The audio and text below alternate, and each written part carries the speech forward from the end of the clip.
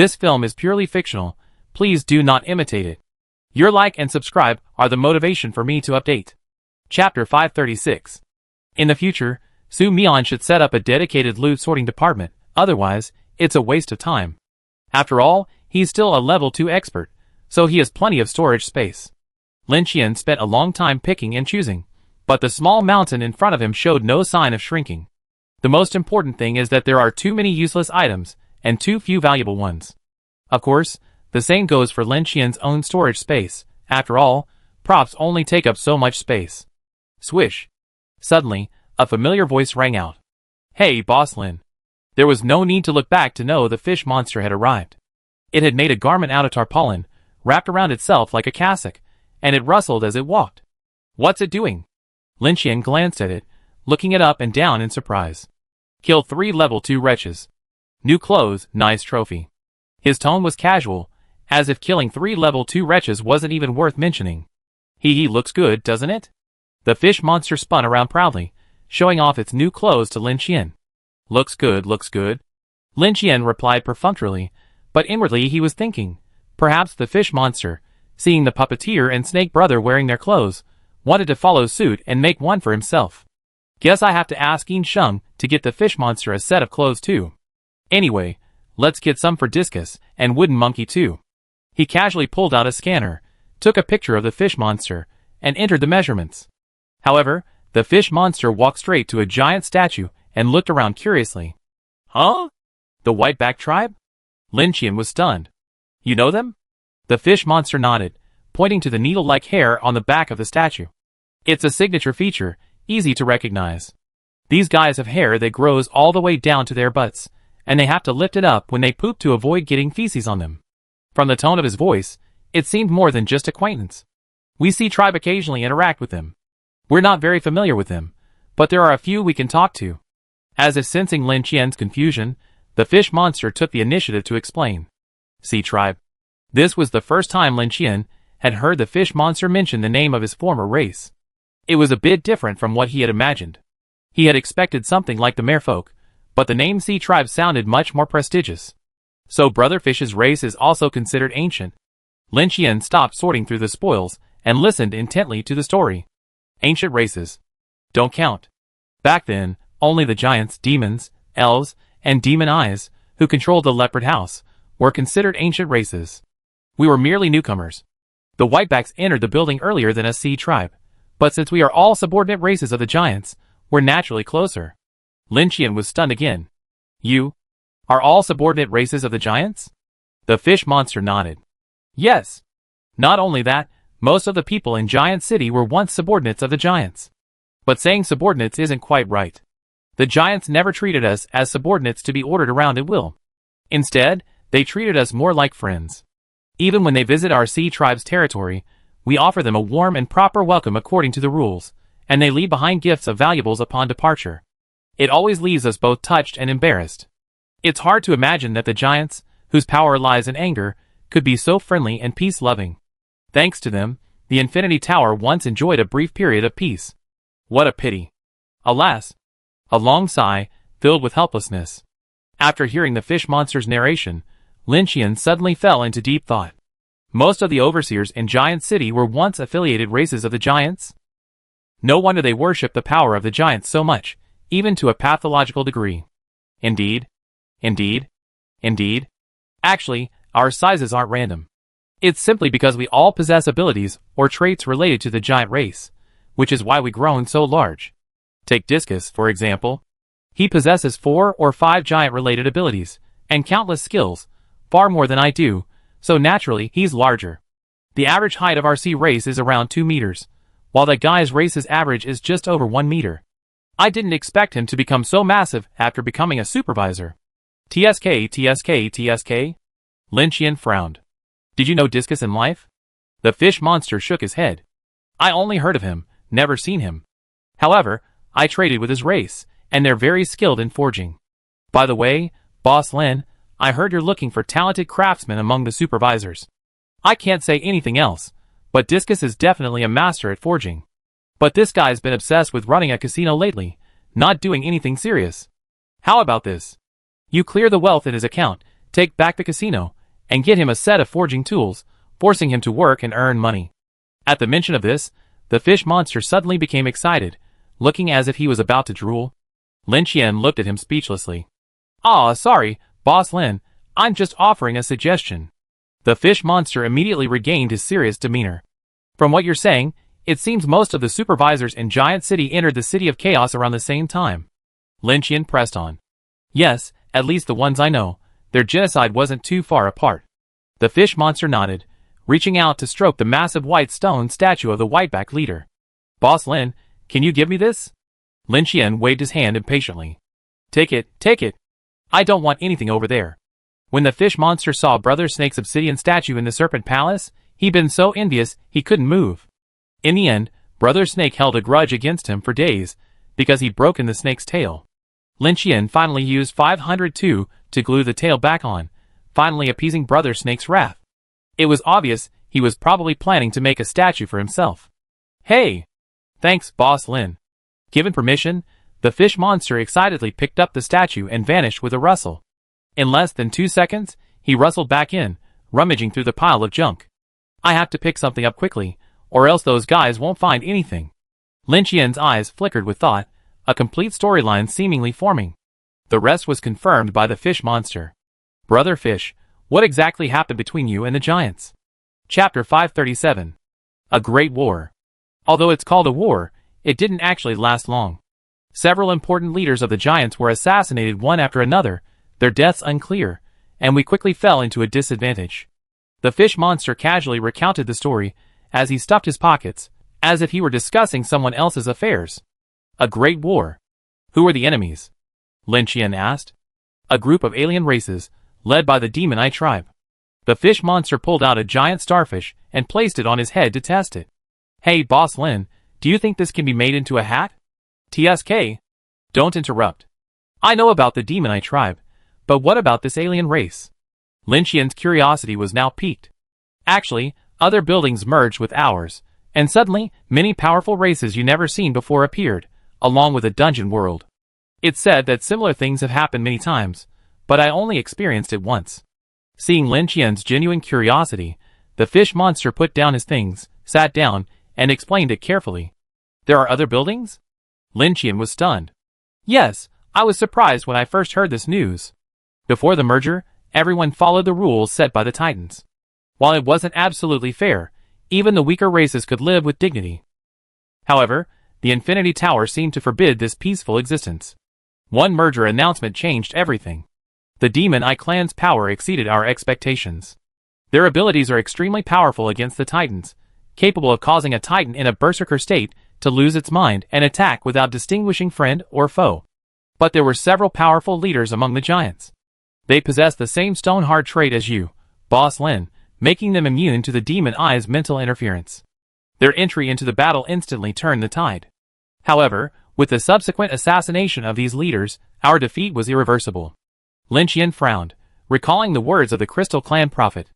"The Whitebacks are traitors." This sudden statement stunned the fish monster. "What? That shouldn't be possible." At the time, the Whitebacks were the most favored by the giants.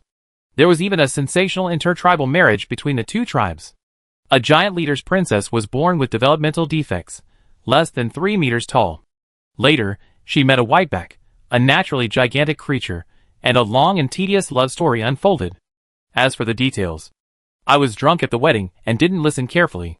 I just remember that the whiteback had uneven eyes, and was incredibly ugly, while the giant princess was beautiful, completely devoid of the roughness of the giants. I didn't know if it was an illusion, but Lin Qian caught a hint of jealousy in the fish monster's tone. Although I can't be 100% certain, it's highly likely true. The prophet's one-sided account was naturally untrustworthy, but since the Whitebacks were so anxious to eliminate the prophet, who was exploring the giant's history, it was practically certain. If that's the case, then some things would make sense. The fish monster also fell into deep thought. I'm more curious about what the elves and demons were doing while the demon eyes and giants were fighting. Lin Qian continued to ask. The elves and the demons? They've been at war for ages, seemingly since we, the sea race, left our protected period. After all, they're ancient races that have survived for who knows how many years. Outsiders are sensible enough not to provoke them, and they, too, don't bother to meddle with other races, focusing solely on their old rivals. It's said that the feud between the demons and elves began long ago after a merger. The fish monster unearthed another pile of unidentified liquid from somewhere, poured it into a new stainless steel cocktail shaker, and began to shake it. I see. Lin Qian fell into deep thought again. A piece of history was gradually becoming clear in his mind. Another question. Since you were all once vassals of the giants, doesn't anyone possess the power of the giants? Lin Qian was a little confused. Well, giant strength is a racial talent of the giants. It only appears in Infinity Tower quest rewards after the giants are exterminated. Since our group was exterminated at about the same time as the giants, we naturally have no chance of obtaining it. The fish monster's words reminded Lin Qian of the elves' racial talent, Stardust Magic, which Kabu had mentioned. He had also said something similar. If the elves were exterminated, Stardust Magic would appear in Infinity Tower rewards. One last question. Since the giants were also exterminated, why aren't there any giant supervisors in the City of Chaos? Besides the giants, the Demon Eye clan is also experiencing the same situation. Could it be that these powerful individuals have been assigned to other departments? I don't know about that. I initially searched for it in the City of Chaos for a while, but unfortunately, I couldn't find it. The fish monster shook his head. Lin Qian wasn't surprised. This conversation had yielded a wealth of information, and Lin Qian needed some time to digest it. While thinking, he absorbed the psychedelic dragon scales to repair the damage caused by the battle. Some cracks gradually healed, and Lin Qian soon returned to his peak form. Hey! Boss Lin. A moment later, another familiar voice echoed in his mind. Lin Qian looked up and saw the puppet struggling to drag a large sack. Several paintbrushes protruded from the seal. It was obvious that it was mostly filled with paint. Are these things being stocked in the department store? Seeing the pile of supplies beside Lin Qian, the puppet's eyes lit up. He dropped the sack and rushed over. No, this side is the unsorted spoils, and that side is the trash ready for disposal. Whoever needs it can pick it up, free of charge, Lin Qian explained. Upon hearing this, the puppet suddenly became excited. What are you looking for? Let me see. The fish monster was displeased. Hey! Everything in this pocket is mine. Don't try to grab it. Let's be polite, okay? The puppet didn't bother to argue and ran to the other side to start searching. Soon, it picked out a bunch of items it liked, but looking at the pile of items, then looking down at its own frail body, the puppet couldn't help but feel worried.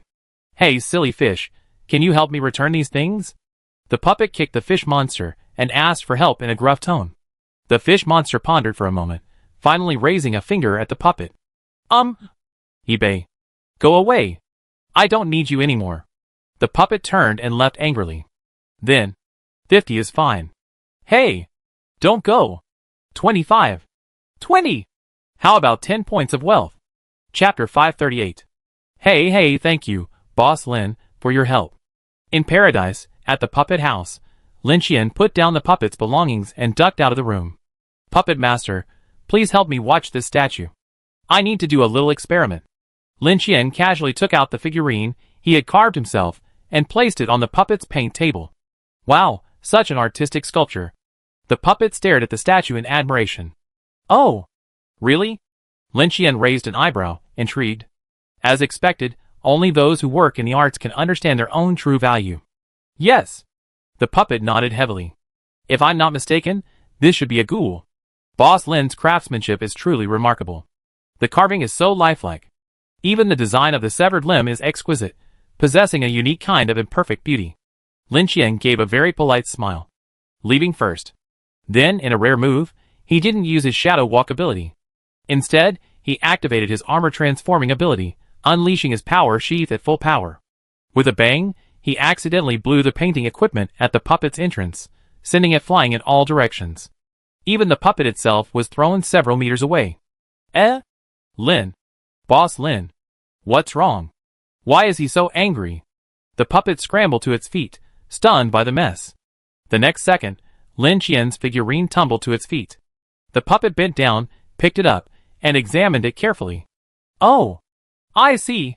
This isn't a ghoul. It looks like a wooden monkey. No wonder Boss Lin was angry. It turns out I mistook his work. Next time, apologize properly to Boss Lin. With a sigh, the puppet began to clean up the mess. Meanwhile, sulking, Lin Qian returned to his room and began trying to contact the puppet. Although the signal was extremely weak, Lin Qian could still sense the faint connection. Soon, the skill was successfully activated, and a sense of weightlessness, like teleportation, spread over him. Click! Lin Qian, in his puppet form, suddenly sat up and looked down to find that the puppet had actually covered him with a towel, like a quilt. Senior puppet is still very loving, but his appreciation is a little lacking. Turning around, he caught sight of the painting the puppet was sketching, a twisted black shadow, painted with white paint to resemble a coat. This thing. Couldn't it be a painting of me? Lin Qian suddenly had a bad feeling. Thinking back to the puppet's previous promise, he suddenly felt a headache. It struggled to maneuver itself off the paint table, but because its legs were one length longer than the other, it fell with a thud. Luckily, it didn't hurt. The commotion caught the puppet's attention. He turned around, brush in hand, and was stunned. Boss Lin? The voice echoed directly in Lin Qian's mind. You actually recognized me? A glimmer of hope filled Lin Qian's eyes. It seemed his craft wasn't that bad after all. Of course, I'm very familiar with your spiritual aura. However, the puppet's response once again dashed Lin Qian's hopes. Swish!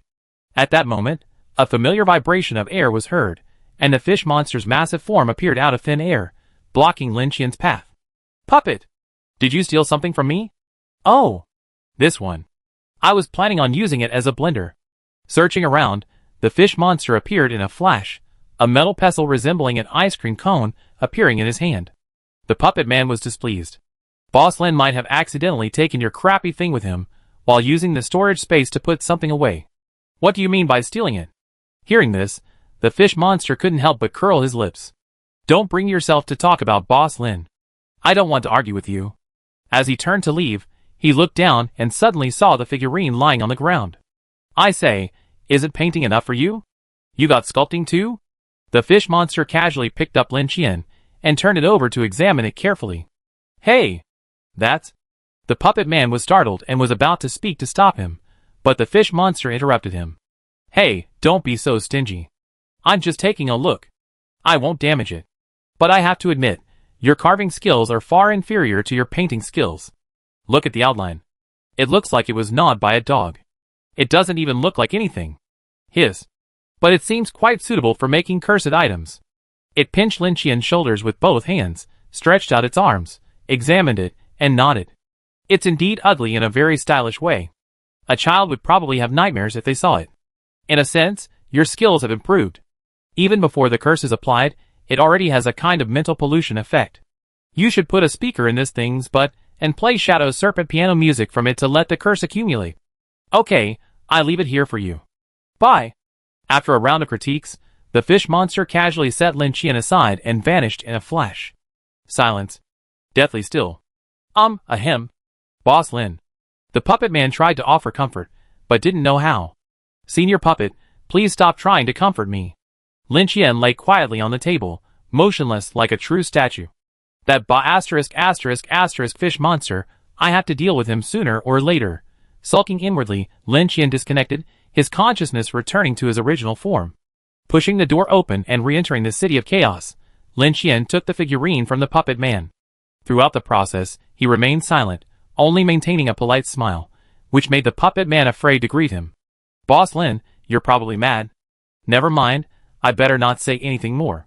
As the saying goes, those who keep company with vermilion become red, those who keep company with ink become black, and those who keep company with shadow snakes are stingy. Don't let that misguided saying get you into trouble. Alas. Silly fish, you're on your own. Brother Qian. Carrying the figurine, Lin Qian entered the corridor. Since it was safe exploration time, the black-clad soldiers were very active.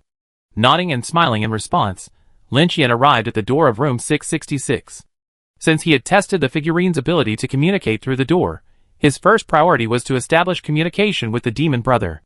Room 777 could be visited at any time, and the death restaurant could be visited frequently if he had a ticket. However, every visit to this being was a life or death risk. Lin Qian didn't completely believe the Crystal Clan prophet's words, but he didn't dare act rashly or take any gambles. If his recklessness disrupted the demon brother's plans, that would be pointless. Sooner or later, I have to participate in the third gambling game, and I couldn't let Brother Evil feel even the slightest bit of dissatisfaction. At this stage, the only person I genuinely feared was this evil brother. Chapter 539. 1, 2, 3. Holding his breath, he twisted the handle, opened the door, and flung the figurine into the room through the crack. He then immediately closed the door, and immediately accepted the summons.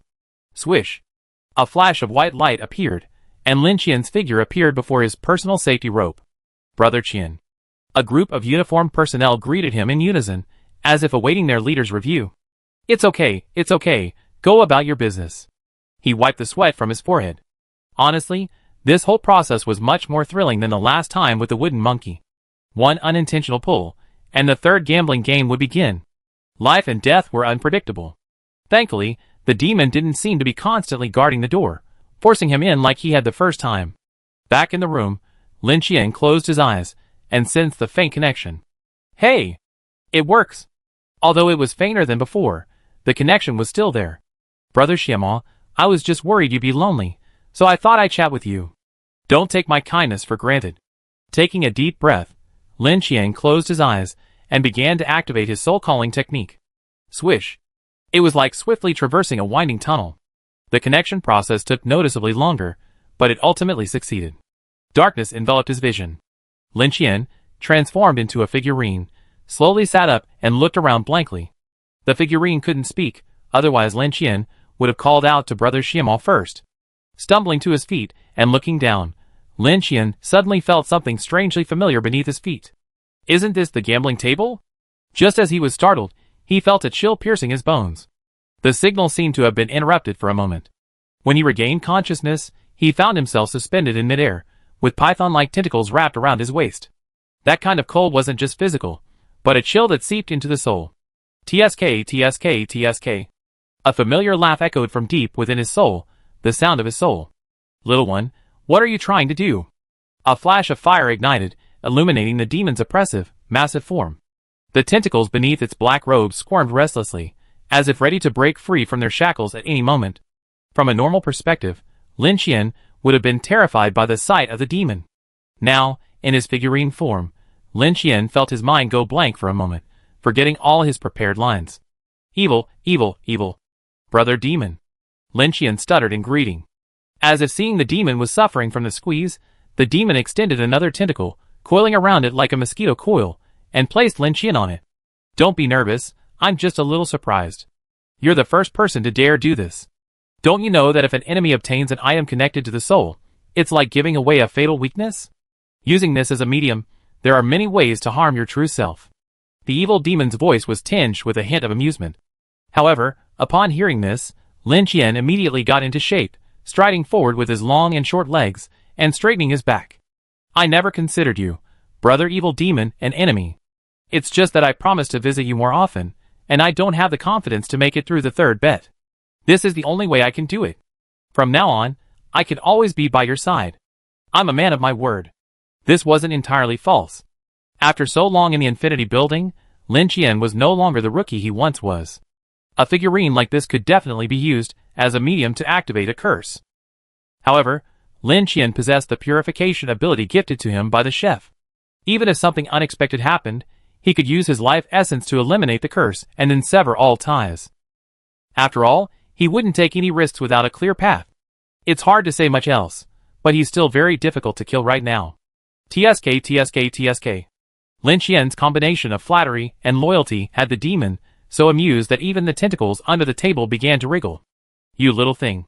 Tell me, what's the matter? Having lived for countless years, the demon naturally wouldn't believe Lin Qian's empty words. Hee, brother demon, you have a keen eye. Nothing can be hidden from you. I want to confirm whether the Crystal Clan is truly related to you. Lin Qian cut to the chase and got straight to the point. Well, the Crystal Clan's racial talents are well suited to recording and calculating. They can help us share some of the work, making them a subordinate race.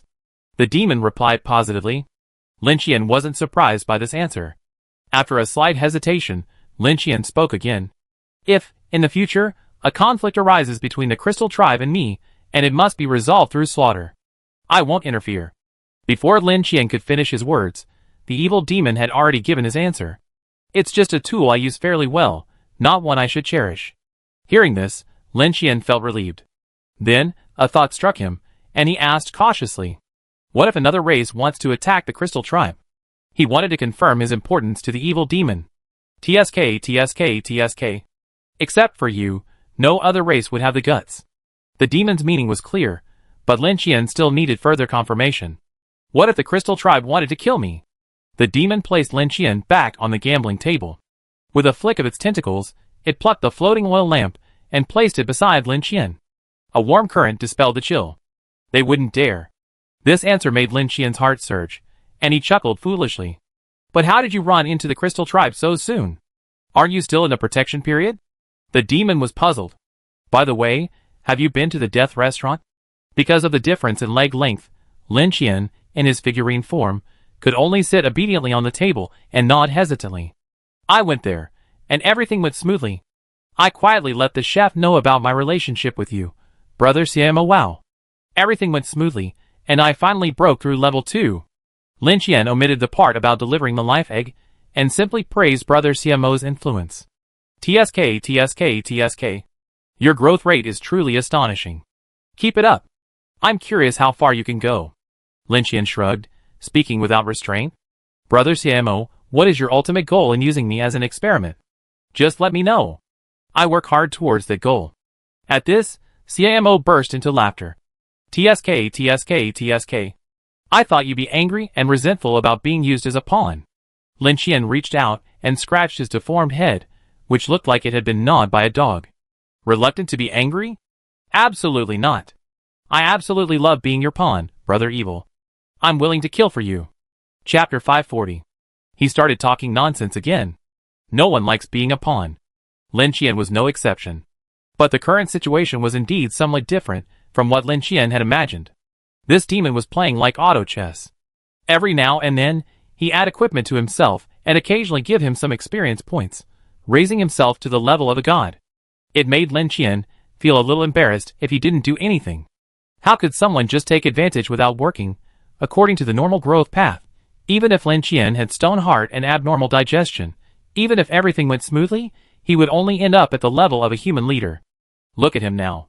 Before even leaving the protection period, both his attributes had already broken through level 2, and he even kicked to death 3 Whiteback tribe leaders who had broken through level 2. It was as easy as kicking 3 dogs to death on the side of the road. There wasn't even a hard fight. This was all because of the benefits his role as a supervisor brought him. As the Crystalline Prophet had said, the Infinity Tower was like a rigid machine, devoid of any mitigation measures for bugs. He delighted in exploiting one vulnerability after another. Crucially, through the incident with the life egg, Lin Qian was almost certain that neither the demons nor the elves had a comprehensive understanding of the supervisors. The demons' surprise at their own growth further reinforced this point. The ordinary survivors and the supervisors of Chaos City were like 2 separate realms, separated by yin and yang, each unable to communicate. Even top-tier races like demons and elves were no exception. At this stage, Lin Qian was the only one who could navigate between these 2 realms. TSK, TSK, TSK. You just need to become as strong as possible. As for the rest, don't worry about it. I'm really curious about how far you can go. The demon didn't answer directly, so Lin Qian didn't press further. Creaky. Just as Lin Qian was about to change the subject to elicit some information, a door suddenly opened in the distance. Instantly, a chilling wind howled through the room, sweeping over it like a chill that seeped deep into the soul. A dark shadow gradually solidified across the gambling table, the sound of its tentacles wriggling distinctly. Goo, how long are you going to wait? You should know we don't have much time. The cold voice echoed, and then paused for a moment. A gaze fell on Lin Qian, and a sense of oppression suddenly overwhelmed him. Humph. Still fiddling with your little pet at this hour? Swish. Before Lin Qian could react, the signal was cut off. It was as if he'd been kicked back. After a dizzy spin, he returned to his body. Huh? Opening his eyes, he abruptly stood up, panting heavily with lingering fear. Holy crap! What's going on? He tried to sense the figurine, but the signal was lost, likely blocked. Another demon? Goo. Is that the demon brother's name? What are they waiting for? What does not much time left mean? And who's the little pet? Lin Qian stood up with an indignant look on his face, stiffening his neck. He turned and looked towards room 666. He opened his mouth, but didn't dare to curse. Sat back on the dragon throne, his composure gradually calming.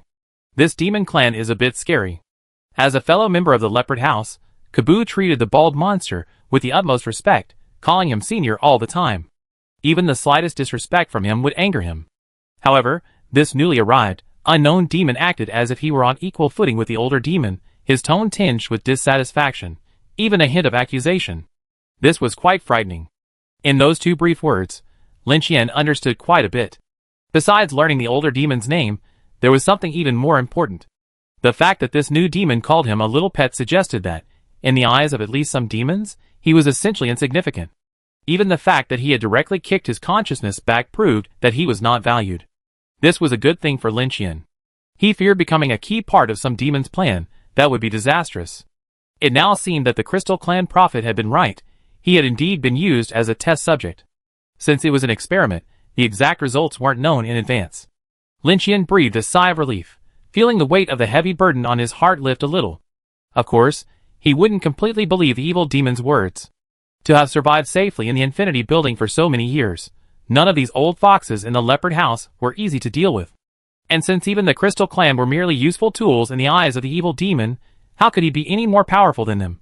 But at this stage, there was no point dwelling on these things. Only by improving his strength could he gain a say. With 2 attributes reaching level 2, Lin Qian suddenly felt his daily salary of 100 points wasn't enough. It took 90 days to max out a single attribute. Too slow, too long. But advancing to level 4 would risk encountering unknown dangers. After all, he didn't have the immortality of a supervisor. What should I do? How about getting Snake Brother to level 4 first, and letting him scout the way ahead for me? Lin Qian began to ponder his next plan. He couldn't stay at level 3 forever. Talk to Snake Brother first. But isn't it a bit inappropriate to have Senior Puppet translate for the fish monster when it comes to leveling up? I still need to learn shadow language. Opening his notebook, Lin Qian manipulated his shadow energy according to the waves outlined on it. Hello. Hello. Just moments into his practice, a message popped up in the chat interface. Opening the panel, Lin Qian was surprised to find it was from the Crystal Clan's prophet. They said the supplies were ready and could be delivered, or Lin Qian could go pick them up himself. A glance at the time revealed there was still over an hour before the supervisors arrived. Then, there was nothing to fear. Entering the City of Chaos, Lin Qian, taking the fish monster and the puppet man with him, immediately became fearless. Having confirmed the demon's attitude toward the Crystal Tribe, Lin Qian even half expected them to stir up trouble so he could exploit it. I wonder if annihilating the Crystal Tribe would allow us humans to control the Infinite Boxing Championship. Of course, taking control of the Leopard House would mean losing freedom, something Lin Qian absolutely wouldn't do. However, he could select a representative from the Black Army to take charge. After all, he had enough manpower, there was always someone willing. Before the final word was even out, Lin Qian was already thinking about how to divide control of the Leopard House. If the Crystal Tribe learned of their intentions, they would definitely treat the matter with caution. At the very least, they wouldn't let Lin Qian enter their territory. This operation is simply inviting a wolf into the house. Chapter 541. Swish. White light filled the vision, and the feeling of weightlessness vanished. Opening my eyes, I was greeted by a space brimming with mystery. Shelves lined both sides, and a crystal emanating a multicolored glow hovered in each compartment. A solemn song faintly echoed in my ears. The words were indistinct, but it felt profoundly sacred. In the center, a massive white crystal floated on a circular platform. Inscriptions surrounded the crystal, and its light flickered faintly, as if it were breathing. The prophet stood before the massive crystal, raising his empty sleeve. Welcome, my friend.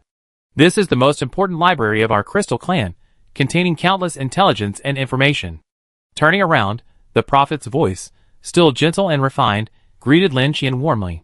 However, Lin Qian showed no interest in these things. Stop talking nonsense. I'm not here to visit. Where's what I want? He crossed his arms, looking difficult to deal with. The prophet smiled faintly and waved his hand. A pile of neatly stacked supplies suddenly appeared on the open ground. Lin Qian raised a brow and stepped forward to confirm. To be honest, he'd been quoting so many random prices that he'd forgotten what they were. When he checked, his heart began to pound. It was almost as much as the proceeds from selling 2 life eggs. It had to be said that extortion was much more profitable than business. Lin Qian secretly resolved to do more of this kind of business in the future. Watching Lin Qian put all the supplies back into storage, the prophet produced 2 more golden boxes. The box lid opened, revealing 2 ability crystals. Fire-type ability crystals are considered rare treasures even among the Crystal Clan. Lin Qian frowned, glanced at the prophet, and with some doubt, took the 2 boxes and examined one. Dragon Breath ability crystal. After ingestion and digestion, it grants the ability. Dragon Breath. Lin Qian raised a brow, somewhat surprised. Dragon Breath? How different is that from Fire Breath? He then picked up the second one. Ember Extinction ability crystal. After ingestion and digestion, it grants the ability. Ember Extinction. That name sounds a bit impressive. Lin Qian piqued his interest. However, this was Crystal Clan territory after all, so he couldn't digest it directly. But that wasn't the end of the matter. Immediately afterwards, the prophet handed over a red crystal about the size of his index finger. This is a memory crystal. It contains some of the giant clan's martial arts. The prophet explained, demonstrating how to use it for Lin Qian. It was quite convenient, actually. Putting the memory crystal away, Lin Qian nodded approvingly. Not bad. I didn't expect you to be so trustworthy. The prophet chuckled. We, the Crystal Tribe, have always been sincere to our friends. Lin Qian chuckled. Indeed, the treemen can attest to this. They are truly devoted to their friends. You said you would use the information you obtained from the giant ruins to bring down the Whitebacks. How's that going? Lin Qian changed the subject and asked about the plan against the Whitebacks. It's going well, but it's only the beginning. It will take some time for the results to show. What is certain is that the Whitebacks right now definitely don't have the heart to investigate the truth behind those deaths. Don't worry. It could guess Lin Qian's thoughts. Okay. If there's nothing else, I'll leave. After taking his things, Lin Qian, not wanting to get involved with the Crystal Clan any further, simply chose to leave. The prophet seemed to sense Lin Qian's dislike for him, and said nothing more. Returning to his room, Lin Qian headed straight for the City of Chaos. Arriving at the temporary training ground, he released the puppet man and the fish monster from the hound space. I just gained 2 abilities. Please give me some advice. With that, Lin Qian began digesting the 2 ability crystals. Truly enough, these were the Crystal Clan's treasured top-tier ability crystals. Even for Lin Qian, digesting them was a bit difficult. With a series of system notifications, the 2 new abilities, Dragon Breath and Embers of Annihilation, were simultaneously merged into the Pure Fire, enriching the Pure Fire's subsequent branches. Come on, let's try this Dragon Breath first. Stepping onto the training ground, the fish monster opposite gave an okay sign. Lin Qian gathered his energy in his dantian, took a deep breath, and immediately activated his ability. Dragon Breath. Roar! A blinding white light, accompanied by a roar from a massive beast, spread, startling even Lin Qian himself. He had assumed that Dragon Breath, like Fire Breath, required one to spit fire, but he hadn't expected a massive dragon head composed of pure fire to appear before him. The dragon head was lifelike, larger than Lin Qian himself. His strength was rapidly drained, like a flood. It was the first time Lin Qian had ever felt such a terrifying drain. After a few seconds, the fire dragon head finally moved. It slowly opened its ferocious maw, and the long simmering attack unleashed. Boom! The fish monster's form was instantly engulfed, like a small boat beneath a tsunami, tiny and powerless.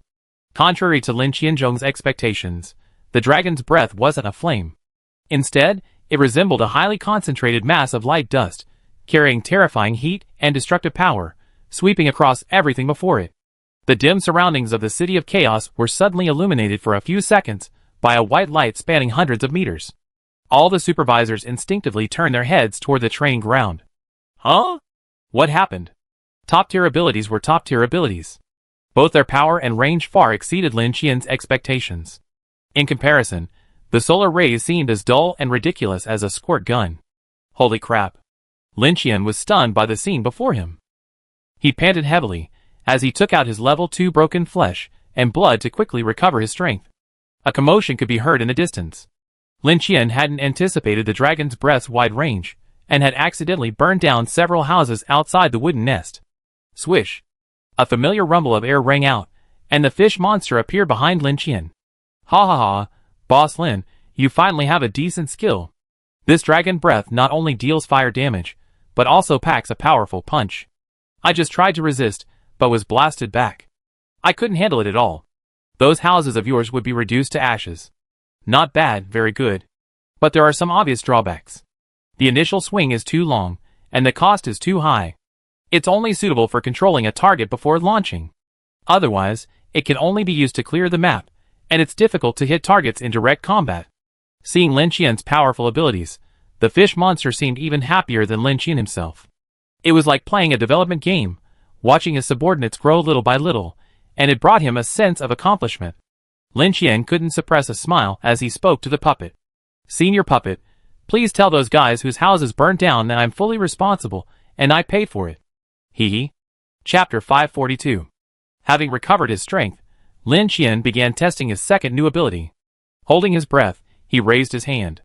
With a thought, the ability was triggered. Embers destroyed. Buzz! Another blinding white light erupted, and a vortex of flames appeared on Lin Qian's palm. A round ball of light gradually formed at its core. Just like the dragon's breath, his strength was rapidly drained, and the ball of light rapidly expanded. The rapidly swirling pure fire emitted a piercing shriek, brewing a terrifying energy within Lin Qian's palm that made his eyelids tremble.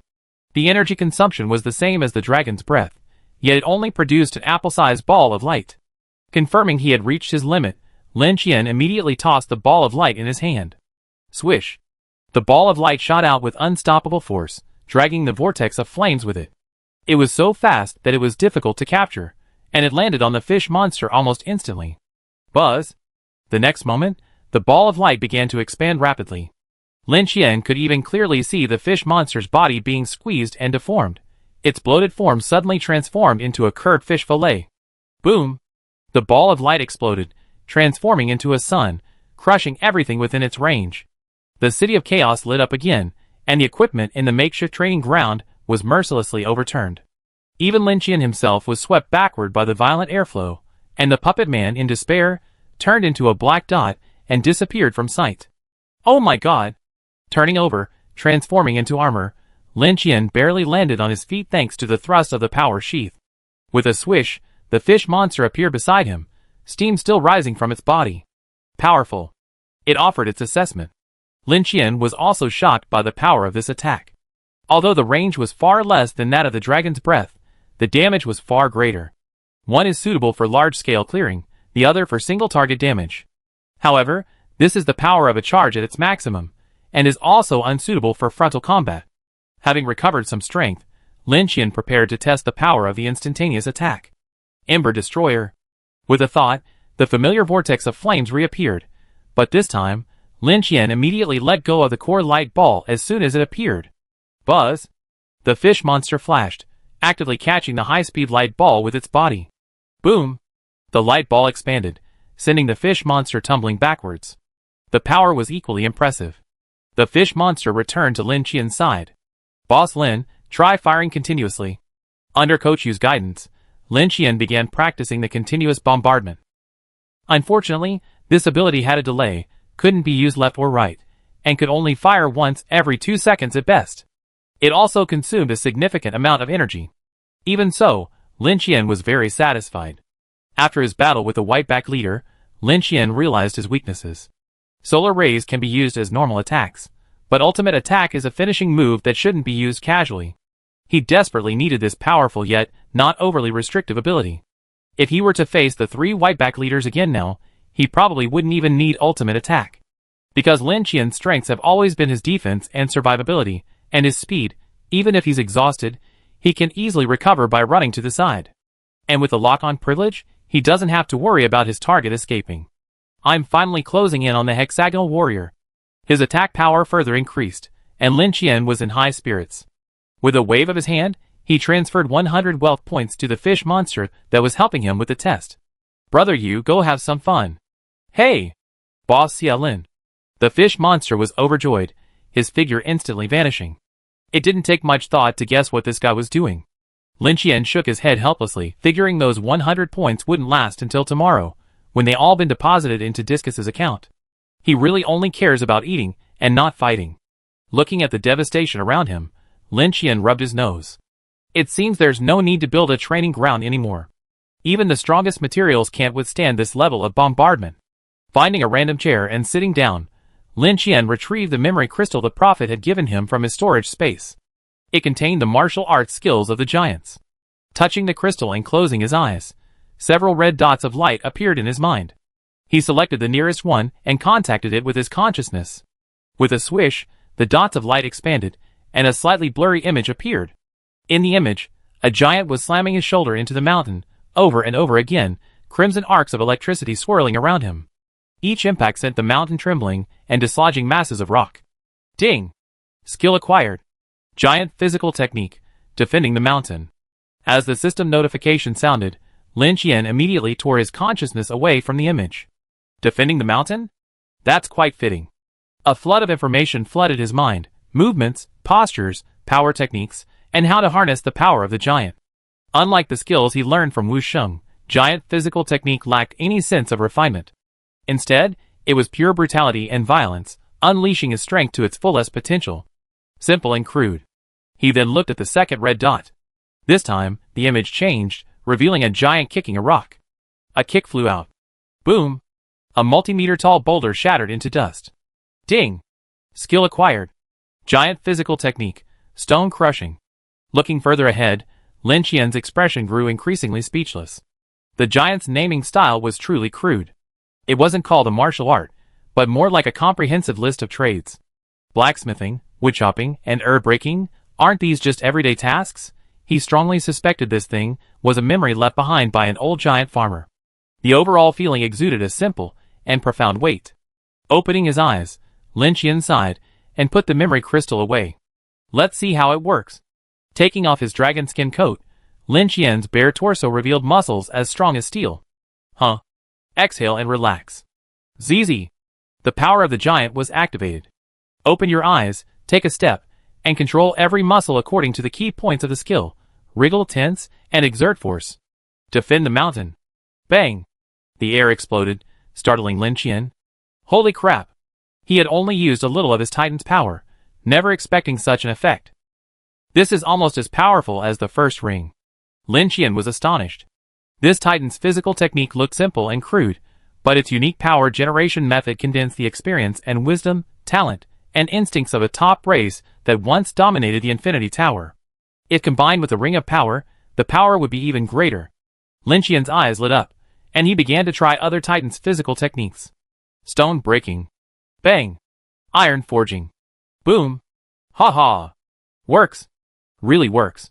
This way, I don't have to just stupidly punch in close combat anymore. He was laughing when he heard a familiar vibration of air behind him. Turning around, he saw the fish monster looking at him with an embarrassed expression. Hey, Boss Lin, I'm back to train with you again. Lin Qian was speechless. You lost so quickly? You're the money-giving boy. Chapter 543. By the way, where's Senior Puppet Man? I don't know. You just blew him away. Where did he go? Over there, towards the wooden nest. Okay, go ahead. I go look for him. It wasn't until the training session ended that Lin Qian remembered to look for the Puppet Man. Flying at full speed over the wooden nest, he spotted a large, unidentified black object atop the wooden monkey plantation from a distance. Controlling the power sheets of land, he spotted the Puppet Man and the wooden monkey nearby, along with the ever-joyful parrot. Boss Lin, you finally came to see me. If that monkey hadn't noticed me and stopped me with its black vines, I don't know where I would have flown to. I have to say, your new ability is quite powerful. Seeing Lin Qian, the Puppet Man immediately greeted him excitedly. Thank goodness, Senior Puppet, you're alright. By the way, what the hell is that? After greeting the puppet, Lin Qian curiously observed the massive, unidentified black mass. Your new tree guardian. Not far away, the parrot on the wooden monkey's shoulder slowly spoke, its voice still that familiar, aged tone. Huh? Lin Qian was stunned. Looking at the black object before him, which was the size of a house, he couldn't connect it with the original tree guardian. I gave it too much nourishment, and it's grown a bit big. The wooden monkey's tone was a touch awkward. He waved his wooden staff, and the next moment, thigh-thick black vines burst out of the shell, entwining to form a humanoid shape, rising from the spot. Oh my! Lin Qian's gaze followed the rising tree guard, a look of shock on his face. Is that a bit too big? The wooden monkey shrugged. Without armor curled up, it doesn't take up much space. At least it can pass through that door into your hound's space. But it's best to build it a set of armor, so it can be more useful. Don't worry about wear and tear. As long as I can bring the core back, I can revive it. The mention of armor immediately reminded Lin Qian of the giant armor he had just acquired. He had previously thought it was useless, just taking up space in his storage space, but he hadn't expected to find a use for it so quickly. Hey, what a coincidence! Lin Qian took out the giant armor and placed it on the ground. The wooden monkey was slightly stunned, glanced at Lin Qian, and was silent for a moment. Then it stepped forward, raising its wooden staff. Raise your hand. Lin Qian obeyed, and the wooden monkey lightly tapped his staff against Lin Qian's palm. With a swish, a green light emanated, and intricate inscriptions spread from his palm before eventually fading. At the same time, a connection suddenly emerged in Lin Qian's mind, targeting the nearby tree guardian. The control ring has significant drawbacks. Whether it's destroyed or stolen, control of the tree guardian will be lost. I engrave the mark directly into your soul, which will be much safer. Lin Qian nodded gratefully, offering a heartfelt thank you. Thank you, Senior Wooden Monkey. Finally, the wooden monkey had successfully advanced to the senior level. With a casual command, the giant tree guardian immediately took steps toward the armored giant before him. Lin Qian quickly dodged, fearing the massive figure would step on him. Black vines squirmed, invading the giant's armor. Soon, the armor was gradually filling up, and it rose with a roar. Attention! Lin Qian, in a playful mood, manipulated the tree guard into standing at attention. Bang! The heavy leg armor clashed, and the tree guard stood erect. Come on, hit me! He stood in front of the tree guard, hands on his hips, and issued a tentative command.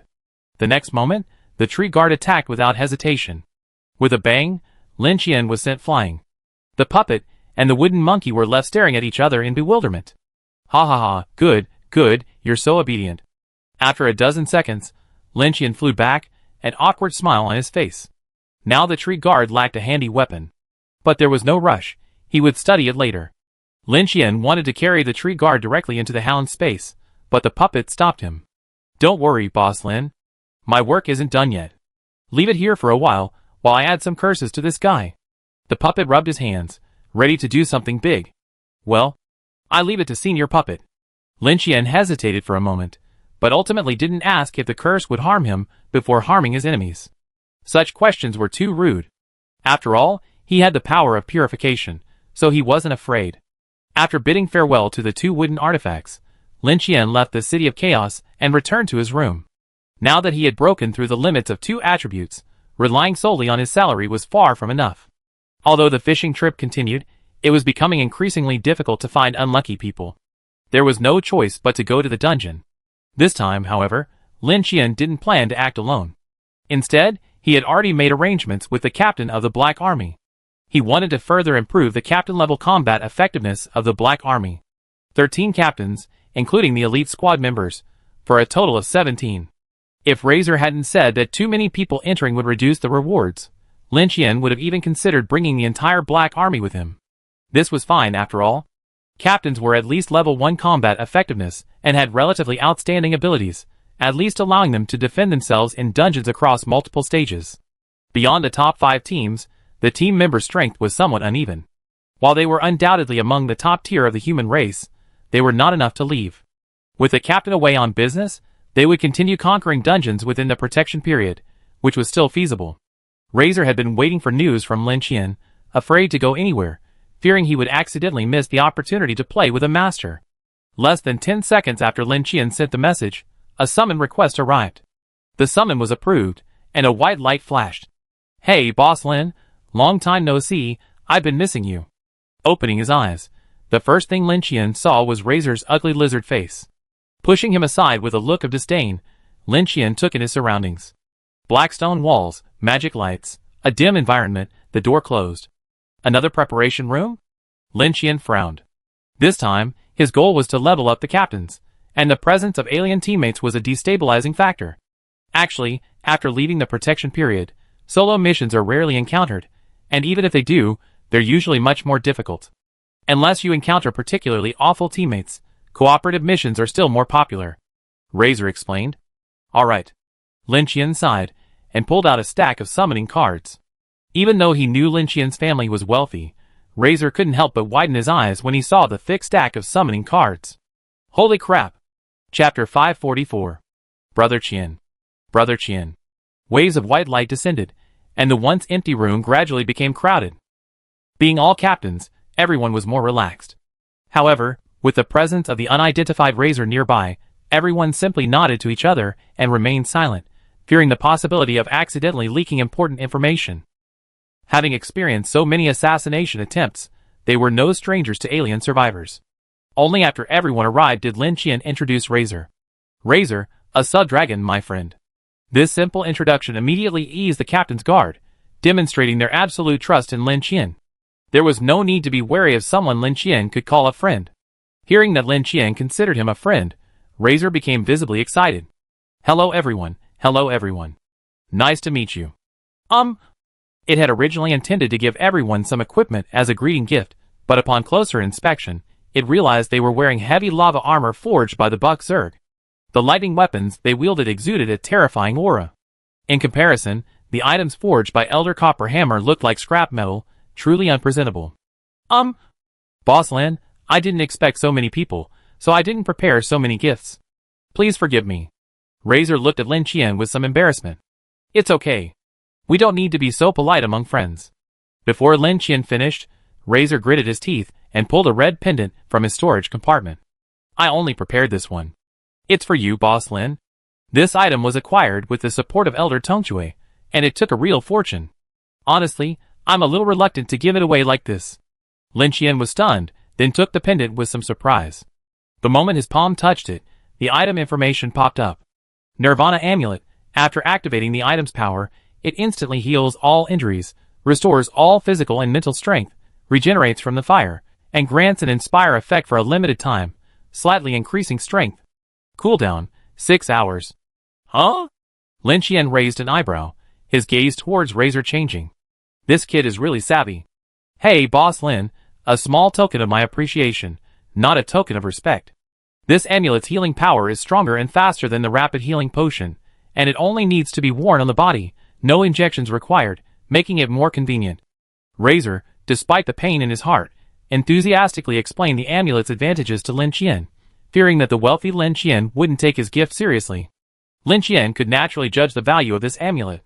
If it were a one-time use, it might not be of much use, but this thing could be used repeatedly, and its effects were far more powerful than healing potions. Besides healing injuries, it could also restore health. That was truly remarkable. Also, while the 6-hour cooldown might seem long, it wasn't the same for him. With the City of Chaos accelerating the cooldown, it only took a little over an hour.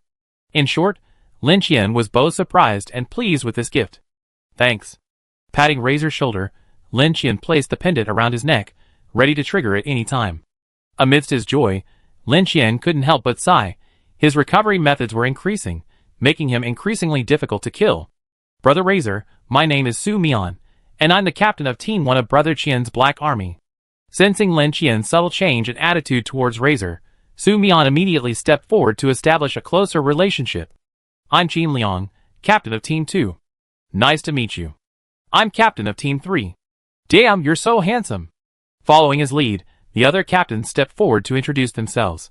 Surrounded by the crowd, Razor responded with a touch of flattery. However, as their auras leaked out, Razor grew increasingly shocked. Had the newcomers in the protection period already reached this level? Several of them have broken level 1. It feels like their auras are almost as different from mine. It had a premonition that when these guys left their protection period, the Infinity Building would undoubtedly experience a massive upheaval. Alright, put on your stealth cloaks. We might have some alien survivors joining us later, so we need to conceal our identities. The conversation was in full swing when Lin Qian suddenly interrupted. Yes, Brother Qian. At the command, everyone immediately began to move. Soon, everyone donned cloaks of concealment, concealing their features and marching in unison. The Black Army now looked more like the Black Army than ever before. Razor blinked, a little bewildered. So many cloaks? Lin Qian smiled faintly. Some were stripped from corpses, and some were bought from the elves. With the hard currency of the life egg in hand, Lin Qian could practically get anything he wanted. The cloaks of concealment were considered mere gifts by the wealthy elves. After waiting for a while, still no movement, Lin Qian frowned. That's not right. It's been so long, and there are no new recruits, and no mission details. Stuck?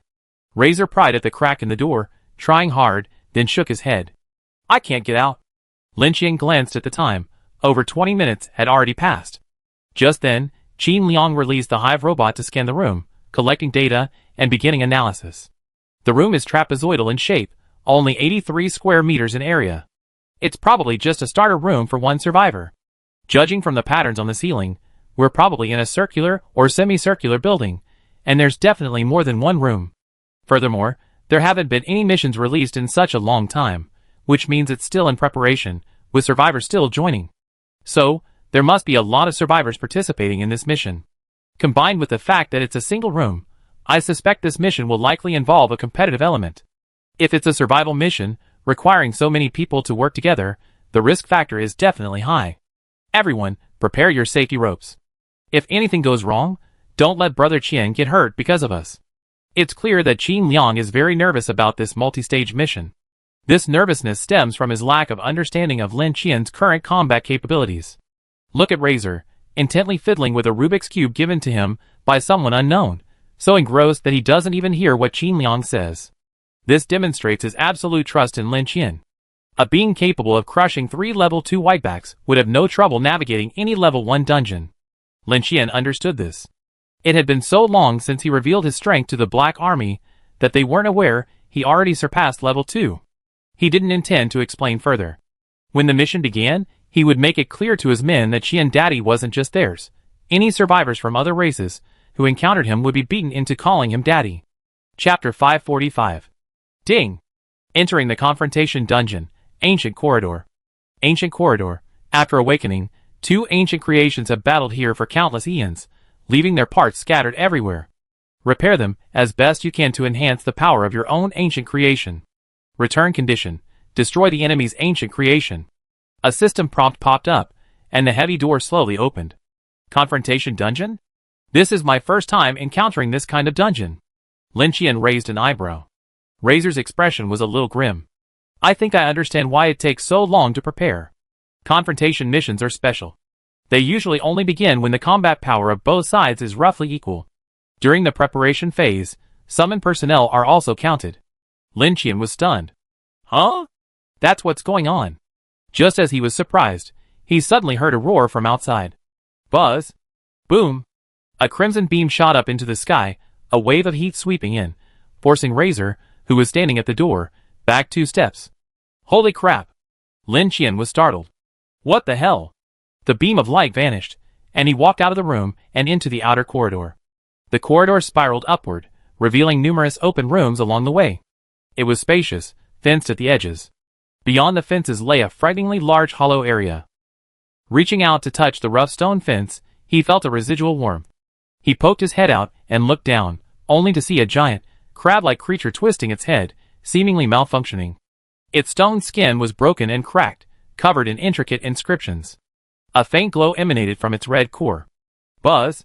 At that moment, Lin Qian's scalp suddenly tingled, and a terrifying pressure descended from above. Without hesitation, he quickly retreated to avoid it. Boom! The next moment, a white beam of light, also filling the entire hollow area, pierced through.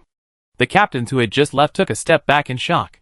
After waiting for a few seconds, seeing no attack, Lin Qian stepped forward again, this time looking upward.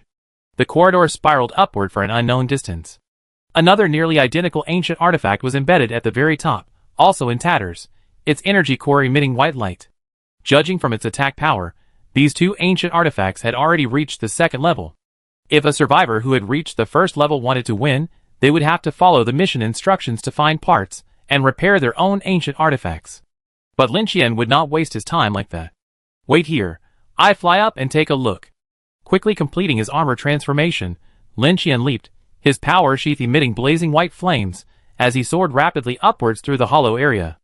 As he soared, Lin Qian saw 2 more survivors emerging from a room. They stared at him in astonishment, their faces as if they had seen a ghost.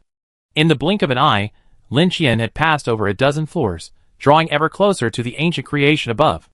However, at this moment, something completely unexpected occurred. A figure above him was also rapidly descending. As they passed each other, they both froze in surprise. The speed was activated, and everything in his field of vision began to slow down. It was a figure in a black robe, his hands clasped behind his back straight, his expression proud. His white hair flew upwards from the descent, and his skin shimmered as if coated in silver powder. He looked not much different from a human. While Lin Qian observed the other person at top speed, he also noticed that his pupils were also darting back and forth over him. Clearly, his agility was at least above level 2. Soon, his gaze met Lin Qian's, and the emotions in their eyes shifted rapidly. Surprise, astonishment, and then excitement. The man's downward momentum strangely paused, and as if propelled by an invisible hand, his body, without a trace of movement, rushed towards Lin Qian without warning. Humph. Lin Qian, naturally, would not show weakness. He unleashed his power sheath at full power, charging towards the other person as well. Buzz! Raising his hand, the first ring of power appeared. However, the other person merely smiled and raised his hand as well. Buzz! Lin Qian's pupils suddenly constricted.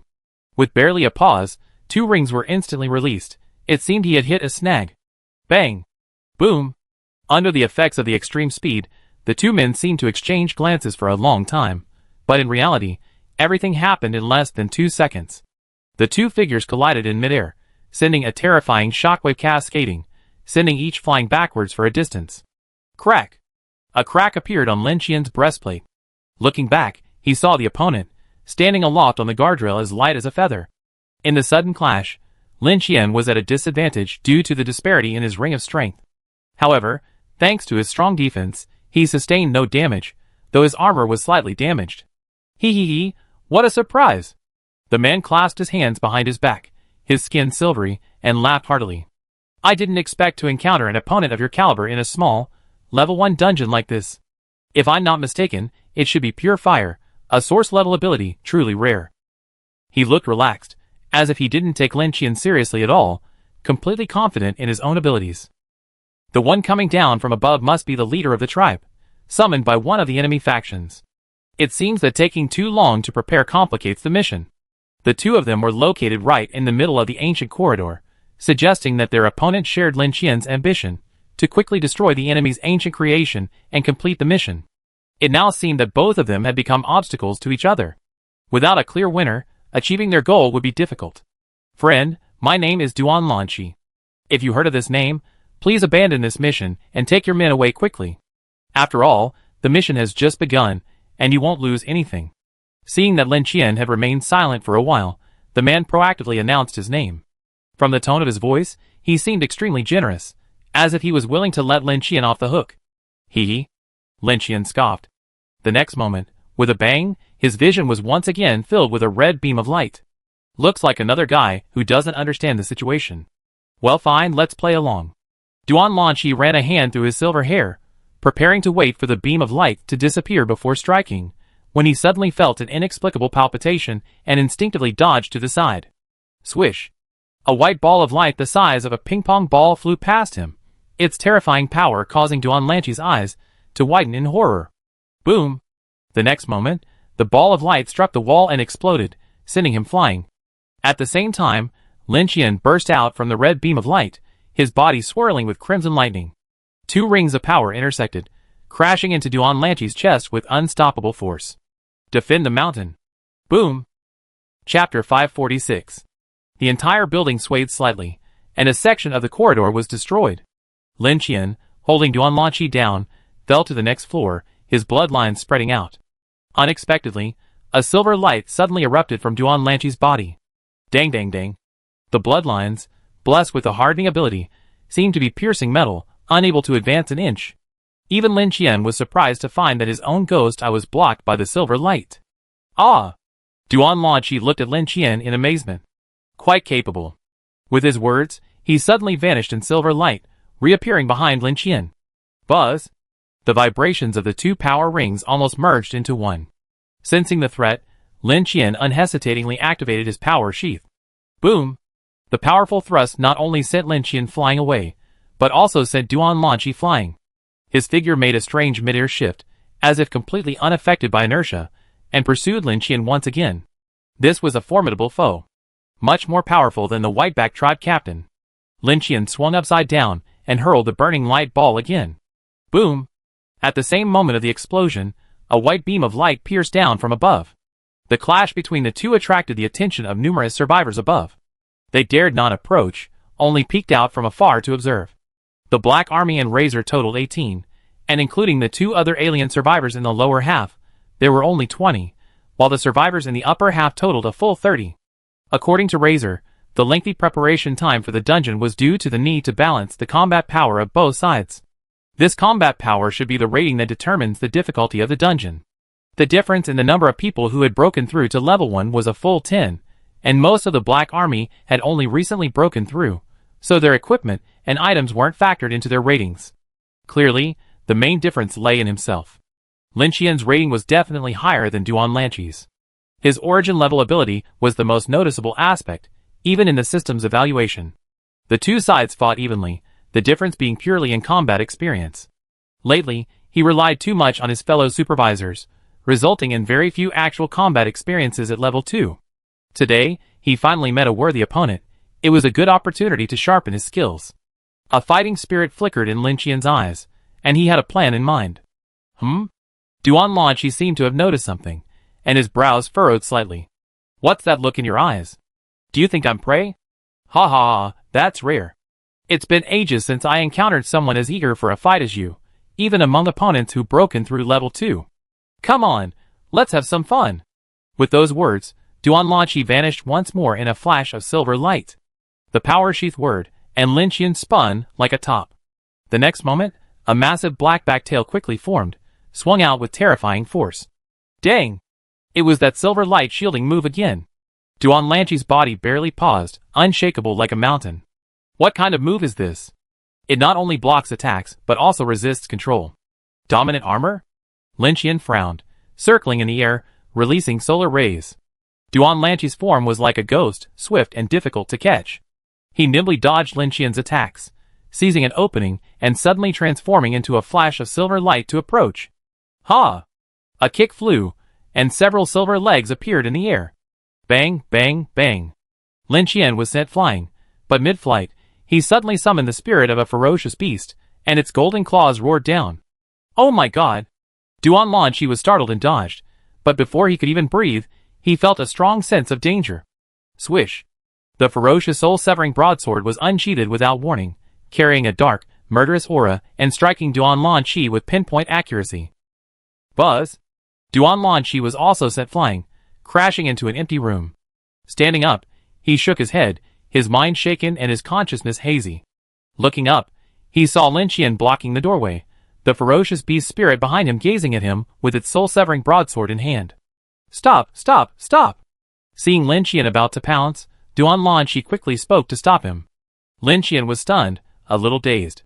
No more fighting, no more fighting, let's call it a day. Duan Lanqi stood up, dusted himself off, and stretched his back, as if he had just finished a game. Why are you staring at me like that? Lin Qian was speechless. Are you mentally ill? Duan Lanqi shrugged, looking righteous. It's just a game between kids, why bother with violence? You should have sensed from the start that I was just itching to pick a fight, not murder. Likewise, you're not planning on killing me, are you? That was true. If Lin Qian was certain the other party was intent on killing him, he wouldn't have hesitated. He would have locked hands and held them down. If you had kept fighting me with your normal abilities, I could have kept fighting for a while longer, but if you used your Horcruxes, it would have been pointless. I only have one ability that targets souls, a killer move. If I used it on you, I'm afraid you wouldn't be able to withstand it. His face, a provocative smile, made Lin Qian irritated. I have to take the reward for this mission. Are you sure you want to give it up? Lin Qian was a little confused by his thinking. Go ahead. I don't care about such a small reward. Duan Lanqi shrugged, pulled out a crystal-clear glass bottle from his storage space, and took a few sips of the liquid inside. His face quickly flushed. Burp! Refreshing. He burped, and a rich aroma filled the air. Want a sip? Duan Lanqi handed the glass bottle to Lin Qian, gesturing. No, I'm driving. Lin Qian waved his hand in defiance. Haha, don't worry. I just accepted a random call. Honestly, I don't even remember who it was, or where they got my number. I was just too bored and wanted to have some fun. Duan Lanqi seemed to see Lin Qian's confusion and immediately replied cheerfully. Just accepted a random call? Hearing this, Lin Qian was even more stunned. How could you just accept a random call? Not from your tribe? Duan Lanqi took another sip of the liquid and burped. Tribe? My tribe is all dead. It was a long time ago. I'm the last of our tribe left. He said this with a smile, seemingly unconcerned. Unlike you guys, I have no goals or limits. I do whatever I want. When the mood strikes, I find a weaker race and serve as their guardian for a while, helping them through the regional trials. Then, I use the transfer card to enter a random number, and leave everything to fate. Chapter 547. If you frequent the trading area, you probably hear my name. After all, I'm the only mercenary above level 2. I'm good value for money. You do look a little unfamiliar though. Are you one of the recent influx of smaller species? After a few sips of wine, the guy seemed to unleash a chatterbox, dragging Lin Qian on non-stop. Why are you following me? Lin Qian, annoyed, stopped and stared at Duan Lanqi. I don't have anything to do. Duan Lanqi's eyes narrowed, his neck stiff, and he responded with a righteous air. If you have nothing to do, find a class. Go away, leave me alone. Lin Qian waved his hand, as if to shoo away a fly, a look of disdain on his face. That won't do. You haven't told me your name or number yet. By the way, does your tribe need any help? I'm just out of work lately, so I'd be willing to step in. The price is negotiable. If you really don't have any, you could just find me a few beautiful women from your tribe. Judging from your appearance, the women in your tribe should be pretty good. You have no idea how hard it is to find a decent race in the Infinity Building. Hey! Don't run. Seeing Lin Qian control the power sheath and about to take off, Duan Lanqi suddenly swooped down, clinging to Lin Qian's back like a gecko. Lin Qian ignored him and climbed at full speed. Ouch! Oh! Oh! Oh! This is so exciting! After soaring several more floors, Lin Qian was getting closer and closer to the ancient creation at the top.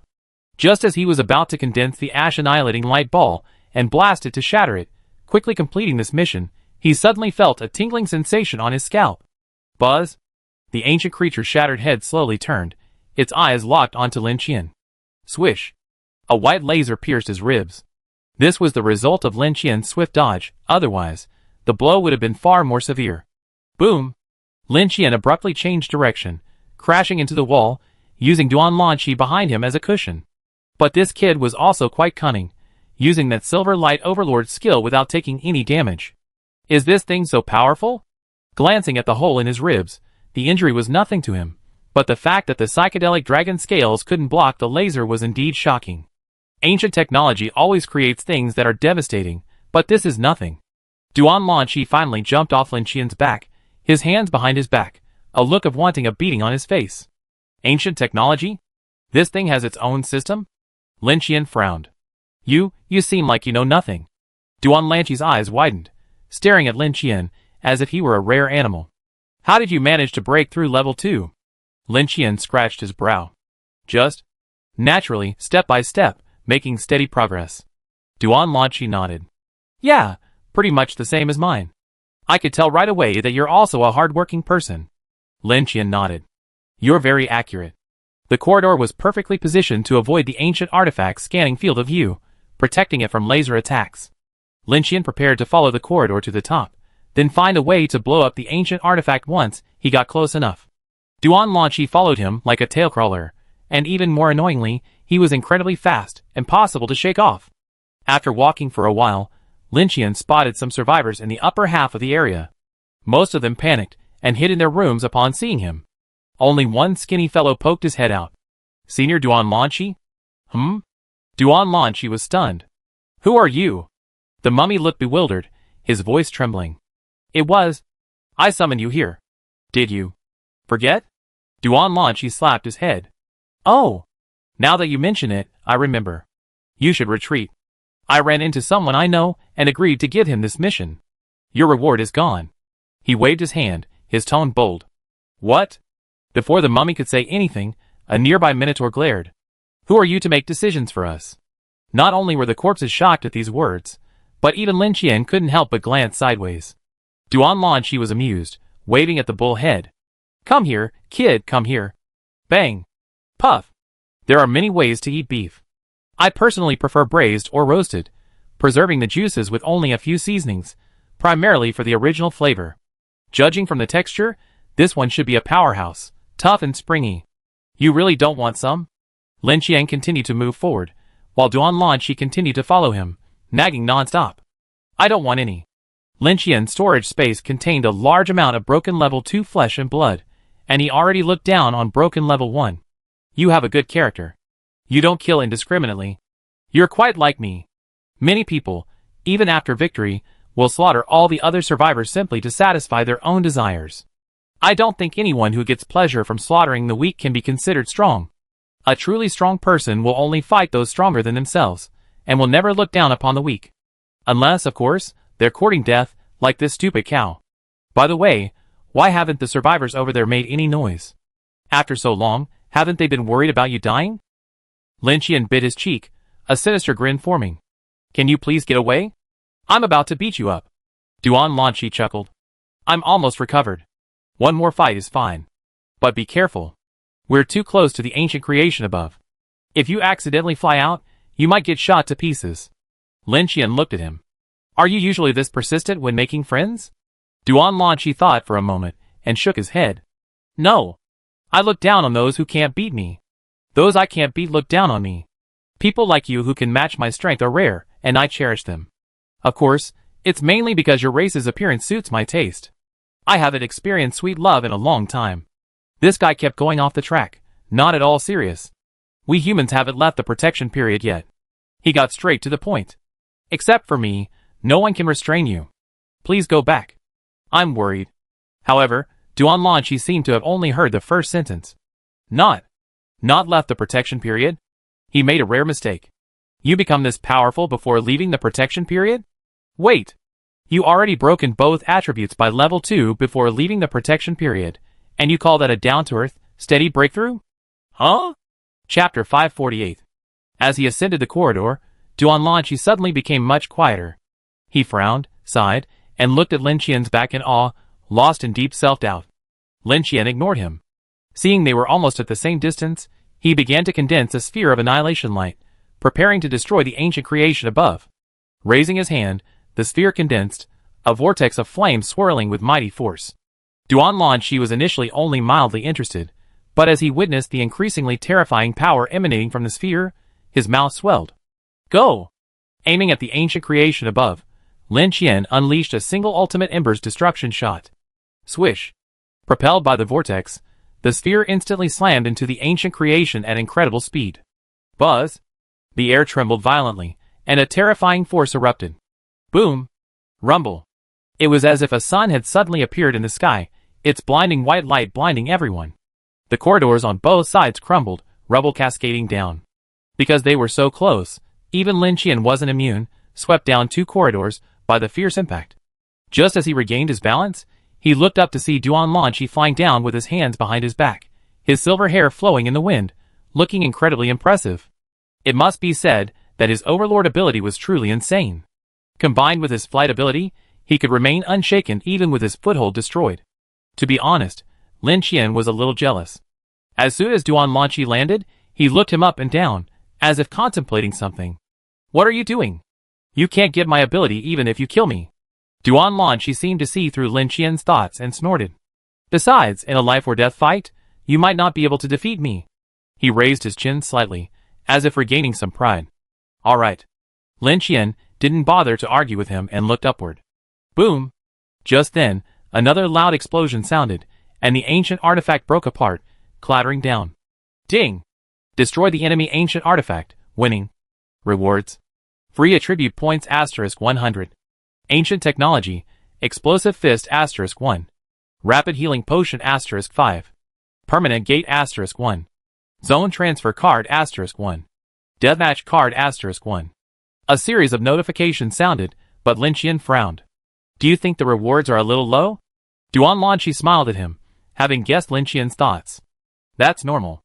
Contribution points aren't considered in competitive missions, and there's no such thing as completing them early.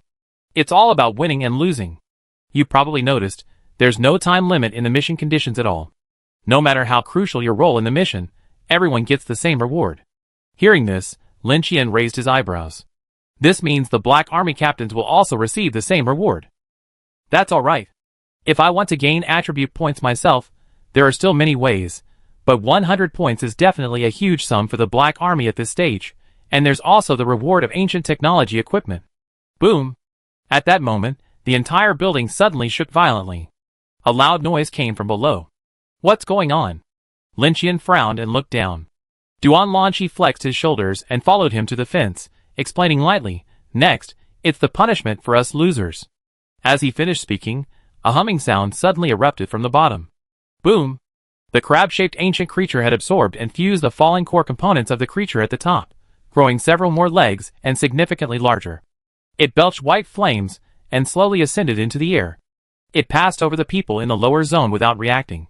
Just then, a nearby survivor in the upper zone suddenly poked his head out curiously. Swish! The next moment, a red beam as thick as an arm shot out. The survivor had no time to dodge, and his head was shattered. His body went limp, and he tumbled over the fence. The remaining survivors above saw the scene, and they all panicked and tried to flee. Only the victors have the right to return. The losers must find their own way out of the dungeon. You're not running. Lin Qian glanced at Duan Lanqi beside him. Why would I run? Duan Lanqi's lip curled as he leaped directly from the railing, hands clasped behind his back, and landed as straight as a nail. Let's talk later. The voice echoed in his ears, but the person had vanished. Lin Qian's eyes widened, and he quickly leaned over to look. He had personally experienced the power of that laser. It wasn't something a level 2 survivor could withstand. Duan Lanqi's boldness must have been based on something. He was falling so rapidly that the survivors in the upper half noticed him, stopping what they were doing and looking over, their faces filled with shock. They wanted to see what this mastermind was up to. Soon, Duan Lanqi descended into the ancient creature's attack range. With a swish, a crimson beam as thick as an arm shot out, swiftly impossible to dodge. But at that moment, Duan Lanqi, who was rapidly falling, suddenly and strangely stopped, as if time had stopped. The familiar silver light shield activated. Lin Qian's gaze fixed, witnessing the terrifyingly powerful laser being abruptly intercepted, completely unable to penetrate the silver light. Swish! The next moment, Duan Lanqi's figure suddenly accelerated, shifting left and right, then descending in a streak of silver light. With extreme speed, he struck out. Bang! A loud noise echoed, and the ancient creature shook violently. However, the hardness of the ancient material was far beyond that of ordinary materials. This kick, powerful enough to shatter iron and steel, was not enough to cause it to collapse and lose control. But this was only the beginning. Boom, boom, boom! After a brief delay, Duan Lanqi kicked out 1,000,000 times in a single second, sending the ancient creation plummeting rapidly. Its body shook violently, finally collapsing as it hit the ground. Boom! Parts scattered across the ground, and 2 cores tumbled out. The next moment, Lin Qian also landed at the bottom, looking at Duan Lanqi with some surprise. Amazing! Hearing Lin Qian's praise, Duan Lanqi raised his chin slightly, a look of pride on his face. It's just a little trick, not worth mentioning. He spoke lightly, but in reality, his entire body weight was supported entirely by his flight ability. He was merely pretending to stand. If he hadn't been able to fly, he would have likely fallen to his knees. His legs were almost numb. He fought so hard, just to outdo Lin Qian and demonstrate his strength as a senior. But Lin Qian paid no attention to any of this. Instead, he turned and gathered up the scattered parts of the ancient creation. Chapter 549. This thing's obviously worth a fortune. Seeing Lin Qian, completely absorbed in picking up trash, and completely oblivious to his intentions, Duan Lanqi was speechless. Hey! Aren't you curious about what ability I just used? He took the initiative to guide him. Oh! What ability? Lin Qian turned and looked at him, his face filled with curiosity. Duan Lanqi raised his chin again. Since you're asking so sincerely, stop rambling. I don't want to know anymore. Just as he was about to start, Lin Qian interrupted him impatiently, leaving Duan Lanqi's prepared words stuck in his throat, making him feel as uncomfortable as if he swallowed a fly. How can you be like this? He shrieked in disbelief, his eyes wide. Can't you just cooperate with me? Lin Qian quickly collected all the ancient artifact parts and glanced at Duan Lanqi. I'm busy. Bye. Seeing him leave, Duan Lanqi suddenly became anxious. Oh! Don't leave so quickly. At least leave some contact information. The Infinity Building is huge. Without contact information, we might never see each other again. What if you miss me then? Lin Qian was speechless. This guy was incredibly shameless. He stopped and turned. Seriously, what do you want? Duan Lanqi opened his mouth and sighed. Actually, I don't know what I want. I used to feel like my kind didn't matter, and neither did my original world. But when I lost both, I felt like they weren't unimportant after all. From that day on, I became homeless. As a broken, second-level leader with no ties, I could do whatever I wanted in the Infinity Tower. I avenged myself and reclaimed the original world. But upon entering, I discovered it was utterly devastated. The natives had been massacred, and the only ones left were my alien descendants, staring fearfully at me. I was furious, and brutally slaughtered them in the same way. But so what? What's lost can't be brought back. Duan Lanqi wore a smile, no trace of sadness visible, only a simple sigh of emotion. Later, I served as a leader among other races. They were either submissive or respectful, simply viewing me as a protective umbrella. Some stronger races also invited me to join them, but it was purely an exchange of interests. In a place like the Infinity Tower, any race that survives will inevitably experience betrayal, and this also causes them to lose something. In you, I seem to have captured something they lost. When I encounter an opponent of similar strength, I want to fight. Not to kill them for supplies, nor to establish my power and intimidate others, but simply because I want to fight. In the middle of a fight, I suddenly want to stop. It's not because I can't win, or because I'm out of energy, but because I feel tired. Without any purpose. Do you understand what I mean? Duan Lanqi looked at Lin Qian expectantly. Lin Qian nodded. I understand. You're crazy. As he spoke, Duan Lanqi's surprised expression suddenly became speechless. Freedom. This is freedom. Unrestricted freedom. Freedom from worldly constraints. You should understand. Lin Qian waved his hand in frustration. Go away, I'm busy. Seeing him about to fly, Duan Lanqi leaped again and clung to the back of his armor, clinging to Lin Qian like a plaster. No, I don't agree. He spoke slowly, each word measured, his tone so smug that it made one want to punch him. Get down right now. Lin Qian's forehead bulged with veins. I won't. Unless you take me for a ride. Just then, Razor and the captains of the black-clad army also jumped down. Looking up, they were stunned by the scene before them. Brother Qian. Everyone greeted in unison. They had seen Lin Qian down there for a long time without moving, so they decided to come over to see if there was anything they could help with. It was because Lin Qian was in his armored state, his size enlarged, that Duan Lanqi hung on to him like a parasite, leaving nothing to be misunderstood. Otherwise, the expressions on these guys' faces would definitely not be one of confusion, but rather one of embarrassment. Wow! So many people. Duan Lanqi looked up, surprised, but showing no sign of letting go. Lin Qian, enraged, summoned the beast's spirit.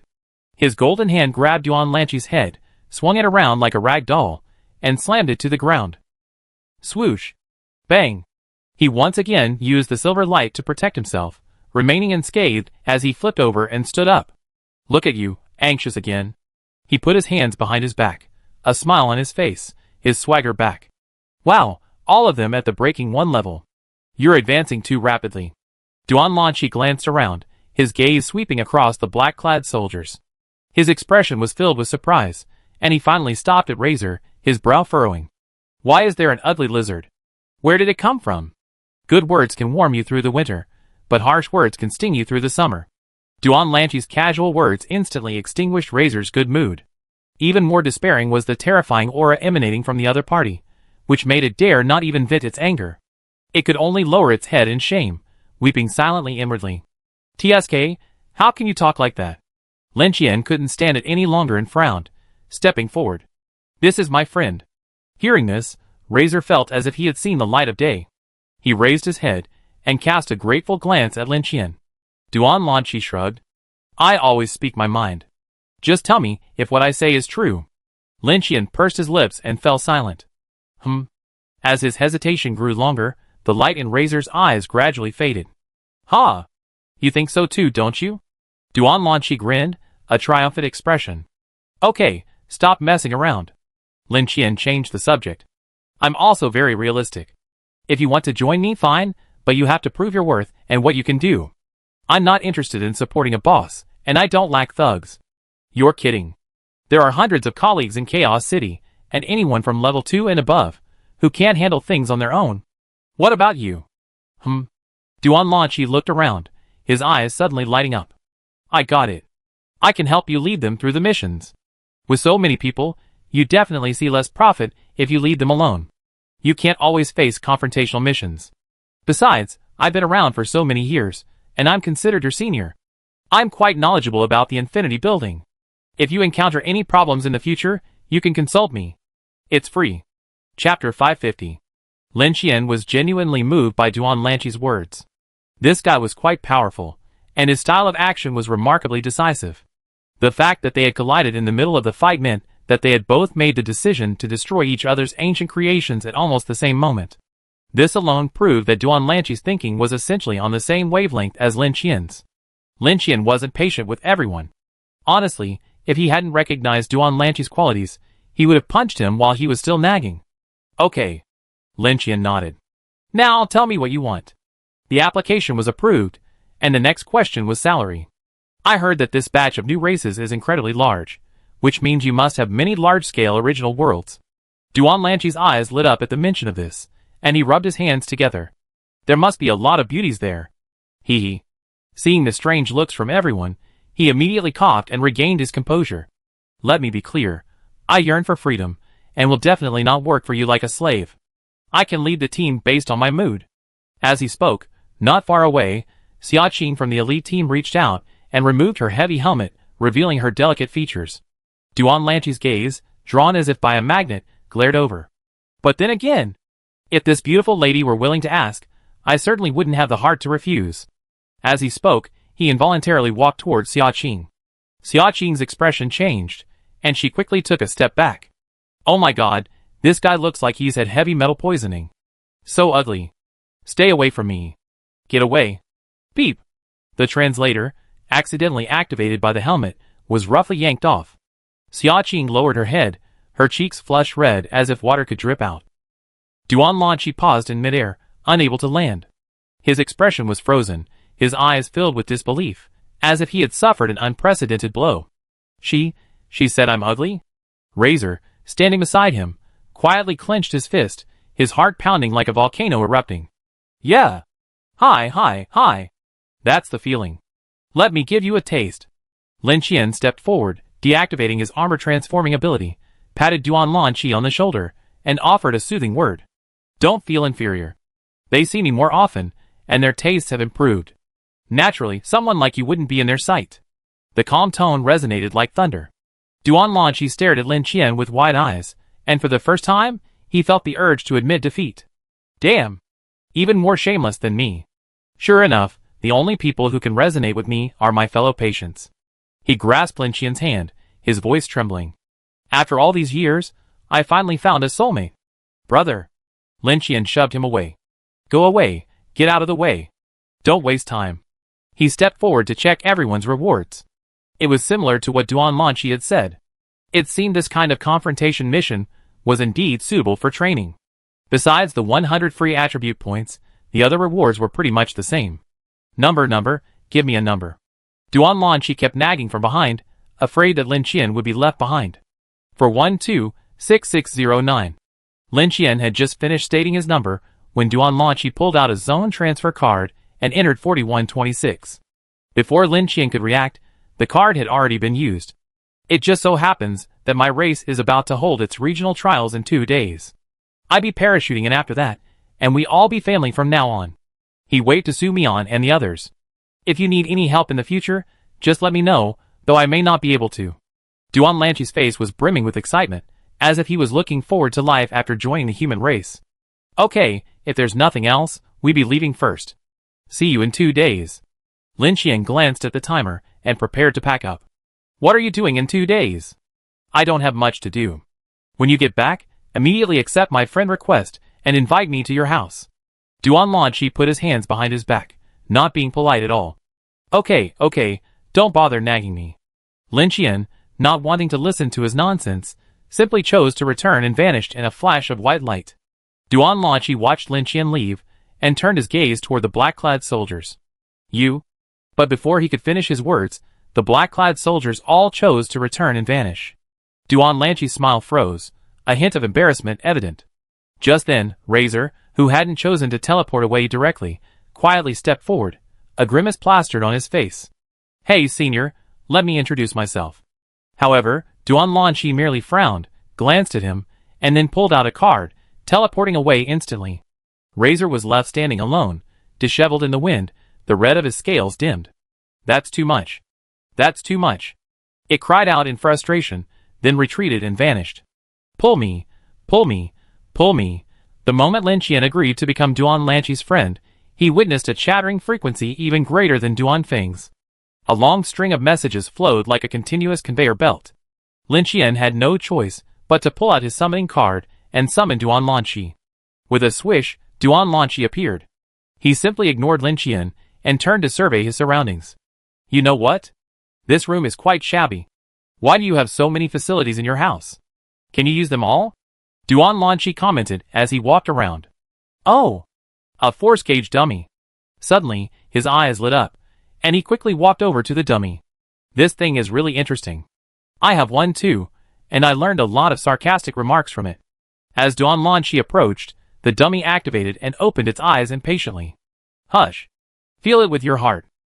Before the dummy could say anything, Duan Lanqi spoke first, then launched a fierce kick. Bang! The dummy was struck hard, its chest beginning to deform. The next moment, a silver light flashed, and as if time had stopped, Duan Lanqi launched countless kicks, buffeting the dummy like a violent storm. Bang, bang, bang. The spring buckled, and the dummy's body sank to the ground, taking over 10 seconds to rebound. The silver energy penetrated the dummy, leaving cracks on its surface. After a long pause, the dummy was repaired. The look in its eyes changed. I'm sorry, sir. I apologize for my previous offense. You are truly powerful. I pay you my highest respects. As he spoke, he bent the spring and bowed to Duan Lanqi. Ha ha ha. Duan Lanqi turned and raised an eyebrow at Lin Qian. This thing is quite durable. Normally, even at level 2, it's difficult to defeat it. Of course, it won't be a problem for you. The power of your shot really shocked me. Luckily, I have self-defense skills. Otherwise, if I were hit, I'd be covered in bruises. Chapter 551. Who's in this room? I sense a powerful aura. Duan Lanqi wandered around Lin Qian's room, touching here and there, looking quite unassuming. Zane, my friend, a native of the original world. Lin Qian casually replied, staring at the mannequin. What? A native? Duan Lanqi was stunned, frowning. Wait a minute. You haven't even left the protection period yet. How could such a powerful native appear? Something's wrong. Having a pervert like you is outrageous enough, but I didn't expect there would be another. Tell me the truth. Is there some kind of abnormal energy leak in your world that's mutated you too? Although Duan Lanqi was joking, he was surprisingly accurate. Just then, the door in front of Duan Lanqi suddenly opened, and Zane, with headphones dangling from his neck, poked his head out, a bewildered expression on his face. Who are you? Zane was stunned for a moment upon seeing Duan Lanqi before him. Hey, hello. My name is Duan Lanqi. We're all family from now on. Duan Lanqi smiled brightly, his social life taking over. Duan Lanqi? Zane instinctively reached out to shake Duan Lanqi's hand, repeating the awkward name. What are you doing in there? And the music? Duan Lanqi stood at the doorway, peering curiously into the room, and saw the paused game on the monitor. I'm playing games. Zane explained, and then saw Duan Lanqi staring at him with shining eyes, his face beaming with joy, but he refused to speak. Would you like to? Zane hesitated, inviting him, but before he could finish, Duan Lanqi accepted without hesitation. All right. A kind invitation is hard to refuse. Let me see what this game is all about, he. He rubbed his hands together and squeezed into the room, leaving a bewildered Zane to cast a questioning look at Lin Qian. He's not quite right. Play with him for a while. Don't worry, he won't bite. Lin Qian gave Zane a helpless look. At this, Zane immediately showed a hint of sympathy and nodded. He glanced back at Duan Lanqi and slowly closed the door. Only then, once he was sure Duan Lanqi wasn't paying attention, did Lin Qian dare approach the dummy. You again, brat. The dummy's eyes narrowed, a look of wanting a beating on its face. The corners of Lin Qian's mouth twitched a few times, and with gritted teeth, he reached out and began to condense the sphere of annihilation light. As the flame vortex spun faster and faster, the ball of light gradually expanded to the size of an apple. Sweat dripped from Lin Qian's forehead, his strength running low. Just as he was about to throw the center-extinguishing light ball, a thought suddenly struck him. Hey! Since my pure fire is endless, does that mean, as long as I have enough stamina, I can compress this center-extinguishing light ball indefinitely?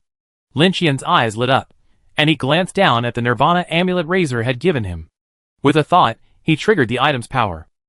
With a swish, a red light spread from his chest throughout his body, its warmth flowing through every corner, nourishing every inch and sweeping away all his fatigue. Lin Qian's brows relaxed, a look of enjoyment forming. Then he noticed the energy within him begin to stir, the invigorating effect taking effect.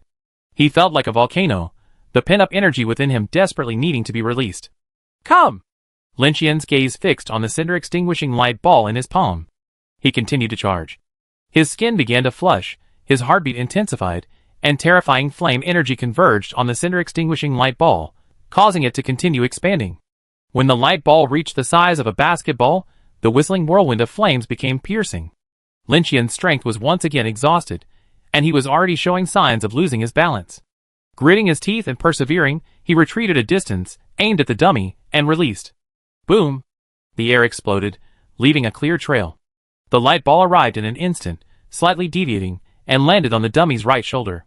Buzz! Amidst the violent tremors, the light ball began to expand. The dummy's body was ruthlessly crushed and deformed, even the springs seemed to be stretched. Silently, seeing the speed of the light ball's expansion, Lin Qian, who had thought he had retreated to a safe distance, suddenly changed color. He tried to retreat, but it was too late. Boom! The explosion rattled almost every facility in the room. Lin Qian spun backward, slamming into the wall with a thud, blood gushing from his mouth. It was terrifying. Even after the blast faded, Lin Qian struggled to his feet, a humming sound still lingering in his ears. It was like rubbing a nuclear bomb with his hands. After injecting the medicine to heal his injuries, Lin Qian gasped with lingering fear. Looking at the dummy again, it was blasted like a piece of bubble gum that had been stepped on, slowly wriggling to repair itself. Approaching the dummy, Lin Qian absorbed its flesh and blood to restore his strength, while awaiting his own evaluation. After a long moment, the dummy recovered, its expression becoming grave, and it bowed solemnly to Lin Qian. I'm sorry, sir. I apologize for my previous offense. You are truly powerful. I offer you my highest respect. It was a fixed reply, but Lin Qian felt relieved to hear it. If it were a game, a notification would have popped up in the lower right corner. Ding! Achievement achieved. The force measuring dummy surrenders. Hee hee. Thinking of the image in his mind, Lin Qian couldn't help but giggle. Your Excellency, your laughter makes me feel like a spring breeze. Then, the dummy suddenly adopted a fawning expression, whispering softly to Lin Qian. I still prefer your unruly self from before. Please return to your old self. Lin Qian, imitating Duan Lanqi, placed his hands behind his back, raised his chin, and said to the dummy with a smile. Yes, sir. To his surprise, the dummy actually agreed. Lin Qian was stunned, watching the dummy before him slowly close its eyes. The next moment, the dummy's eyes suddenly widened, its expression returning to its usual threatening expression. You dog. Stop. Frightened, Lin Qian quickly called for a halt. I was just being polite. Why did you actually come? Forget it, just be polite. I can't handle such a fierce attack right now. After dealing with the dummy, Lin Qian opened the door to the City of Chaos and placed the Nirvana amulet and the time travel hourglass, which hadn't yet finished cooling down. With Snake Brother and the others gone, the entire City of Chaos seemed empty. With nothing else to do, Lin Qian sat on Snake Brother's piano and randomly pressed a few keys, only to discover that several more keys were broken. There was no choice but to buy Snake Brother a new piano. I should have Jiang Jinshan find someone to build Brother Snake a sturdy piano. He muttered as he picked up the sheet music from the nearby shelf and flipped through it. Oh, is this the sheet music Brother Snake wrote? Surprisingly, Brother Snake's handwriting was neat, the arrangement meticulous. It's just that Lin Qian couldn't understand it, otherwise he would definitely try playing it according to the score to determine whether the poor sound was due to the score or the player. Chapter 552. Back in his room, while waiting for the Nirvana talisman to cool, Lin Qian was not idle. He unearthed the remains of the ancient artifact and began to examine it carefully. While the ancient artifact's attack method seemed somewhat similar to Lin Qian's solar beams, they were actually a world apart.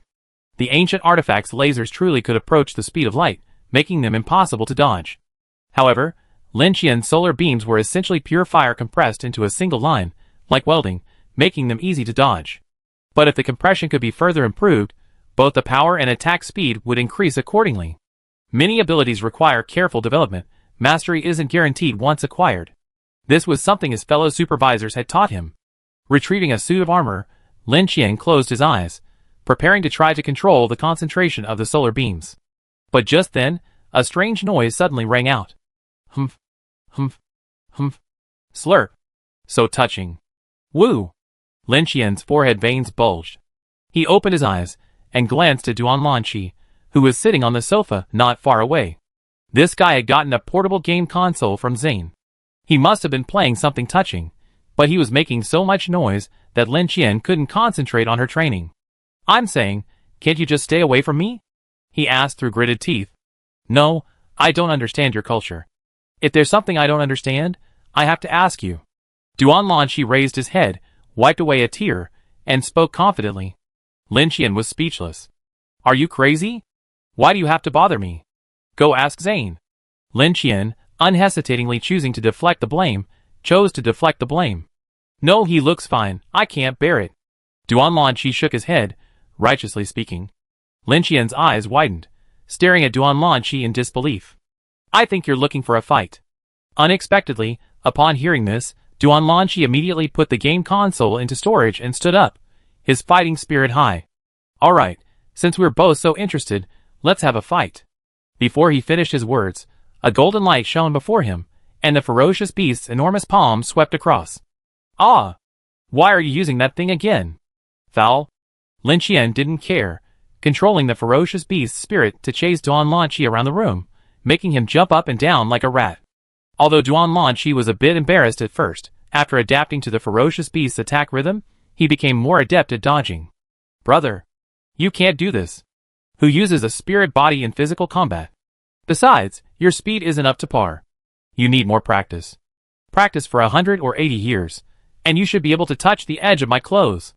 The dummy surrendered, but then came the chattering real person. After all, he had learned from the force-measuring dummy, and a few words could make Lin Qian furious. But he had to admit, this guy was right. Although the spirit body was weightless, and its attacks were fast, that was only for ordinary opponents. For someone like Duan Lanqi, whose agility exceeded 2, they were not a big deal. Only sneak attacks would be effective.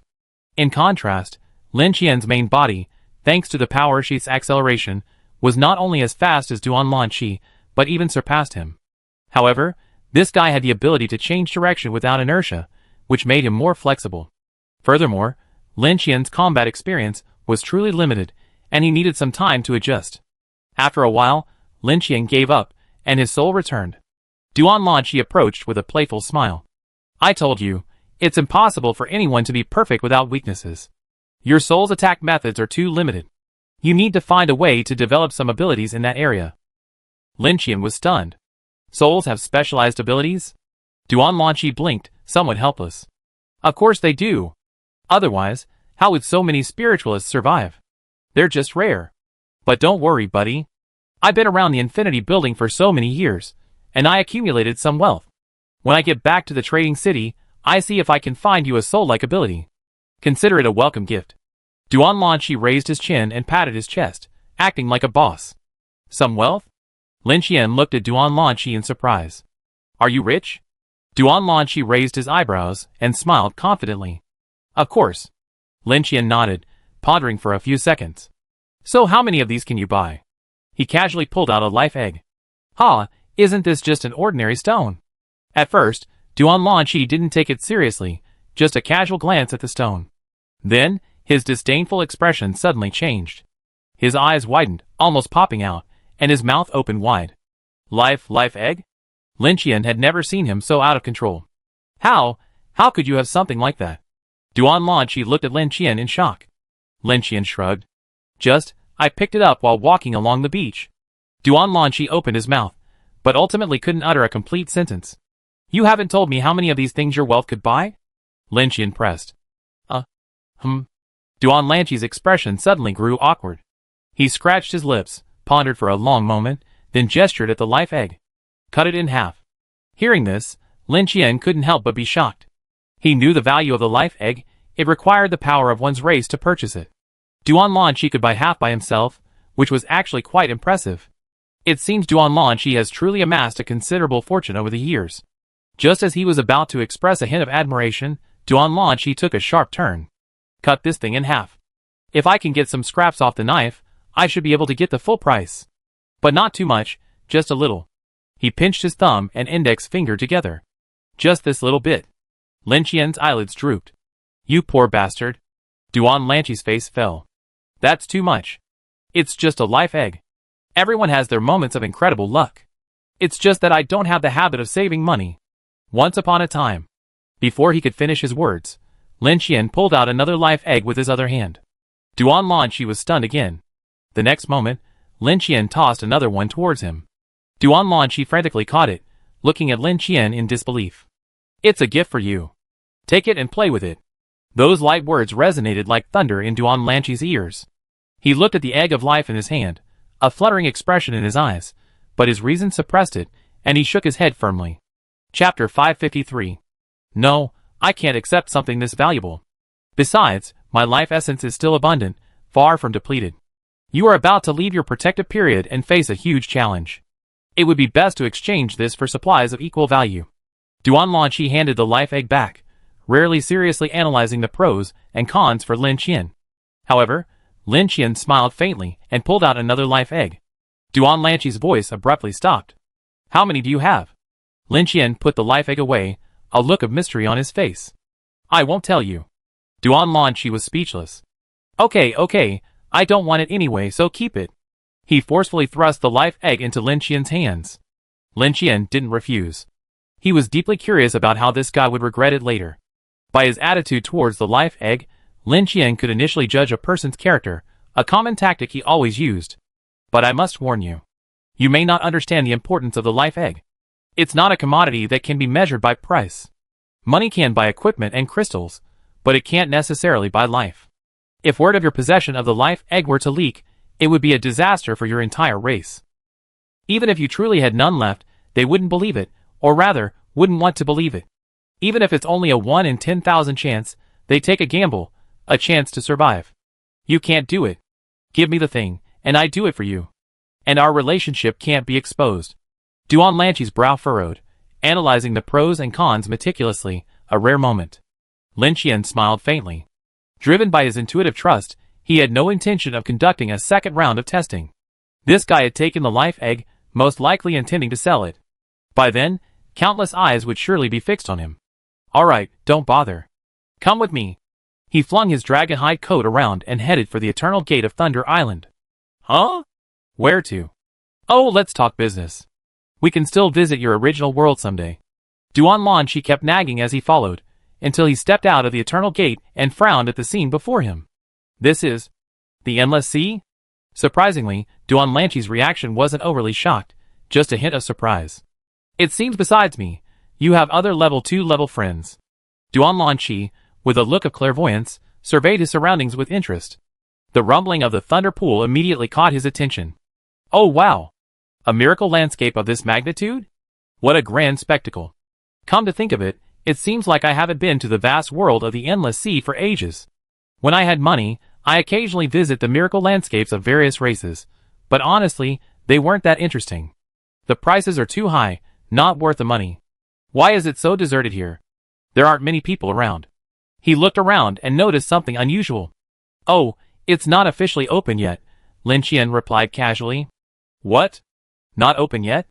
Duan Lanqi was stunned for a moment, then, as if he had guessed something, suddenly realized something. If I'm not mistaken, you must have a good relationship with the owner of this island. Otherwise, they wouldn't have allowed you to place the permanent gate in advance. You have quite a network of contacts.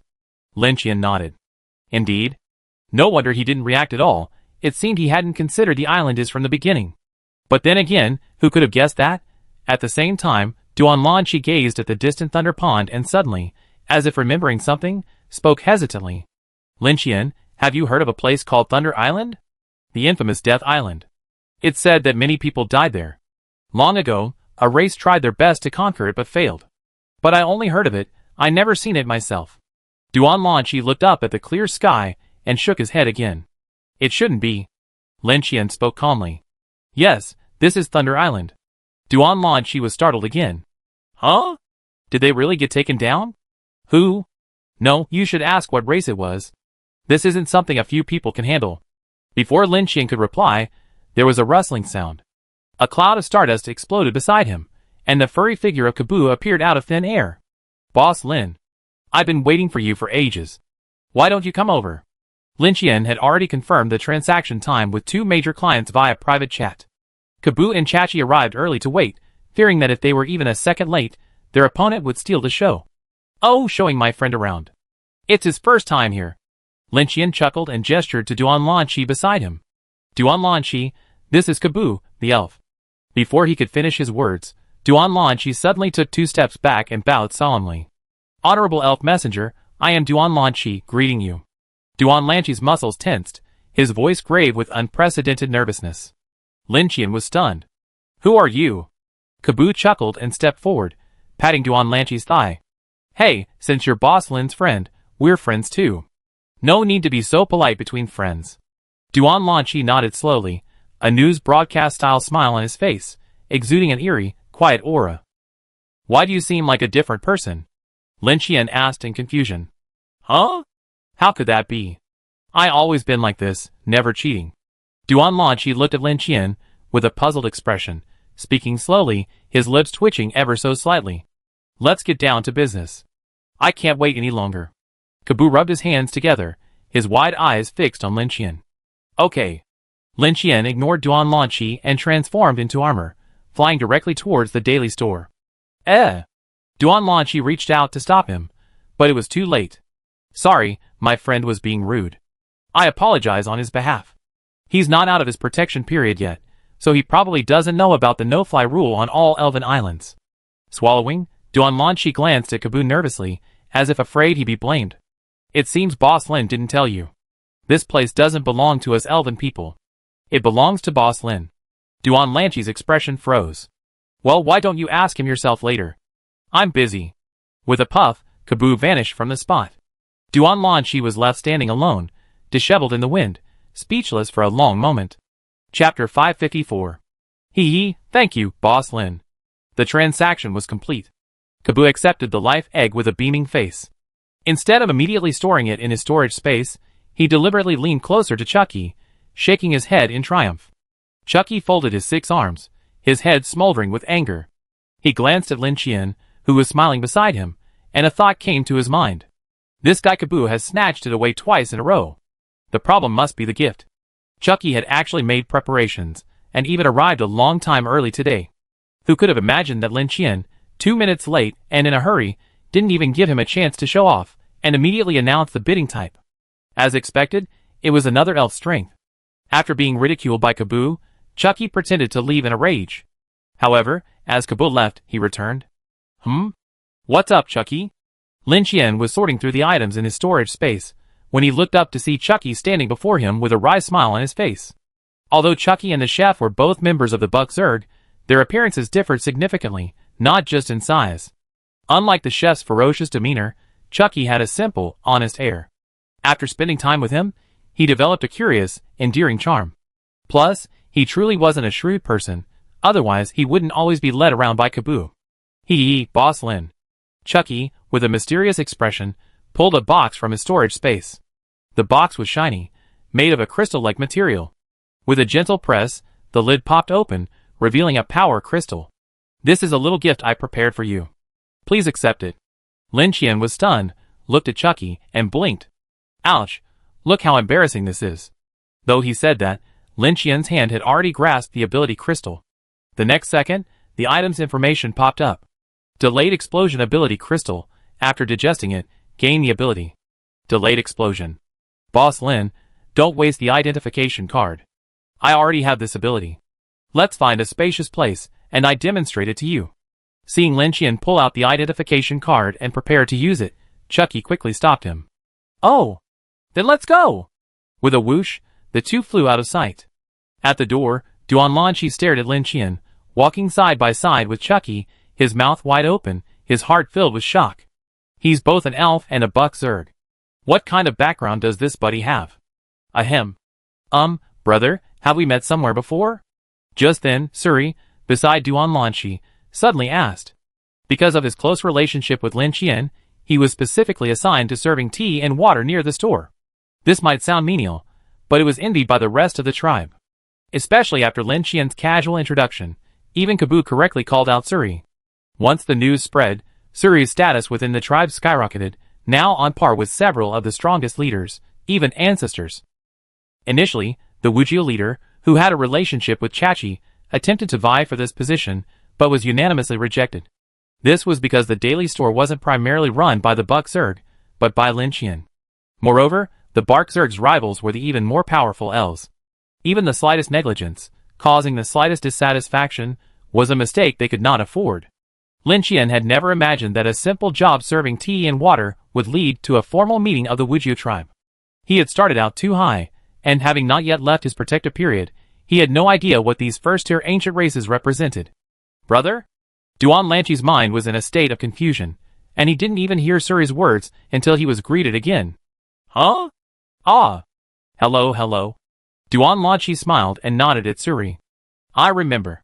Just then, Suri suddenly clapped his hands, looking at Duan Lanchi with surprise. Do you remember?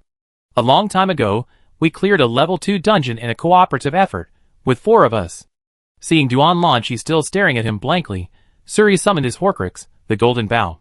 Seeing the bow and arrow, Duan Lanchi suddenly realized something. Oh! You're the archer. Wow, it's been so long. I didn't expect to see you here. Suri was overwhelmed with excitement. Finally you remembered me. Ha. It was thanks to you, brother, that we were able to successfully complete that mission. Your strength left a deep impression on me. Unfortunately, when I tried to get your contact information later, you seemed to have something urgent to do and left in a hurry, leaving behind even your name.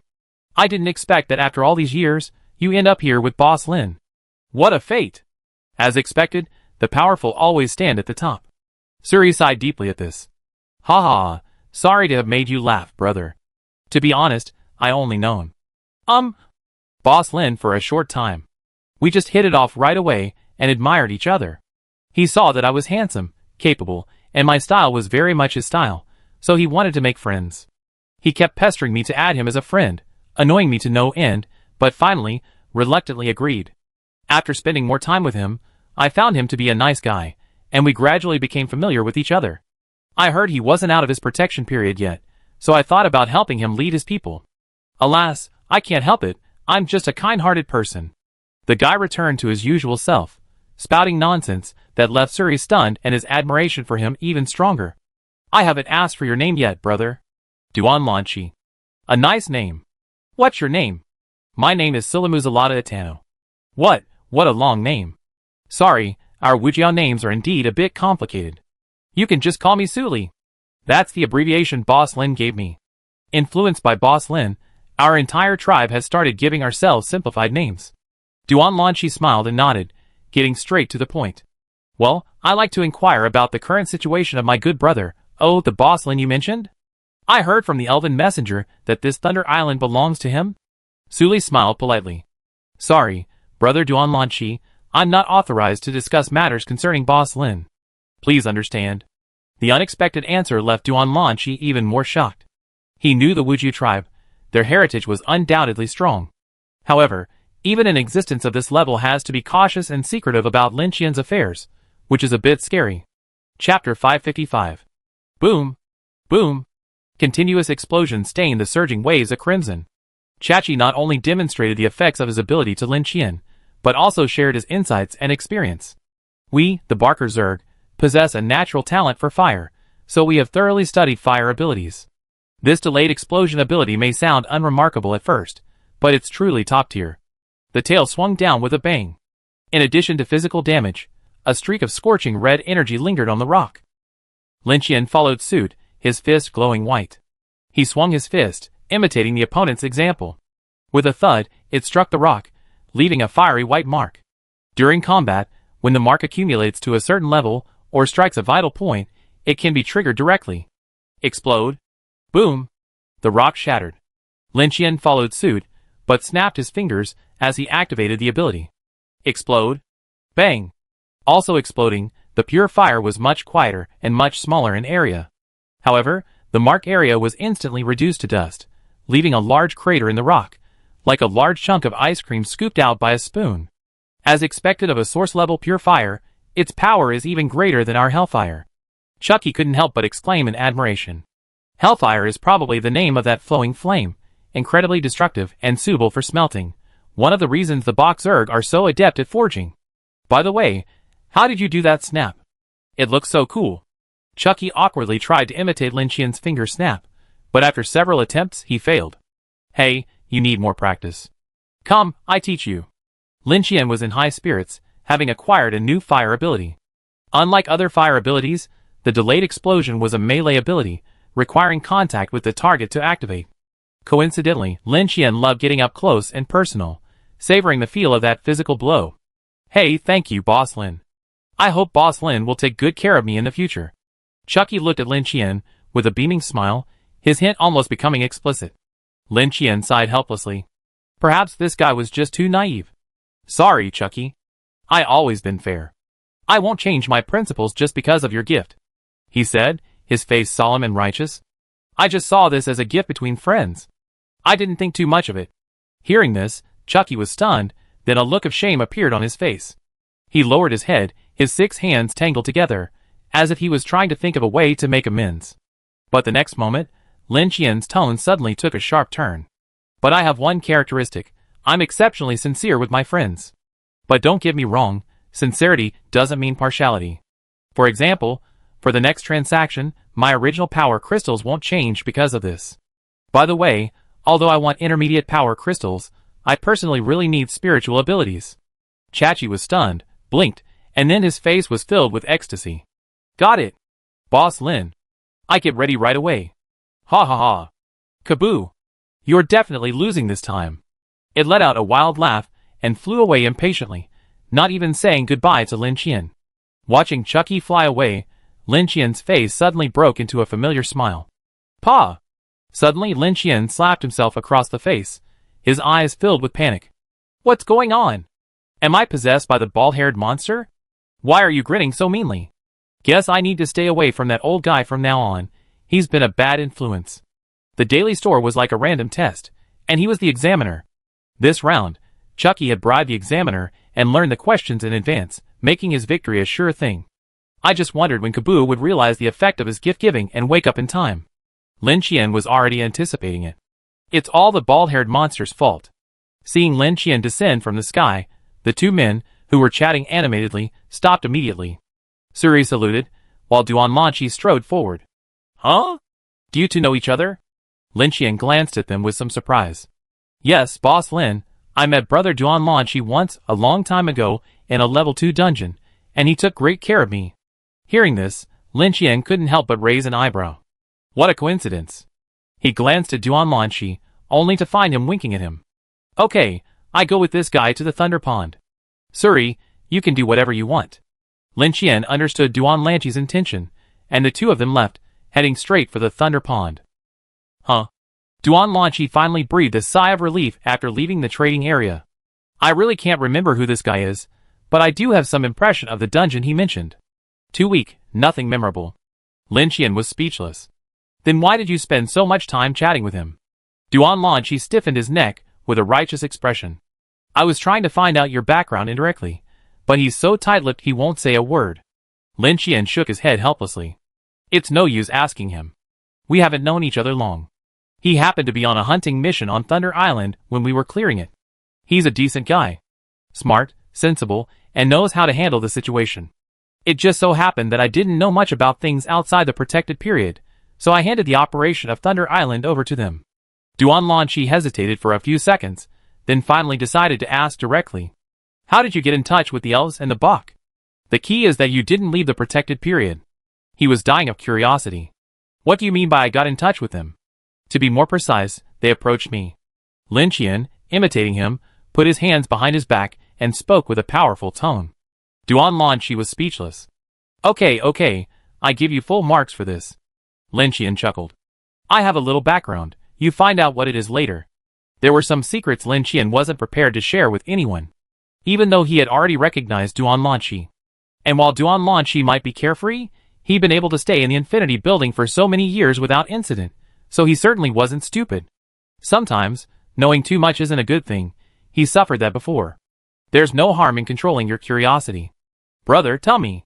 If I mention your name on an island run by the Buck Zerg or the elves, will they give me a discount? Duanlanqi was already getting impatient. Hearing this, Lin Qian couldn't help but roll his eyes and speak unkindly. I don't know if they can give you a discount, but if you use my name to scam people outside without permission, I definitely break your legs. Chapter 556. Ah! You're just bragging. Hearing Lin Qian's threat, Duan Lanqi's face suddenly turned disdainful, his familiar expression returning. I can't guarantee the future, but at this stage, you're definitely no match for me. Duan Lanqi raised his chin, a look of pride on his face. Ha, you're not convinced? Take my move. Lin Qian gave a sinister smile and, without warning, launched a punch gleaming with white light. Holy crap! What the hell is that? Pa! Boom! Ah! You're busting my pants. What are you yelling about? I give you one. I want the dragon skin one. Get lost. Squabbling along the way, the two arrived at the thunder pool. From a distance, Lin Qian could hear the roaring sound within the pool, a roar that even the thunder couldn't drown out. Stepping inside, he groped his way forward, searching for the source of the sound. Ouch! Oh! Duan Lanqi, unwilling to be outdone, followed suit into the thunder pool. The electric shock sent him into a breakdance, forcing him back to shore in fear. Although this fellow possessed powerful attacks and great speed, his physique was far inferior to that of Lin Qian, the hexagonal warrior. His defense depended entirely on his incredible overlord body ability. Though Lin Qian's physique hadn't yet reached the second level, he possessed the power of his alien blood and the strength of a giant. Given the same attributes, ordinary people naturally couldn't match him. The thunder pool was truly vast. After walking for a while, Lin Qian spotted Wu Sheng, swinging his sword in the center. Wu Sheng's appearance had changed dramatically. His pitch-black soul was shrouded in golden lightning, and even his Lin Yuan long sword had a few golden lightning patterns. As he swung his sword, violent arcs of golden electricity accompanied the pitch-black blade energy, creating a visually striking effect. Brother Wu, you leveled up. Lin Qian exclaimed in surprise. Wu Sheng stopped immediately upon seeing Lin Qian, and his Lin Yuan longsword flew back into Lin Qian's hand. Ha ha, Brother Lin, you're here. A hearty laugh echoed in his mind, and Wu Sheng seemed happier than he had been in a long time. This thunder pool is truly a treasure trove. It's even more beneficial for the soul than for the physical body. It's a pity that ordinary souls can't withstand the onslaught of thunder. Only you and I can take advantage of this. I already mastered some of the power of thunder. Give me some time, and perhaps I can advance even further. Hearing Wu Sheng's words, Lin Qian's heart itched. Unfortunately, his ferocious beast soul was composed of evil spirit, which was perfectly restrained by the golden thunder. He could only withstand it after it was fully transformed into a golden body. It's okay, Brother Wu. Just focus on your training here. If you need anything, go down to Suli and contact me. The two chatted for a while, and Wu Sheng asked about the situation in Qingzhou City. He was excited again when he heard that Lin Qian had already wiped out most of the beast tribe. Wu Sheng was a martial arts fanatic, obsessed with becoming stronger. Lin Qian didn't bother him much and quickly returned to look for Duan Lanqi.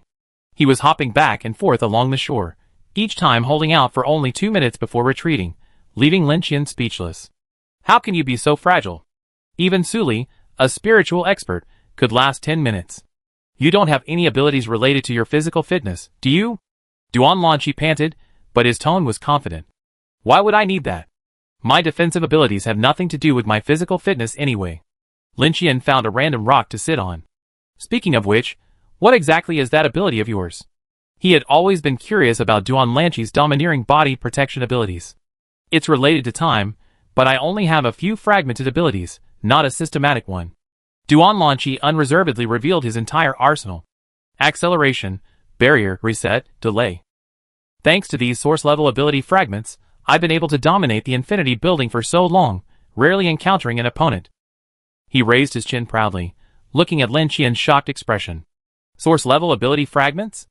Lin Qian recalled the scene where Duan Lanqi had used his abilities. It did seem to be related to time, but this was the first time he had heard of source-level ability fragments. The ability to time is quite special. It's a separate system, and can't be integrated with other abilities. I fought tooth and nail, and it took me a long time to acquire this ability. Unfortunately, while I was trapped in the time cage, my race was massacred. Can you imagine? In your eyes, only a few days have passed, but when you return, you no longer see a single familiar face. My race isn't large, with only a small initial world. And, to be honest, my relationship with the others isn't particularly good. Many of them retain the class mentality they had before entering the Infinity Tower.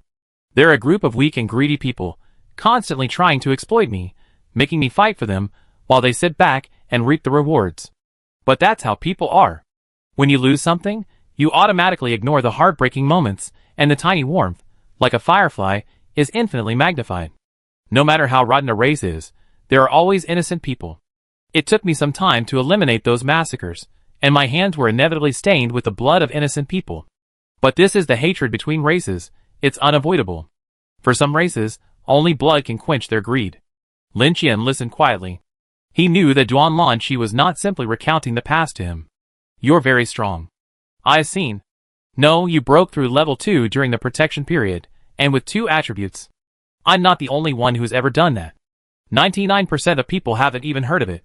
Your subordinates are also very strong. They have the talent, and with your dedicated training, they're definitely the seedlings of top leaders. But it's not enough. They need time to grow. Even if we risk our lives, we can't bring them all up to level 2 during the protection period. And even if a few more break through level 2, it still won't be enough. Of course, this foundation has long been enough for you to gain a foothold in the Infinity Building, even to rise to the top and gain a voice. But when I say not enough, I'm referring to your goal.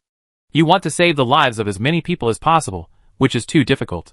If the human race were as large as mine, it wouldn't be difficult to deal with. But you're too large, with too many primordial worlds. In the eyes of other races, this is a perfectly acceptable piece of fat meat, a fragrant aroma.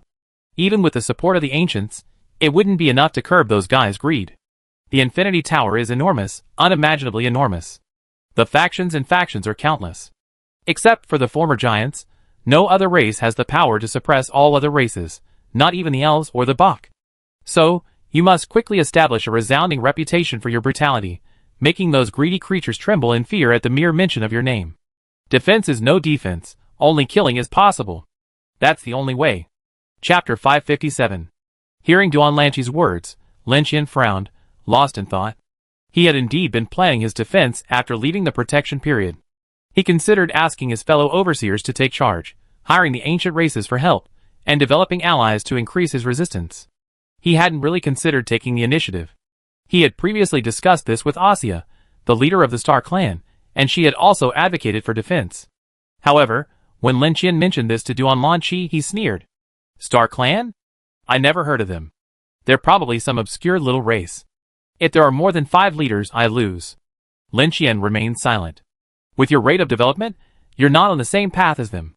A small tribe like this is already doing its utmost to survive, so how could they have time to think about anything else? And even with your frequent stupid decisions, you humans wouldn't have fallen to this level. This is a huge difference in foundation. If the Beast Men had been more united back then, and if a few more of their leaders had survived, their current status would have definitely surpassed that of upper middle level races like the Black Horns. Racial size is crucial.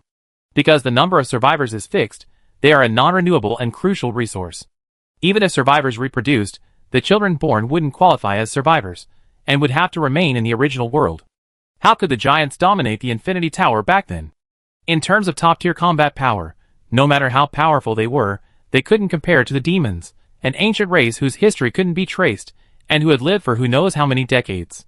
It's precisely because of their enormous size that the giants hold such a powerful voice. Even if dozens of other races unite in rebellion, they still dare to declare war and suppress it with their own strength, leaving the enemy completely powerless. Your misunderstanding is that you simply don't understand the true potential of the human race. Survival is no longer your concern. Maintaining as many survivors as possible is the most crucial foundation. Although you can no longer obtain the Breaking One tool through quests after leaving the protection period, there are other ways to obtain it.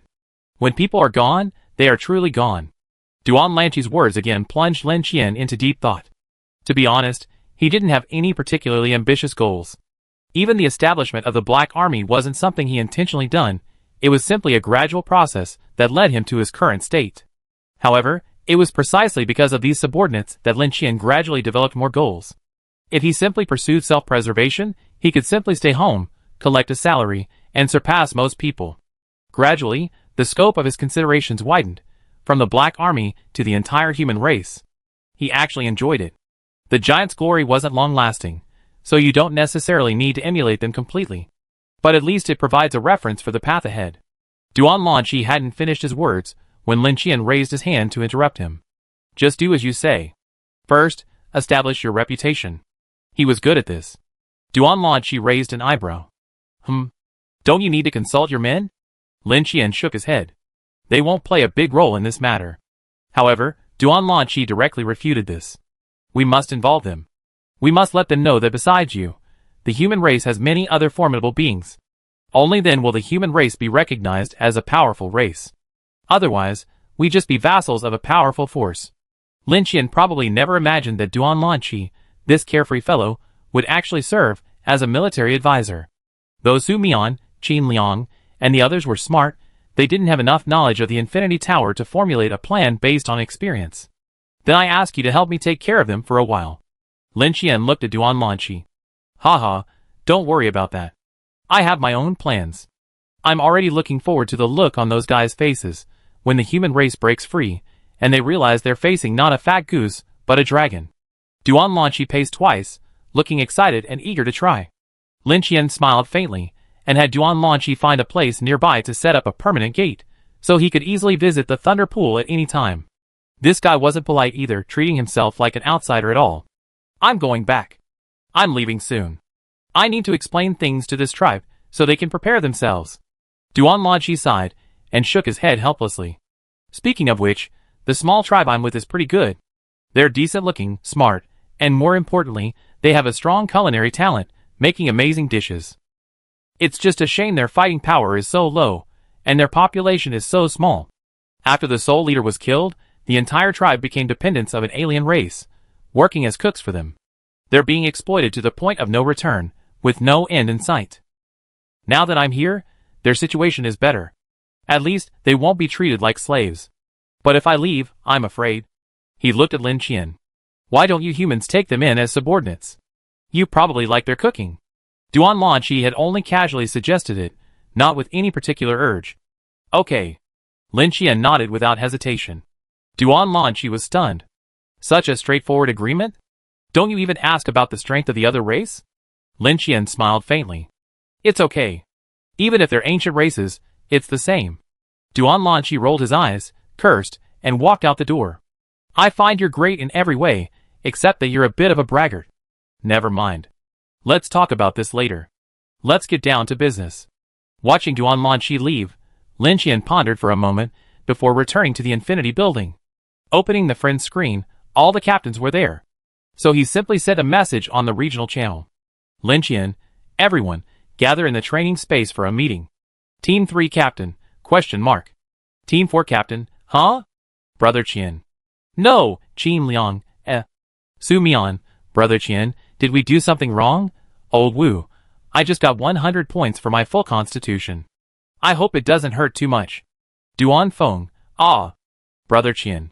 Didn't we say we have to train again in the remaining 15 days? Xia Qing, that Dashan guy, get him transferred to another zone right away. He never gets to have good things happen to him, and never gets to have bad things happen to him. There's no such thing as a free lunch, Old Wu. It's okay. Later, the three of us will call him into the room and beat him up. It'd be like giving him a lesson. Duan Feng, I agree. Xia Qing, old age is a game of cunning and deceit. Old Wu, you got all those wrinkles for real. You're so wicked. But I really like this plan, meow, ha ha ha. Lin Qian, Xia Qing, they're all in. What are you doing, Xia Qing? Oh, what a joke, Brother Qian. Chapter 558. In the training room, everyone sat on the ground. The scene wasn't as tragic as they imagined. Silence. Lin Qian's words shocked everyone. Previously, their thinking was similar to that of the Star Clan, with a single goal, survival. But now, Lin Qian told them that the human race could rise to prominence overnight, becoming the very entity that determined the fate of other races. This caught everyone off guard. At the same time, they realized that not only were their circumstances transformed because of Lin Qian, but the entire human race could also benefit from Lin Qian's influence, gaining respect and status. The power of one man could inspire an entire race. Terrifying. Some people breathed heavily, unable to contain their excitement. Of course, many more were silently pondering. Brother Qian? After a long pause, Su Mian spoke hesitantly. Do you have a different opinion? Lin Qian raised an eyebrow and looked at Su Mian. Su Mian smiled faintly, and as if triggering a combo, he began to express his loyalty in a flurry of words.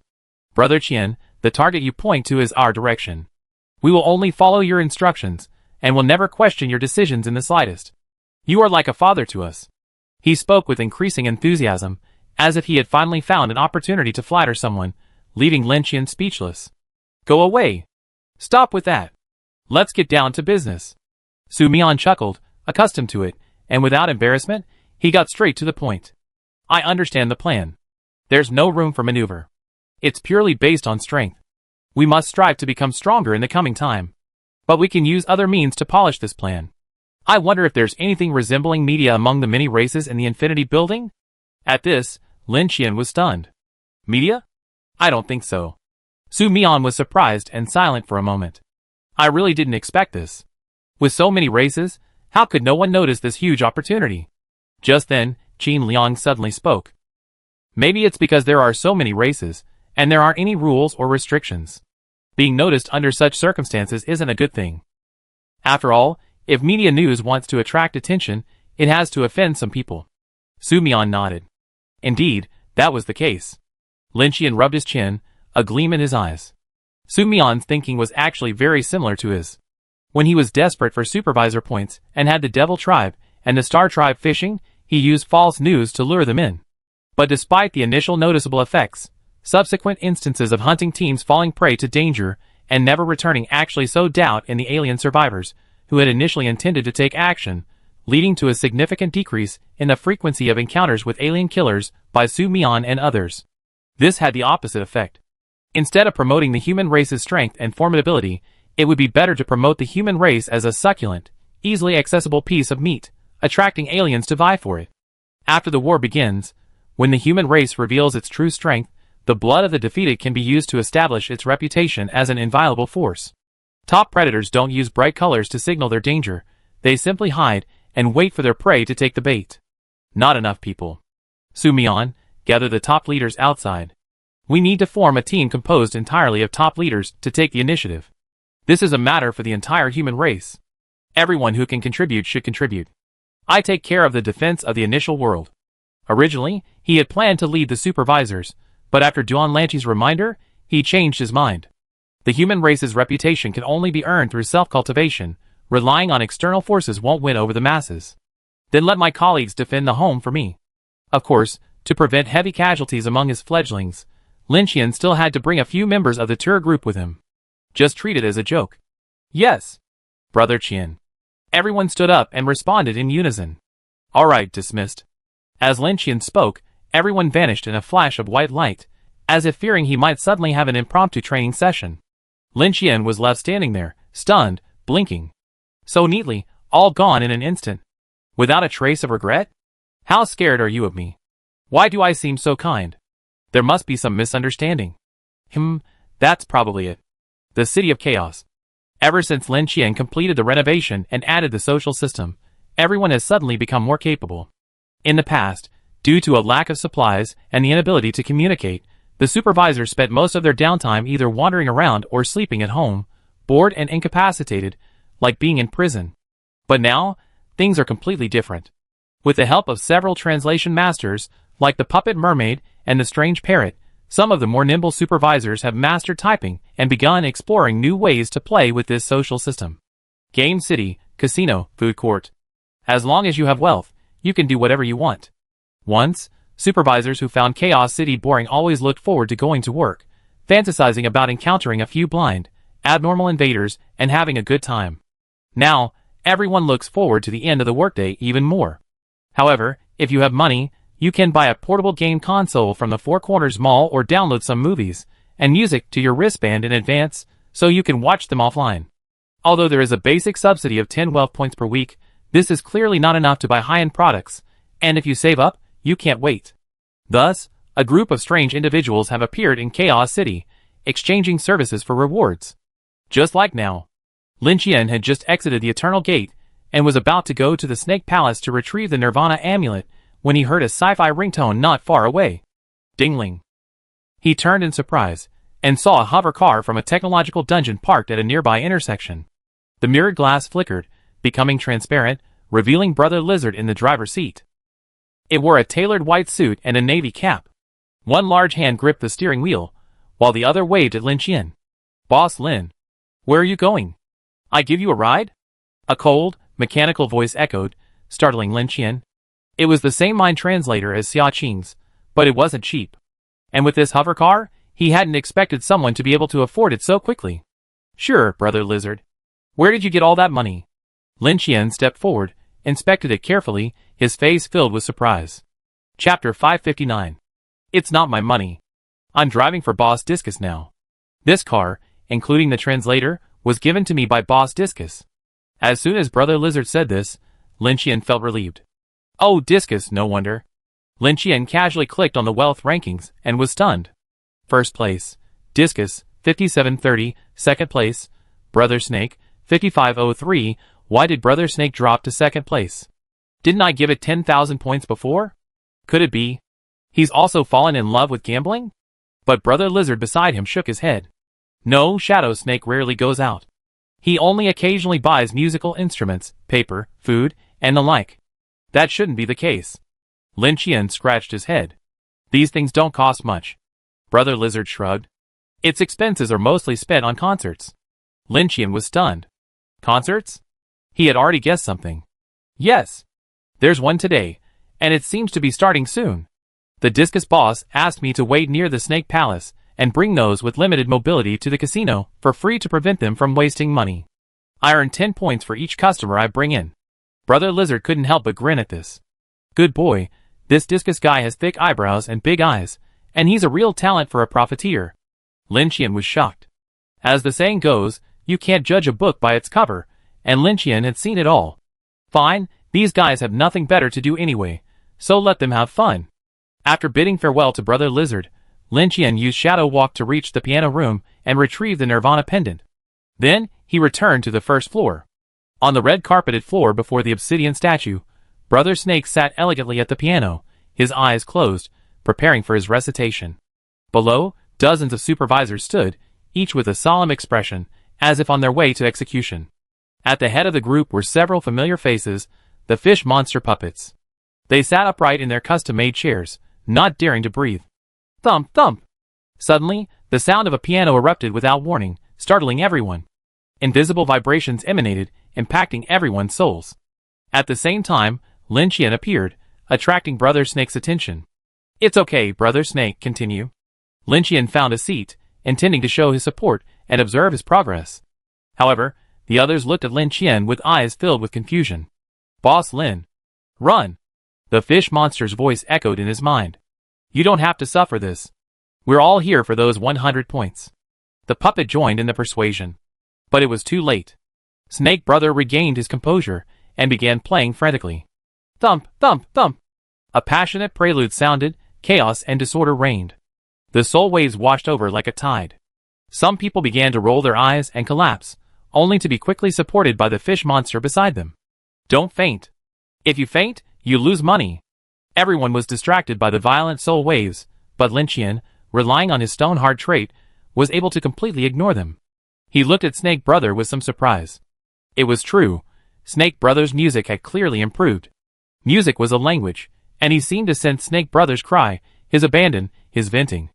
This was the only way the usually cold and silent Snake Brother could express himself. Of course, besides him, no one else in the audience had the capacity to appreciate his music. The fish monster held its head in its hands, its dead eyes filled with nothing but emptiness. The puppet looked up at the sky, as if contemplating the true meaning of life. After an unknown amount of time, the song ended. Lin Qian raised his hand in admiration, about to applaud, but the supervisors beat him to the punch. He applauded to encourage Snake Brother and acknowledge his progress, while the supervisors applauded because the torture had finally ended and they had escaped. Next, it was time for the mental damage compensation round. Each person received 100 points, and those who received them were instantly overjoyed, their previous despair forgotten, and they patted their chests, promising to come again next time. As they left the Snake Palace, they saw Brother Lizard's casino shuttle parked outside the entrance. After greeting Lin Qian, the fish monster vanished, presumably now sitting at the gambling table. Not to be outdone, the puppet man, along with 4 or 5 other supervisors, boarded the casino shuttle and flew out of Skeleton City. Watching the supervisors enthusiastically sending points to Discus, Lin Qian couldn't help but laugh.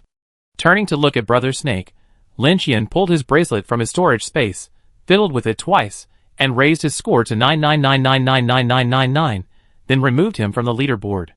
Brother Snake, from now on, you can hold one of these concerts a day. Snake Brother didn't care, simply immersed in his art. Lin Qian retrieved a gift he had prepared from his storage space, a simple recording device. After demonstrating its operation to Snake Brother, Lin Qian left without further ado. Out of curiosity, Lin Qian visited the Discus Casino. As soon as he appeared, he noticed a dramatic change. 20 more rooms were located nearby, tightly packed together in 2 rows, though most were empty. As soon as he entered the casino, Lin Qian's presence captured everyone's attention. Boss Lin. You're here. At the central gambling table, a puppet waved enthusiastically at Lin Qian. Lin Qian smiled and approached, glancing at the card game. A game so simple it couldn't be simpler, comparing highs and lows. 7 people, 7 cards. The puppet's card had just been revealed, the King of Hearts, which was why it was so excited. The fish monster, who had drawn the 8 of clubs, held his head in his hands, a look of disbelief. However, as Discus flipped his ace of diamonds, the puppet man's laughter suddenly ceased. Huh? How is that possible? The whole table erupted in excitement. Lin Qian spotted the parrot not far away and waved, and it immediately flew over. Well, with your clairvoyance, did you figure out how Discus cheated? To his surprise, the parrot shook its head. No signs of cheating. This answer surprised Lin Qian greatly. He had always assumed Discus won because of some kind of cheating ability, but he hadn't expected it to be truly through sheer skill. Pure luck? The parrot nodded. Yes, pure luck.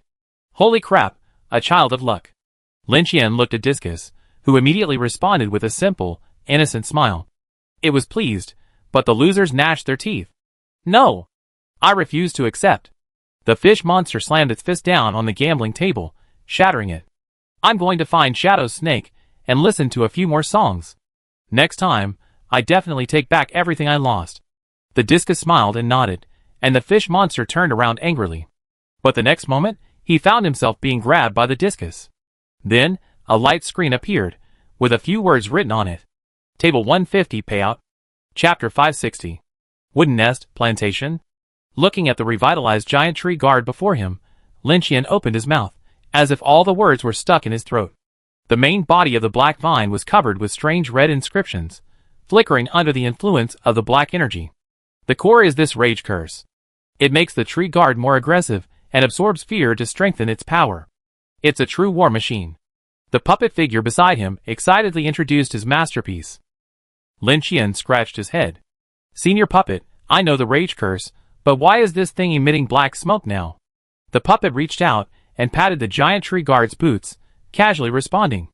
Oh, the remaining dozen or so curses are more complicated, and after testing, most of them were found to be ineffective, so I won't introduce them one by one.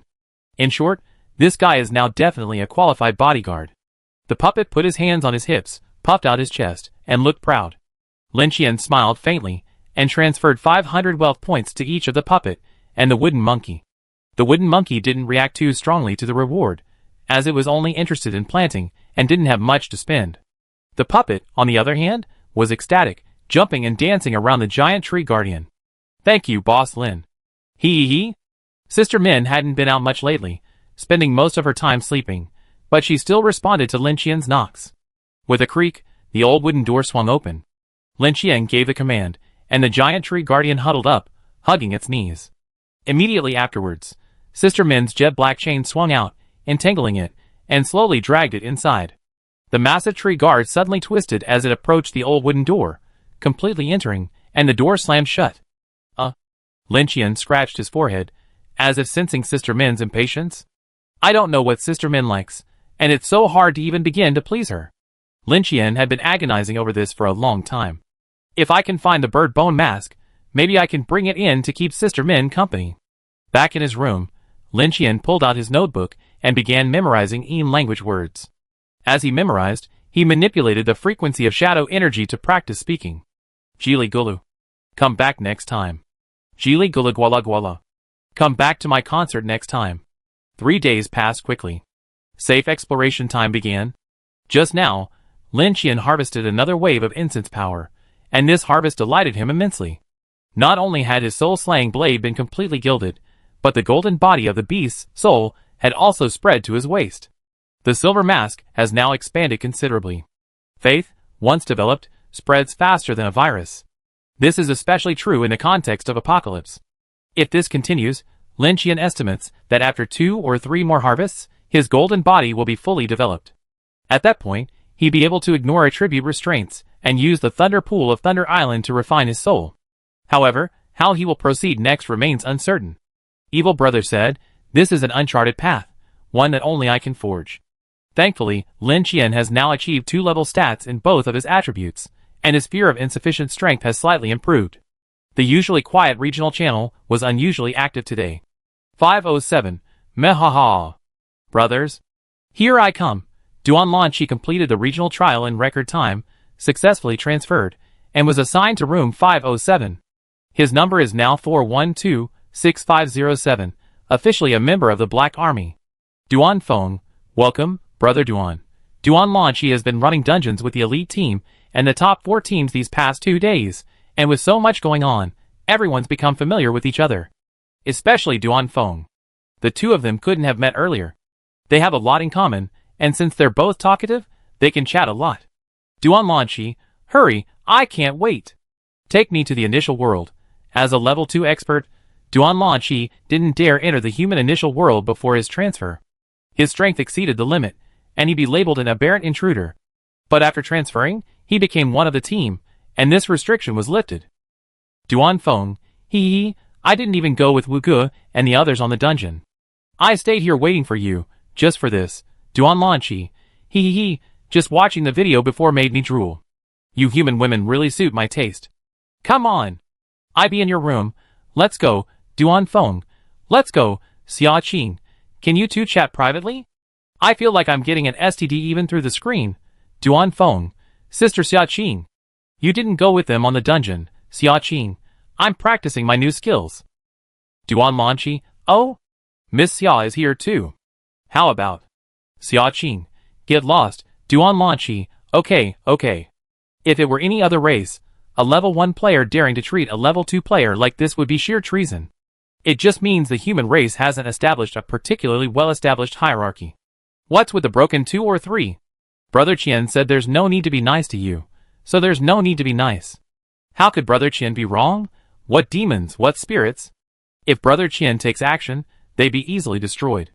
The Black Army's regard for Lin Qian has gradually moved beyond worship and reached the level of superstition. The tattooed burly man in room 124, formerly a member of the Black Army's 7th Squad, later became the leader of the Silver Masks.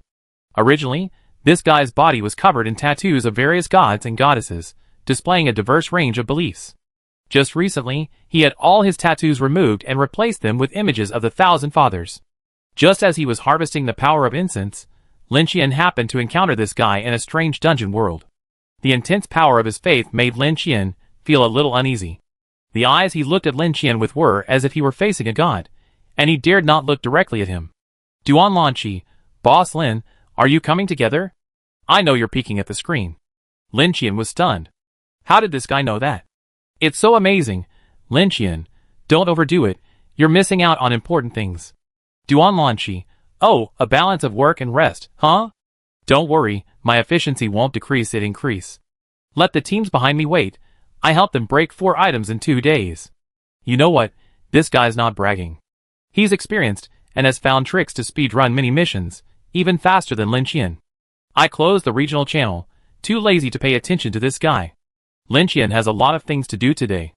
In addition to leading the team to level up, Lin Qian has also been trying to break the 2nd level item. Unfortunately, I don't know if my luck has run out, so I haven't found any. A change of pace today. Time to take my colleagues to the Infinite Boxing Championship for some fun. Chapter 561. Arriving in the City of Chaos, a large group of supervisors had already gathered near the Skeleton City Paradise, having been notified 2 days in advance. Fearing a chaotic situation, Lin Qian didn't plan to bring too many people this time, offering only 20 spots. The reward of 1,000 points per person immediately set the entire City of Chaos ablaze with excitement. Discus even set up several arenas near the casino, using tournaments to determine the spots. Finally, 20 skilled supervisors were chosen. With the exception of Parrot, who was specially selected by Lin Qian, all were level 2 or 3. Some, like Discus and Snake, came to help for reasons other than points. The Striped Serpent, along with the 2 level 3 supervisors from Wood Nest, Wood Monkey, and Spider, had also asked Lin Qian if they needed help, but he felt it was unnecessary to call on so many. Another factor was that Wood Monkey's tree people had been backstabbed by the Crystal Tribe, and Lin Qian was reluctant to allow the two to meet. The supervisor had lived through countless years, and long since let go of their hatred, but if they actually met, it would still somewhat dampen their spirits. If the Crystal Tribe were to act naively, and need to be exterminated, he could call upon the Wooden Monkey. I'm sure it would be willing to lend a hand. In fact, the perverted combination of the fish monster and the puppet man alone was enough to sweep everything away. Add Discus and Snake Brother to the mix, and even the leaders of the ancient races would have to reckon with this lineup. Discus wore a fur coat, and a gold chain weighing over 10 pounds hung around his neck. His gait clattered as he walked, giving him the air of a local tycoon. When he saw Lin Qian, he still wore that innocent smile. Lin Qian rolled his eyes. He now understood the unscrupulous nature beneath Discus's honest facade. He was definitely the #1 profiteer in the City of Chaos. After sending everyone into the Hound Dimension, Lin Qian returned to his room, took out his ticket to the Infinite Boxing Championship, and used it without hesitation. Swish! A flash of white light, followed by a teleportation flash, allowed Lin Qian to open his eyes, only to be confronted by the familiar pure white space. This time, Lin Qian was no longer wearing the white robe he worn at the start, but the cloak of concealment gifted by Baiguan. "Hello, contestant." A gentle female voice rang out from behind him, rippling the water, as the figure gradually became clearer. Turning his head, Lin Qian observed carefully. He noticed that the figure before him had a significantly larger crystal body than the prophet, and the style of his white robe gave him a far more distinguished look. "Thank you for saving my people." Then, the other person's next words startled Lin Qian. Because he couldn't sense any presence, he had assumed this guy was just an NPC projection, but he hadn't expected it to be real. "I already received my due. I'm ready, let's get started." Time was precious, and Lin Qian didn't bother to waste time chatting, simply choosing to begin. "Okay." As the gentle female voice rang out again, the scene before him began to shift. 1. The familiar training ground, the familiar white beam of light, the familiar wooden puppet. Looks like a fixed level. He casually swung his bloody whip, shattering the wooden puppet into Lego pieces. With his other hand, he tapped his chest. "Brothers, time to get back to work." With a creak, the old wooden door swung open. Just as the second level began, 2 beams of light descended. However, before Lin Qian could get a clear look at the 2 wooden puppets, he heard 2 bangs and a pile of parts scattered. Swish! The fish monster held a huge roasted beast leg, his mouth dripping with grease. Then, the puppet man jumped out. "Wow! The Infinite Boxing Tournament! It's been so long." Except for Brother Snake, who stayed in the Hound space with Sister Min, the other supervisors all jumped out. The next second, 3 beams of light descended. "I do it! I do it! I do it! Why are you coming? I do it!" Bang, bang, bang. "Stop it, it's over. You stinky fish. Don't even think about using a combined attack with me later." As soon as the puppet man said this, the fish monster immediately admitted his mistake. "Sorry. I was wrong. You do it. Humph. That's better. There are too many monks and too little meat. How to distribute it is a problem." Lin Qian blinked, realizing that there seemed to be nothing for him to do. Thinking for a moment, he reached out and patted the discus beside him. "Brother Bing, since you're bored, how about we play some cards?" He wanted to test the discus's luck for himself. Discus scratched his head, then rummaged through his pocket with his other hand, pulling out an oversized deck of cards. "One more person, let's play landlord." Lin Qian called out to the crowd. "I do it." The fish monster was the first to respond. "Whatever you want to do, I do it." The puppet man put his hands on his hips, offering an irresistible reason. "You're the fastest, so you're the perfect person to clear out the miscellaneous soldiers. After all, Boss Lin's goal is 1,000 levels." The fish monster opened his mouth, only to find himself unable to refute. "Don't worry, don't feel pressured. It doesn't matter if you don't beat 1,000 levels. After all, I still have 2 tickets to the Infinite Boxing Championship, so there are plenty of opportunities."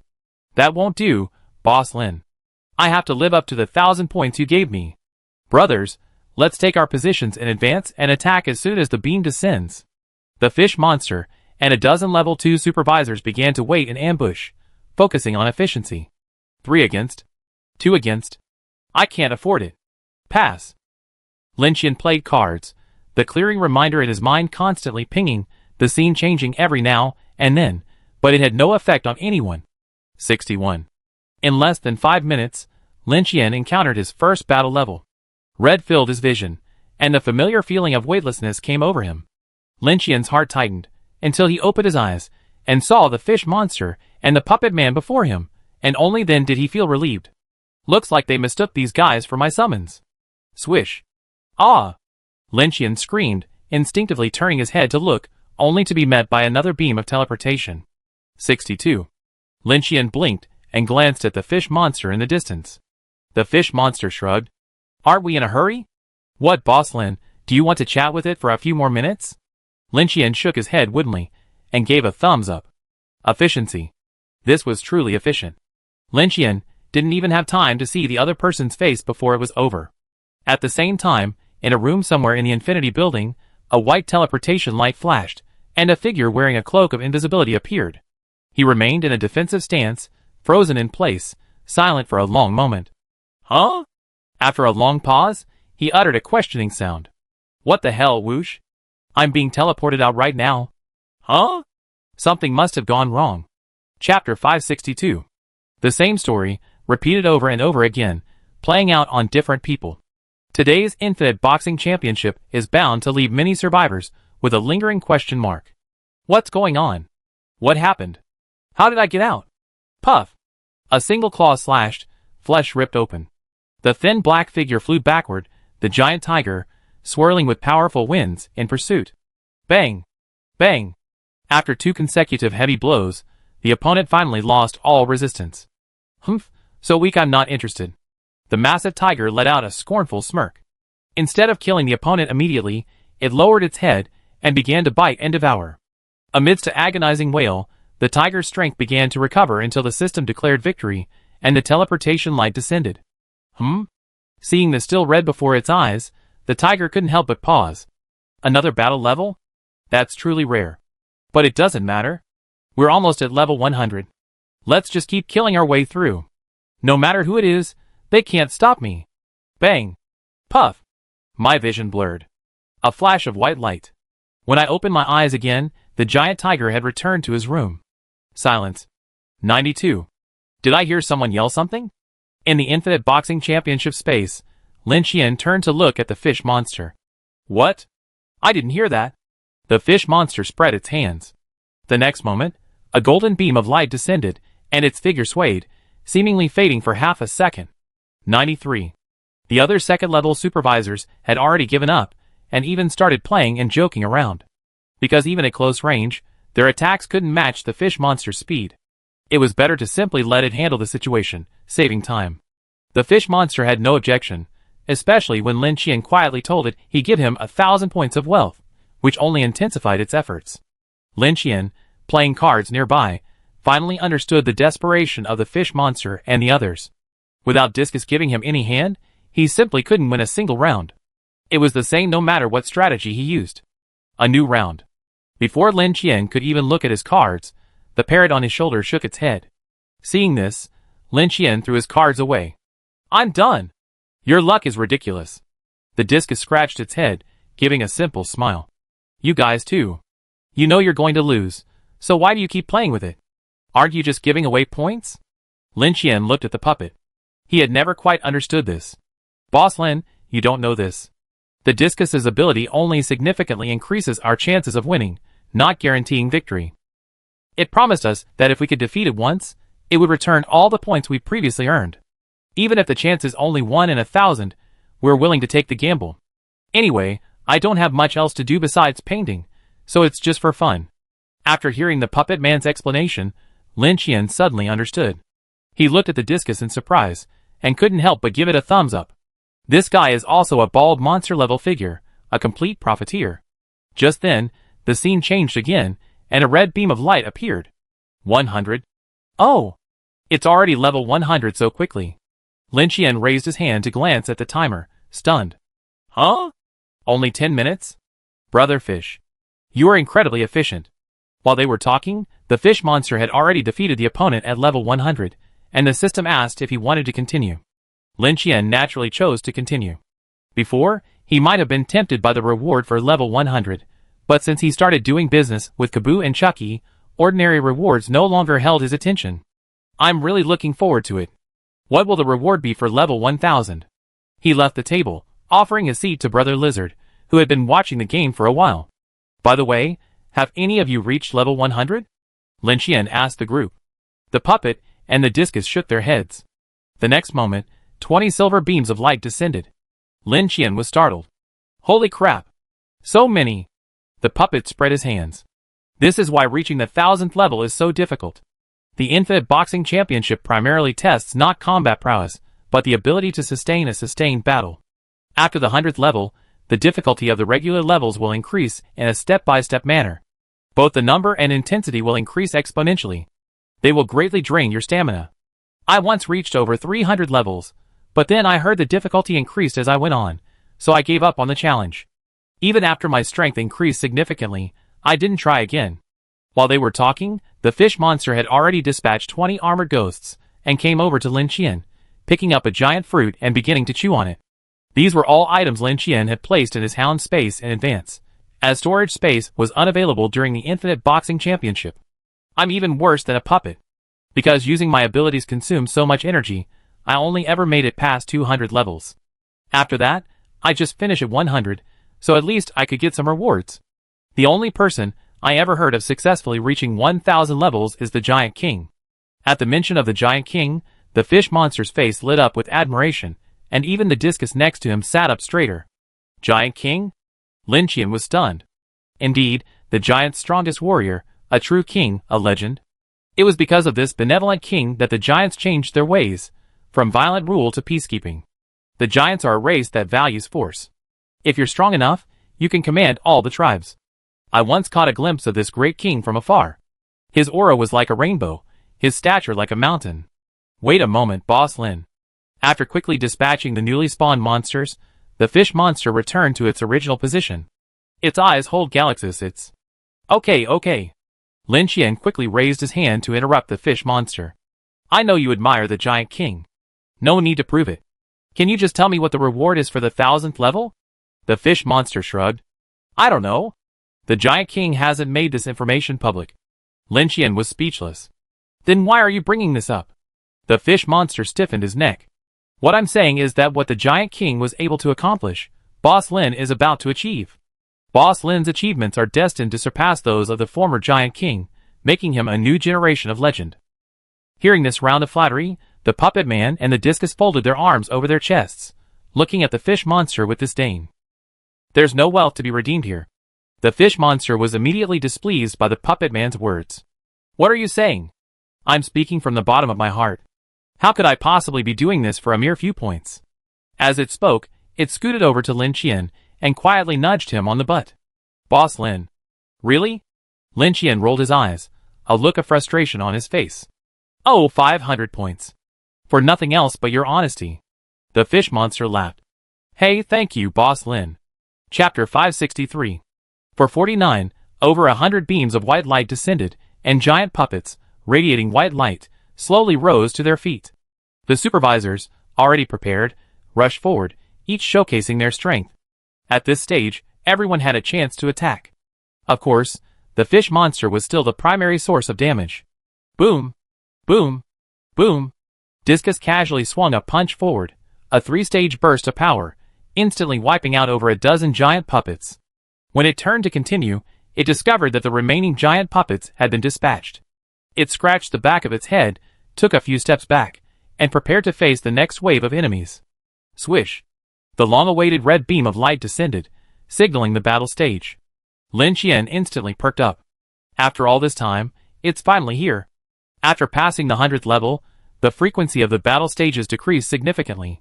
After more than 400 levels, this was the second one. The previous one was less than 200 levels ago. Someone who could reach the 400th level must be incredibly powerful. The scene shifted, and mist shrouded the surroundings. Below them was a hexagonal aerial arena, approximately 100 square meters in size. The supervisors were huddled together, making it seem a bit cramped. At the same time, the figure on the other side gradually became clearer. No cloak of concealment was worn. At this stage, there was no need to conceal one's identity. There were only a few top-tier warriors. A tall, lanky figure, long limbs, covered in scales. Its massive tail had serrated edges and was hairless. Its head resembled something out of a film or television alien, with narrow eyes. Its most striking feature was its ferocious, enormous mouth and its jagged, sharp, black teeth. If it weren't for the red beam of light ahead, Lin Qian would have thought he encountered a boss-level monster. It looked terrifying. Lin Qian was shocked, but the other party was even more shocked. It looked around at the supervisors before it, each one even more ferocious and terrifying than itself. Its brain briefly shut down. What is going on? Like Lin Qian, if it hadn't seen the red beam of light, it would have thought it was playing a normal level. Huh? The Iron Fang tribe? The fish monster had already charged forward, but suddenly stopped. Seeing its behavior, the others paused as well. What's going on, brother fish? Lin Qian quietly asked through the soul link. Boss Lin, this guy looks familiar to me. The Iron Fang tribe, the Sea tribe, and the Whiteback tribe were once subordinate races of the Giant tribe, so it's not surprising that they be familiar. Oh, an acquaintance? We could chat then. There was still plenty of time, so Lin Qian wasn't in a rush. However, while they chose to hold their ground, the Iron Fangs on the other side took the initiative. With a flash of red light, Lin Qian watched in shock as the enemy's figure transformed into 7, each with a distinct aura, simultaneously spreading in different directions. Oh! Seeing this familiar scene, the fish monster clapped its hands. 7 clones, I remember. Faluh! Ha ha ha! Did I know it looked familiar? The fish monster's voice echoed in his mind, but the creature known as Faru remained completely unmoved. Its observation skills were sharp, and it immediately locked onto Lin Qian, who was nestled in the center, protected by the guards. Its cloaked form quickly approached, its maw wide open, ready to bite Lin Qian's head off. But the next moment, it realized something was amiss. The unassuming parrot on the other's shoulder seemed to be staring intently at it. What's going on? Just as it was startled, a whistling sound suddenly reached its ears. Bang! Discus's massive fist swung out without warning, smashing directly into Faru's side. Buzz! A layer of earthy yellow light enveloped Faru, and Farah took a few steps back, revealing himself. Such immense power. Is this a summoned creature? Shock lingered in its gaze. But the next moment, something even more shocking occurred. With a series of bangs, its 7 clones simultaneously exploded, transforming into a pitch-black, asphalt-like goo. What? Faru's eyes raged. This bizarre phenomenon was beyond comprehension. The next moment, there was a rustling sound, as the fish monster's massive hand descended from overhead. Faru reacted quickly, spinning back to counterattack. However, before the attack could land, the fish monster flashed again, appearing behind him. Amazing speed? It was startled. A long-forgotten memory awakened. Faru, it's me, Lan Yuan. The serrated tail suddenly changed course, slamming into the ground with a resounding boom. Gazing at the monstrous creature before it, Faru was stunned. It hadn't mentioned that name in ages. It seldom mentioned it, though it would occasionally sigh when it did. That was one of the few people it could truly call a friend. Arrogant and rude, but not unpleasant. Is this some new kind of mind interference technique? You read my memories? Faru snorted coldly, his gaze turning cold again after an initial hesitation. The fish monster was speechless before suddenly attacking, sending the opponent flying with a thud. This idiot, it's been so long, and I didn't expect you improved at all. You still can't see the situation clearly. Beat him. Hold on for a moment. Do I need to resort to trickery to beat you? Now that you become stronger, you really think you're nothing? With a wave of the fish monster's hand, Discus and the others rolled up their sleeves and pounced, beating him until one arm trembled and rose up. Stop! I believe it. Brother Lon. I really believe it. Only after hearing this did the fish monster signal everyone to stop. That's enough. The supervisors retreated, revealing Faru's horrible appearance. The yellow light that protected him was shattered by 2 punches from the discus, and even several of his proud iron teeth were broken off, leaving him with no remaining flesh. This wasn't even the full complement of players, otherwise the puppet man's curse alone would have been enough to wreck him. The fish monster crouched down, gloating over his old friend, unable to suppress a chuckle. How have you become so soft? Remember when we were caught stealing the giant's tribute? We were beaten like a madman, but you didn't even give in. You just held on tight, and refused to steal. Fortunately, the giants appreciate tough guys, otherwise there wouldn't be any more stories. The fish monster reached out, and pulled Faru up. Hiss. Faru grimaced in pain, but Lin Qian noticed that his wounds were healing visibly. Oh! Did you transplant the wolf demon's heart? No wonder you managed to get this far. Chapter 564. Brother Yu's previous name was Lan Yuan. Hearing those two words, and looking at the hideous figure of the fish monster before him, Lin Qian couldn't connect that name with him. This is Boss Lin. Leave him the code. I talk to you later when I have time. We have to challenge the 1000th level now, and time is running out. The fish monster dragged Faru to Lin Qian and urged him impatiently. Faru remained silent throughout, completely lost in confusion. But haven't you already? It stared at the fish monster, still in disbelief. I don't even know I'm dead? Stop talking nonsense. Hurry. Number. Kicked and stomped by the fish monster, Faru sputtered his number, which Lin Qian quickly wrote down. Alright, see you later. After leaving his contact information, the fish monster, without hesitation, threw Faru towards the puppet. With a bewildered look on his face, Faru touched the puppet's body, only to be corrupted by the curse, and explode with a bang, his death abrupt and swift. 451. Soon, the scene changed, and the next level began. At the same time, on an island somewhere in the endless sea, in the highest palace, Faru, clad in a regal robe, emerged from a teleportation of white light, his expression still somewhat dazed. With a wave of his hand, Faru retrieved a pitch-black spear from his storage space, examining it carefully. It was a gift from the other party long ago. Unfortunately, as his strength grew, this weapon, once a powerful weapon, gradually failed to keep up with the intensity of battle and gradually receded into the background. However, he kept it in his storage space, carrying it with him at all times, occasionally taking it out to play with when no one was around. Memories burst forth like a box opened. Elder Faru. After a long moment, Faru was finally pulled from his recollections by a respectful voice from outside the door. Speak. Its voice was cold, carrying an undeniable authority. The Supreme Council has been going on for a long time. Hearing this, Faru's brow furrowed, a look of impatience on his face. Didn't I tell you? I'm too lazy to go. Let them decide everything. The figure outside trembled and knelt. The great elder said this matter is of grave importance. You must be present. No! Faru was adamant. The next moment, a voice echoed directly into Faru's mind. It was the voice of the great elder of the Iron Fang tribe, their most powerful. The Crystal tribe has brought irrefutable evidence. The traitor from that year has been found. This single sentence caused Faru's eyes to widen. What? It was filled with disbelief. It's the Whiteback tribe. Then, the voice in his head dropped another bombshell, shocking Faru so much that he couldn't help but open his mouth. If we were to send a punitive expedition, we old bones, our essence almost exhausted, would certainly not be able to move. Only you can carry this banner. What are you thinking? After a long silence, Faru's eyes grew fierce. Kill. One word, a resolute statement. Traitor, unforgivable. 772, giant, deformed fleshworms, their bodies bulging, roared and converged from all directions. Their numbers were so numerous that the end was endless. Bang, bang, bang. As the numerous black footprints spread, the disgusting swarm of fleshworms exploded like fireworks, their slime splattering everywhere. Hey! Silly fish. This is the infinite boxing tournament. Everything will be restored after you clear the levels. Stop collecting the juice. Come help. Seeing the fish monster in the distance secretly collecting the juice, the puppet man couldn't help but yell in frustration. Hey! Got it, got it! The fish monster quickly put away the bottle and vanished from the spot. He began harvesting from the outer circle, working with the puppet man inside and outside. Bang, bang, bang. Looking at the terrifying scene before him, Lin Qian couldn't help but be dumbfounded. Should I have brought more colleagues with me? This is too much.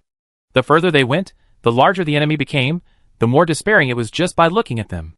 At the same time, he couldn't help but wonder just how strong the giant king, who had truly passed 1,000 levels single-handedly, must be.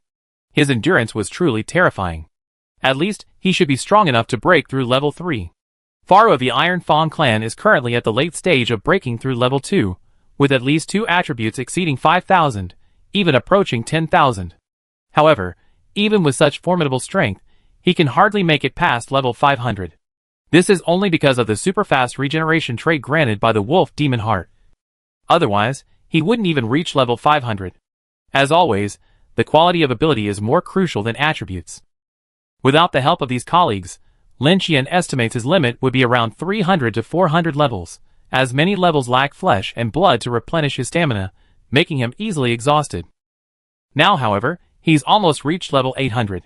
Lin Qian has consumed 5 large drinks, 16 oranges, a bunch of unnamed fruits, and some barbecued meat, feeling more relaxed than a vacation. Some of the surroundings were rather distasteful, but Lin Qian was now considered a seasoned warrior, immune to most of the effects. 799. The scene shifted again, and a massive golden beam of light descended, the largest Lin Qian had ever witnessed. Roar! With a roar that shook the heavens and earth, crimson thunder erupted, sweeping across the entire arena. Lin Qian's pupils constricted at the sight of the familiar red lightning. The power of the giant. Looking up, he saw a massive figure, over 10 meters tall, gazing down at him. The crimson eyes were filled with suppressed fury, fists clenched, and twisted totems etched across his exposed skin. It was completely different from the giant he had seen in the 100 Districts War. The sheer sense of oppression was enough to make Lin Qian's heart palpitate. Such a terrifying aura. However, in contrast, the fish monster, Discus, and other giant city supervisors were incredibly excited. Giant! Back off, let me take over. The fish monster took the lead, charging straight ahead. Even Discus was unusually aggressive, afraid to fall behind. Beside the over 10-meter tall giant, the group looked much smaller and cuter. The giant seemed to sense the provocation, veins throbbing on his forehead. He took a deep breath, and his giant power suddenly erupted. Roar! Discus and the others were thrown dozens of meters away. Even Lin Qian was affected, flying backwards like a kite with a broken string. Holy crap! Lin Qian was very familiar with this skill, a furious roar. He could do it himself. But compared to the other one, he was just a meowing kitten. The gap was enormous. Chapter 565. Ha ha ha. See? I endured the baptism of the giant's power. Ouch. The old boss's fists are so strong. Look how hard we hit him. His head's even crooked. Discus. Where are you hitting? Hit his legs first. Oh my god, no, I can't seem to move. Puppet. Hurry, hurry, hurry, we have to unleash our combined skills. A giant is a giant after all. This was the first time Lin Qian had seen the fish monster so overwhelmed. There was no choice but to ask the puppet to help unleash his combined skills. Of course, this was mainly because Lin Qian was on a time limit. Otherwise, no matter how strong the opponent was, as long as he could break through his defense, he would sooner or later be able to wear them down with his immortality. Lin Qian didn't just stand by and watch. He carefully observed the giant's power techniques, and how he used his power. In just a few minutes, his experience in giant physical skills increased rapidly, benefiting greatly. At the same time, he realized that his ferocious beast soul could also use the giant's physical skills in battle, becoming proficient in all other techniques. With the puppet man's involvement, the curse erupted in all directions, and the giant finally fell in despair. It's a pity that the opponents generated in the Infinite Boxing Championship are unconscious. Otherwise, with my reputation among the giants, I might not have to go through so much trouble. The fish monster turned around and began boasting again. Can you put me down first? The puppet man, transformed into accursed brass knuckles, crossed his arms, a look of displeasure on his face. The battles ahead are getting increasingly difficult. We're in a hurry. For Boss Lin, you have to make do. The fish monster's arm, corroded by the curse, continued to deform and swell, but he refused to let go of the puppet man. Using Lin Qian as an excuse, the puppet had no reason to object. 800. Soon, pillars of silver light descended from the sky, and a new level began. The difficulty increased noticeably, but under the combined skills of the fish monster and the puppet, the efficiency remained undiminished. 867. Time passed, and progress accelerated rapidly. Due to the increasing pressure, the fish monster and the puppet had no time for bickering. Just then, accompanied by the creaking of old door hinges, Brother Snake and Sister Min simultaneously emerged from the hound space. Brother Snake's appearance instantly gave Lin Qian a strong sense of security. The head of the family finally lost his composure. With a simple, slow step forward, the surrounding monsters, bearing their fangs and claws, were reduced to stone statues. Then, squeezed from behind, they collapsed and shattered. Sister Min, on the other hand, remained by Lin Qian's side. Her abilities weren't suited to sweeping through the area. 893, 945, 986, 1000. Finally, with just over 10 minutes remaining, the level officially reached 1000. The scene shifted, and a blood-red moon appeared in the sky. Boom! As the world shook, a massive, dark pillar of light descended from the sky. Judging by its size, it was no different from a giant. Roar! A roar like that of an ancient beast erupted, and Lin Qian's brain felt like it was struck by a heavy hammer, his stone heart attribute taking effect immediately. He shook his head and looked up at the terrifying, enormous creature. Giant wings that obscured the sky, glistening black scales, ferocious, terrifying fangs, and orange-yellow pupils filled with ferocity and brutality. Dragon! The puppet cried out in shock. Oh my god! I've seen a lot of dragon-related material, but this is the first time I encountered a live one. This is incredibly huge. The fish monster tilted its head back, its mouth wide open. Lin Qian was equally shocked. It was indeed enormous. If the platinum dragon hide he bought from the elves were unfolded, it would probably only be 5 or 6 meters tall. Compared to the terrifying black dragon before him, it would be a mere juvenile at best. Just then, Brother Snake suddenly turned to look at Sister Min and said something. Sister Min opened the door and slipped into the storage space, hiding. Just as Lin Qian was puzzled, he suddenly saw the black dragon's chest light up imperceptibly. The next moment, a familiar white light erupted. Boom! The dragon's breath, like a tsunami, enveloped everyone. Oh my god! Pure fire? Lin Qian was startled, then blasted away. Although his incombustibility trait granted him immunity to high temperatures, the impact of the dragon's breath still left Lin Qian severely injured. No wonder Brother Snake told Sister Min to hide.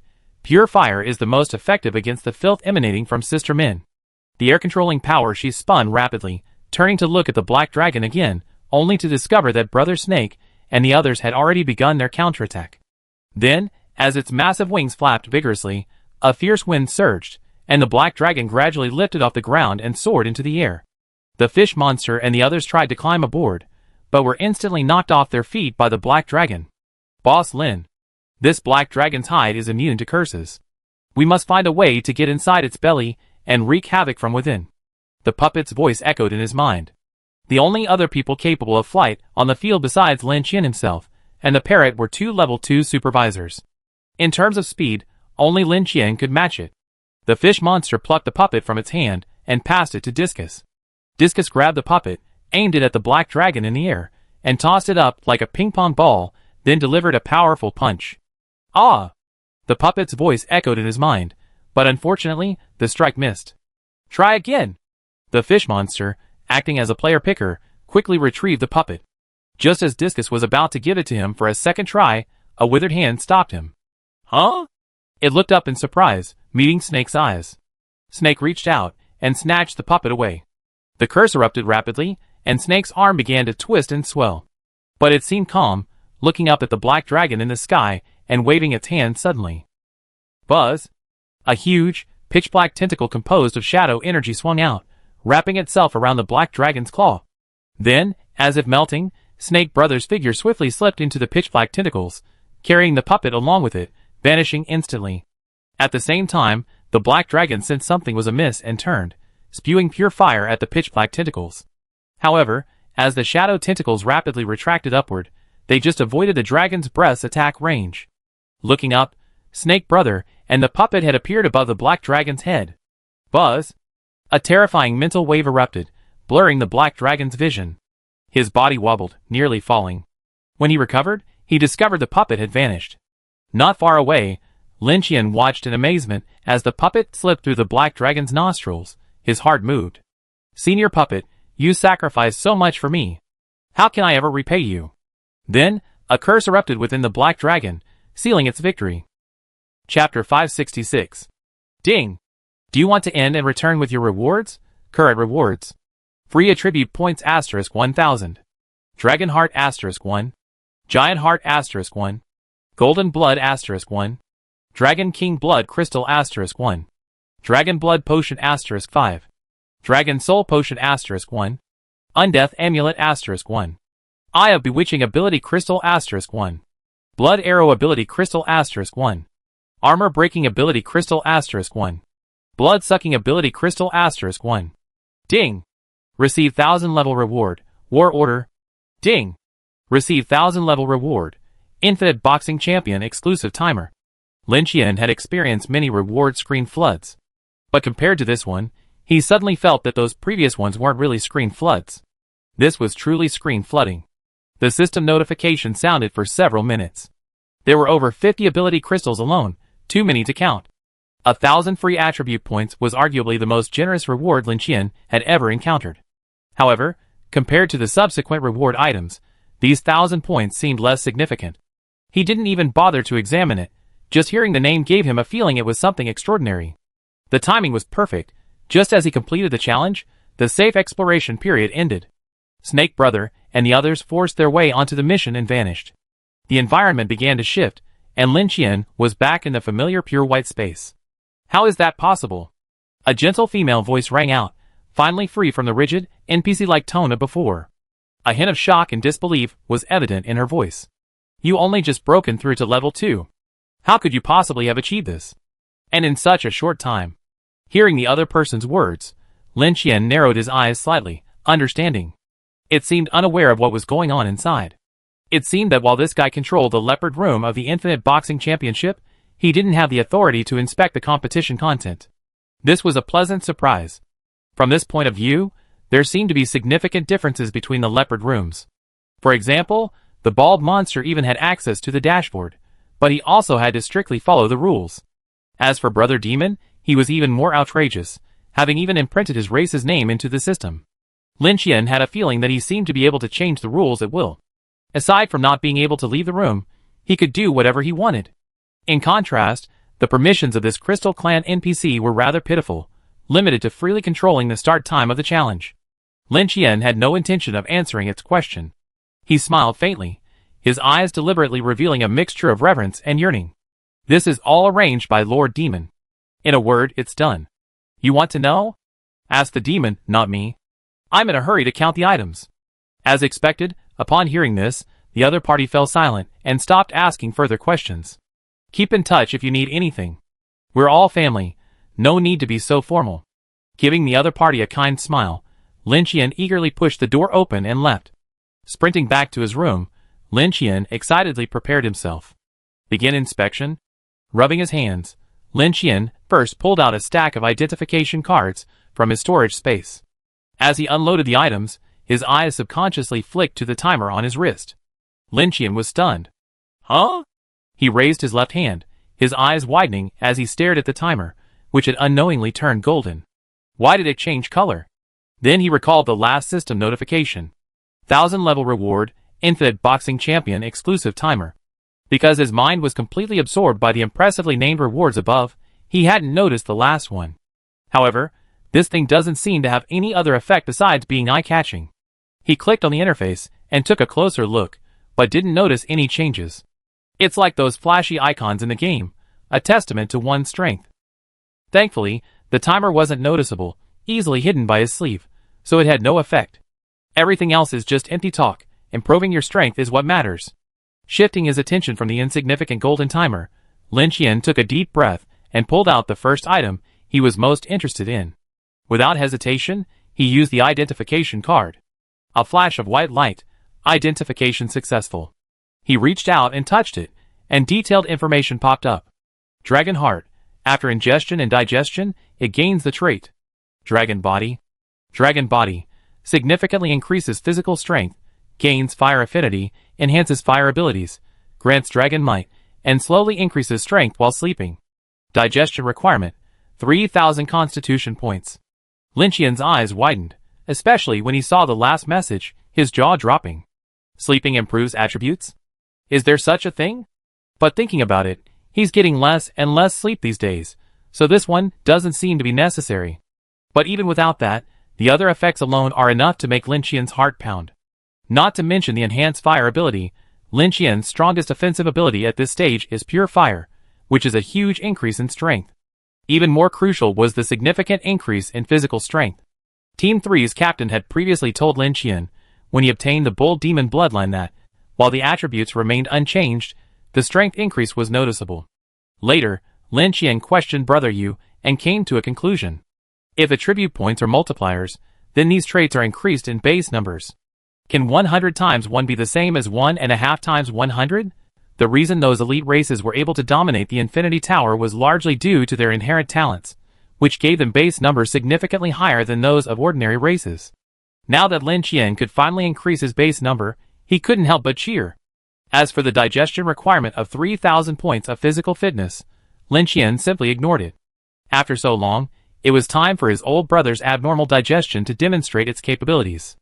Ah, gulp, swallow it all. It was obvious that with such a huge difference from the digestion requirement, the reaction would be beyond imagination. At this moment, Lin Qian pulled off a trick. Before the side effects could even begin, his soul flew out of his body. Then, he watched the excitement unfold from a bystander's perspective. He witnessed what felt like worms burrowing beneath his skin occasionally breaking open, and then the stratum corneum, resembling dragon scales, began to emerge. However, none of this pain affected Lin Qian. However, seeing his original form in such a miserable state, with precious blood spilling all over the floor, Lin Qian couldn't bear it. He quickly returned to his original form, absorbing the pain, while controlling the blood's return to his body, and taking out a rapid healing potion to heal his injuries. Chapter 567. Ding! Acquired trait. Dragon body? Huh? Beside the hot spring, Lin Qian's hair was disheveled, blood-red steam billowing from his body. His yellowish-brown pupils slowly recovered, but his curved, sharp nails could not be restored, and blood-stained scales covered the surrounding area. The digestion requirement differed by 2,000 points, and the side effects were far greater than Lin Qian had imagined. The pain this time completely crushed the first place he had reached when digesting the nail core. But it was only pain. Thanks to the resuscitation trait, Lin Qian was confident and not worried about his life at all. Facts have proven that abnormal digestion is still very powerful.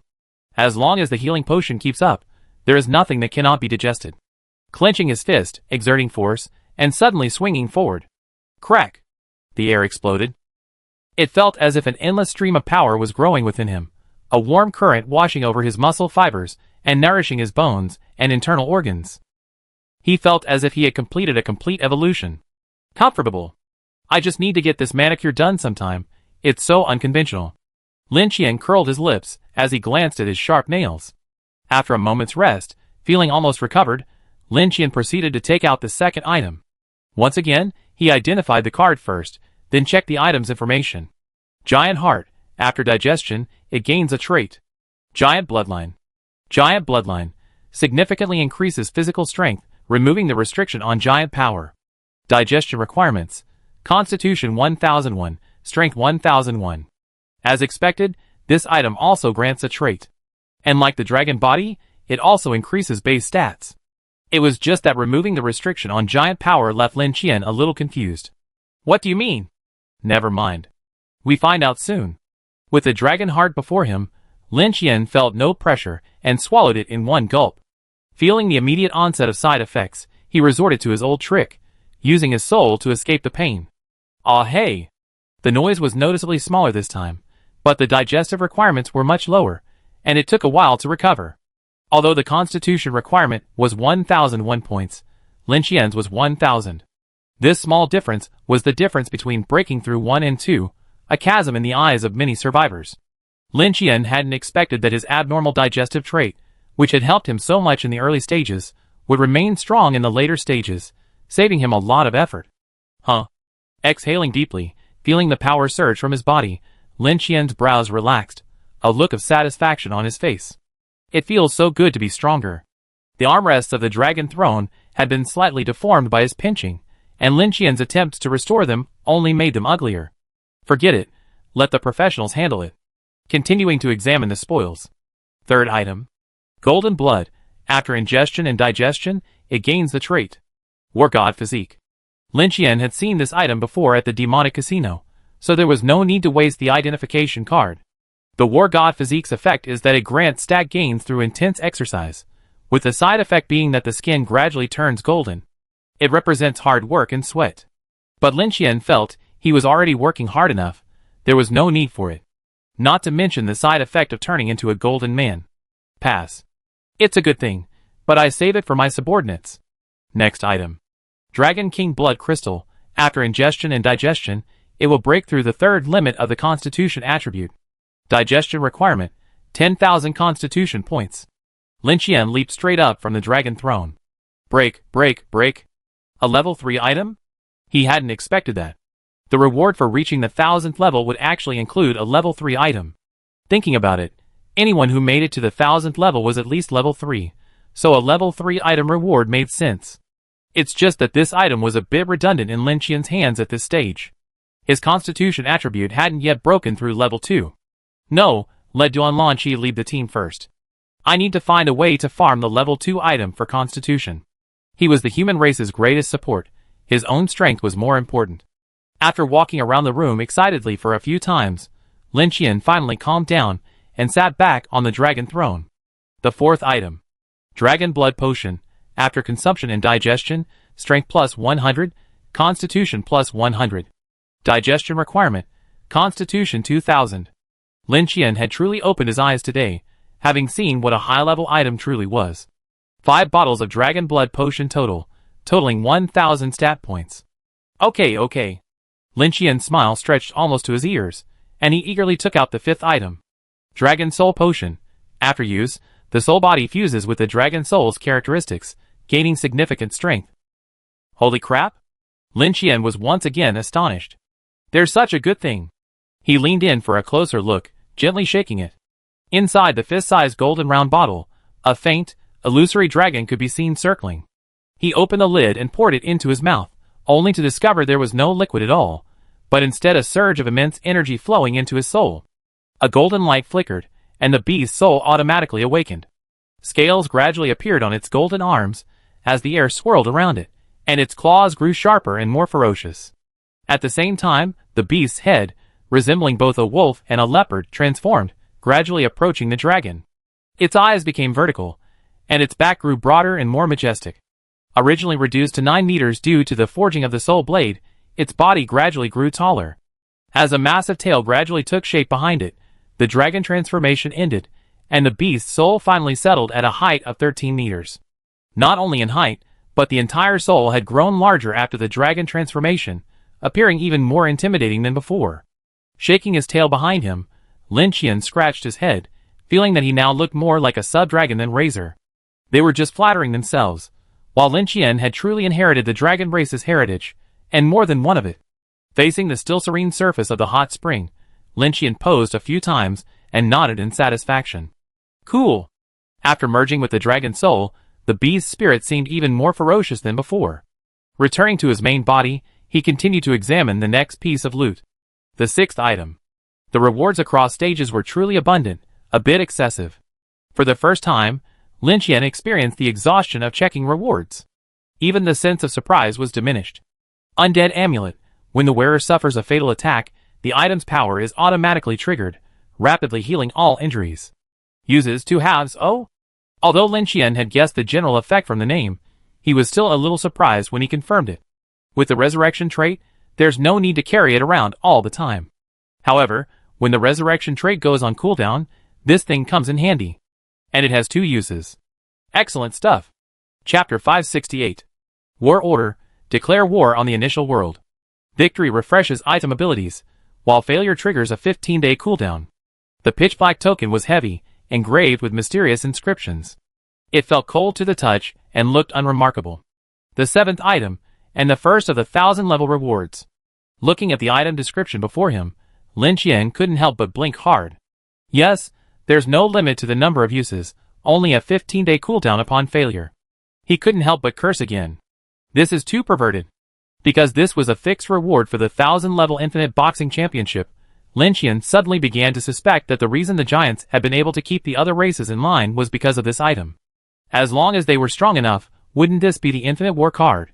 Just when he was worried about the rarity of war cards, even the elves and the Box Erg were running low on stock, and now it's here. What a sleepy head, someone hands you a pillow. The system treats me well. Lin Qian shouted, cupping his fists and bowing to the heavens, then burst into laughter. Ha ha ha. He was now almost eager to escape the protection period. I have to say, the system is a bit too thoughtful. To protect the other races within the Infinity Building, it's actually using a protection period to control me, Lin. Humph. When I'm out of my cage, I show the people outside what true fear is. Ha ha ha. Lin Qian let out a righteous laugh, stored the war order in his storage space, and continued to examine the spoils. The most important items had already been inspected, and what remained were a large number of various ability crystals. One identification card after another was thrown out. Lin Qian set aside the ones that suited him, packing up the rest and leaving them for the Black Army. After selecting, he began to absorb them one by one. Ding! Gained ability. Eye of Bewitchment. Eye of Bewitchment. After activating this ability, the strength of the Bewitchment soul is lower than that of the target. The higher the spiritual attribute, the stronger the Bewitchment power. Ding! Gained ability. Blood Arrow. Ding! Detected a similar ability. Alien Blood. Select Fusion. Fusion completed. Ding! Gained ability. Armor Break. Detected a similar ability. Giant Power. Fusion completed. Suddenly Lin Qian paused. As the new Armor Break ability merged with Giant Power, he subconsciously glanced at the panel and finally noticed something unusual. Wait! Where are the percentages behind my Giant Power? Giant Power, Ultimate Attack, Furious Roar, Armor Break. Could this be the reason for removing the restrictions on Giant Power? Lin Qian recalled the introduction to the Giant Heart, his heart pounding. He raised his hand, attempting to mobilize the power of the Titan. With a bang, Crimson Lightning emerged, surging and spitting out ferociously. Not only had the percentage been removed, but the effectiveness of the Titan's power had also been enhanced. Looking at the effect of the ultimate attack, there was no longer a percentage limit. The description now stated that it involved burning life to deliver an ultimate attack, but the subsequent side effect of falling into near death remained unchanged. Lin Qian was already quite satisfied. Before, because he had to conserve Titan's power to launch an ultimate attack, he couldn't use it casually during battle to avoid disrupting the percentage progress. Later, he received an item that replenished Titan's power, and Lin Qian was quite happy, thinking that he could ignore this limit from now on. However, before he could use it, he completed another round of evolution, making it completely useless. The version updates so quickly that many things are obsolete before they're even useful. Lin Qian could only shrug helplessly. It's all because of all the hard work and sweat I put in. This is what I, Lin, deserve. Continue. Ding! Gained ability. Bloodsucking. Homologous ability detected. Different blood. Fusion successful. 4 more abilities were added, but Lin Qian didn't feel much of a difference. These abilities were of average quality and hardly caught his eye. Next came the final point allocation. No need to think twice, all in on the power of over 1,000 free attribute points. The dashboard received a major update.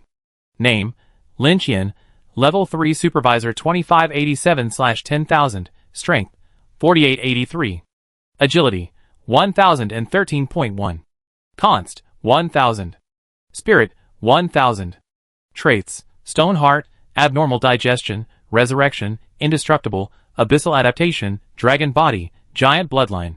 Abilities, Pure Fire, Flame Breath, Flame Afterimage, Sun Ray, Ring of Fire, Flame Armor, Flame Sword, Dragon Breath, Embers, Delayed Explosion, Filth, 2%, Alien Blood, Bloodline, Ghost Blood, Blood Mist, Pure Yang, Blood, Blood Arrow, Blood Drain, Shadow, Shadow Walk, Shadow Lightning Lance, Armor, Bone Armor, Crystal Armor, Steel Armor, Dragon Scale Armor, Giant Strength, Ultimate Blow, Furious Roar.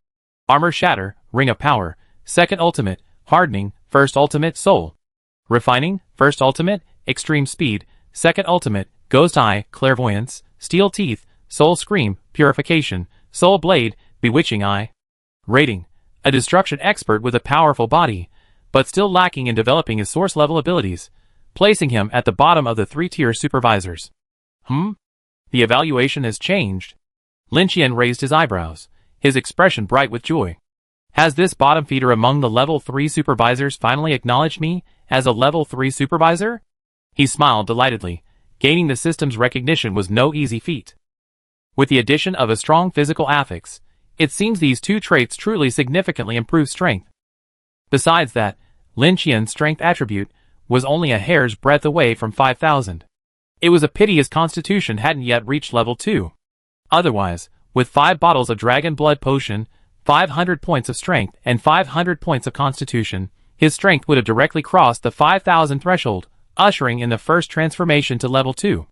In addition, Lin Qian had a stockpile of unused attribute items, waiting to be used once his constitution reached level 2, to avoid wasting attribute points. With my current attributes, I'd be ranked high even among a mid-level race like the Sub-Dragons, and that's before even considering my top-tier traits and abilities. He was increasingly anticipating the looks on the faces of those eager aliens, when they saw his true strength after leaving the protection period. It's going to be exciting. Lin Qian chuckled and casually clicked on the countdown panel. Third regional trial. 16 days remaining. Only half a month left, plenty of time. Closing the panel, Lin Qian took a deep breath. Suddenly, as if remembering something, he raised his brow. Did I forget something? Oh, I remember. I told him before that there would be a training camp in the remaining 15 days. Look at what's happened. My strength has just increased significantly, and before I can even give the enemy the first bite, I'm letting my own people experience it first. How unpleasant. Lin Qian grinned and rubbed his hands, already anticipating the desperate expressions on everyone's faces during tomorrow's training. Don't worry, I won't hold back. It's time for you to remember your father's stern love. Chapter 569. Gulp. The distinct sound of swallowing saliva was heard. Silent, oppressive.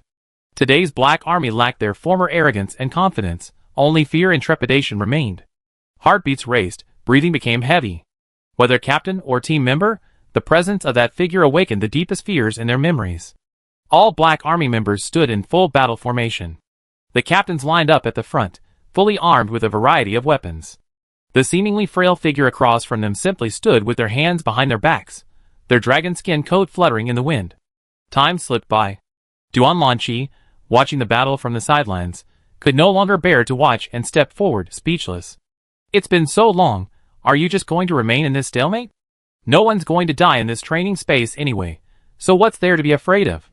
After transferring to Area 4126, Duan Lanqi also gained access to the training space. According to him, the training space is an exclusive reward for first place in the 100 districts competition. If District 4126 doesn't take first place in the next 100 districts competition, the system will revoke access to the training space until it wins first place again. The training space is still very useful. Brother Duan, the fact that you can say these words proves you haven't experienced Brother Qian's beatings. Duan Feng's forehead was covered in cold sweat, and his voice trembled slightly. Let me put it this way. Last time, it was Brother Wu who led the charge. Look at him now. He's almost retreated to the other team members, afraid that others would notice him. Old Wu, who was quietly moving backwards, was suddenly stared at by several pairs of eyes. He immediately returned to the front row with an embarrassed look on his face. Hey, don't look at me. I definitely won't be the first one this time. Old Wu stiffened his neck, his face brimming with self-righteous confidence. Do you feel Brother Qian's aura growing increasingly terrifying? Su Mian's face was solemn. He had never felt such a terrifying sense of oppression. I say. Just then, Lin Qian finally grew impatient and spoke loudly. Are you guys coming or not? If not, I'd be there. The moment these words were spoken, everyone was shocked. Don't. Brother Qian, hold on. Let's build up our courage first. It'd be over in no time. Su Mian's face paled, and he shouted. One more minute, hurry up. Lin Qian glanced at the golden timer and issued an ultimatum. Oh, you're exaggerating. Duan Lanqi shook his head and laughed. It's a pity that my strength far surpasses yours. If I were to side with you, Boss Lin would definitely have to fight hard, which would affect the teaching. Otherwise, before he could finish his words, Lin Qian interrupted him. You should stand over there too. Hearing this, Duan Lanqi's eyebrows raised, a playful smile playing on his lips. Really? He looked at Lin Qian. Lin Qian nodded gently. Then you better be prepared. I won't let you off just to save face in front of so many people. Duan Lanqi slowly walked over to Lin Qian, rubbing his hands together. Hee. Lin Qian said nothing, only sneered. The undisguised contempt in his face made Duan Lanqi clench his jaw. I can sense that your strength seems to have improved considerably, but you're being too arrogant. Don't you take me, Duan, seriously? Well, it's time to show you my unwavering self. Before he finished his words, Duan Lanqi transformed into a streak of silver light and vanished instantly. He reappeared near Lin Qian. With a dazzling silver light, Duan Lanqi launched an unstoppable punch, his movements noticeably slowing. Lin Qian didn't dodge, but his eyes suddenly became vertical, and then, an eerie purple light erupted, filling Duan Lanqi's entire field of vision. Eye of bewitchment. Duan Lanqi felt his vision blur, and the next moment, a swarm of petals suddenly flew past. He vaguely imagined a vision of something enchanting. Brother, you smell so good. He looked idiotic, his eyes full of peach blossoms, and his movements paused. Lin Qian hadn't expected this ability to be so effective against Duan Lanqi. He couldn't help but chuckle, seizing the opportunity and delivering a merciless slap. Boom! The giant's power erupted, a raging crimson thunder that shone upon Lin Qian like a demonic god. Duan Lanqi had no time to react, and was instantly slapped away, as if swatting a fly, effortless and insignificant. The black-clad soldiers were stunned by this scene, their previously summoned courage instantly vanishing. 2 seconds later, Duan Lanqi retreated back the way he had come, accompanied by a streak of silver light. The giant's power alone, without the ring of power or other skills, was not enough to instantly kill a veteran, even a level 2 expert like Duan Lanqi. This fellow had just said he would never let up, but even then, he deliberately slowed down his movements in front of Lin Qian. Lin Qian had fought him before, so he naturally noticed this subtle detail. It must be said that although Duan Lanqi appears carefree, he's actually quite thoughtful. Otherwise, he wouldn't have been able to remain so unscathed for so long. He didn't want Lin Qian to lose face in front of the Black Army, so Lin Qian naturally wouldn't take the opportunity to unleash his full power in a single blow, instantly killing Duan Lanqi and stomping on his head to demonstrate his strength. Of course, there was no need for that. What's going on? Duan Lanqi's eyes widened, his voice shrill with shock. You were fighting me back and forth just a few days ago. How come now? Could it be that you were hiding your abilities and deliberately letting me go? No way. That was our first meeting, we didn't know each other, and we were on opposing sides. There was no need for that. Duan Lanqi pinched his chin, sweating profusely, as he racked his brains for a perfect explanation. Don't guess. It was just yesterday. Lin Qian's words instantly extinguished all his fantasies. No! Impossible. I'm obviously the genius. You already reached level 2 in both attributes before you even left your protection period. That's already insane. How can you still be so unsatisfied? Stop it, Boss Lin. I can't stand this. Duan Lanqi's faith was shattered, his hands clawing at his face, tumbling into a frenzy. Go away, get out of my way. Lin Qian slapped him again, but this time Duan Lanqi was prepared, easily blocking it with his time shield. Since that's the case, I really not hold back. As if his expression had changed, Duan Lanqi quickly regained his composure, his eyes gleaming with a fierce fighting spirit. But the next moment, the harsh reality shattered his pride. Lin Qian drooped his eyelids, then launched a kick. Just as the time shield vanished, Duan Lanqi, before he could even finish his words, flew out with a squawk. Alright, stop watching the fun. Let's all attack together. Lin Qian looked ahead at the black-clad soldiers and nodded. Chapter 570. No, don't make Brother Qian wait any longer. If he strikes first, we'd be in trouble. There's no way around it. Let's get started. A short pain is worse than a long one. Come on. Go. Ah. Ah. Ah. A roar of fury echoed, finally merging into one. Drawing on the tacit understanding gained from years of fighting side by side, the entire black-clad army simultaneously attacked Lin Qian. The first to bear the brunt of the attack was Su Mian. He transformed into a streak of golden lightning, reaching extreme speed. Unfortunately, his agility wasn't enough, preventing him from maneuvering flexibly against the enemy. Zzzz. Lightning rubbed against the air, and the Thunder Disaster greatsword slashed across with unstoppable momentum. After all, he was a seasoned warrior. Once he was in form, he wouldn't hesitate. Lin Qian didn't attack, but simply transformed into armor to block. He wanted to experience these guys' progress firsthand. Bang! The Thunderstorm Greatsword, enhanced by Su Mian's lightning harness, became even more powerful. But it was still insufficient against the psychedelic dragon scales. Of course, Su Mian had anticipated this. His figure flashed, instantly transforming into lightning. The next second, he slipped directly under Lin Qian's crotch, reappearing standing behind him. Quite agile. Looking ahead, the remaining captains had already arrived. Old Wu leaped several meters high, a lava halberd swirling in flames in his hand, a white aura swirling around him.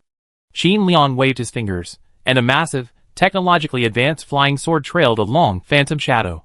The captains of Team 3 lowered their bodies and charged like wild bulls. The captains of the 4 teams emerged from the shadows on the ground, slashing horizontally with 2 swords, one long and one short. With a swish, Duan Feng appeared out of thin air on Lin Qian's other side, his short sword shimmering with a yellow-green toxic glow. Ah Le, seemingly flying close to the ground, crashed into Lin Qian's arms in an uncanny manner. Xia Qing sprouted wings of light from her back, soaring into the air with her bow drawn and gathering strength.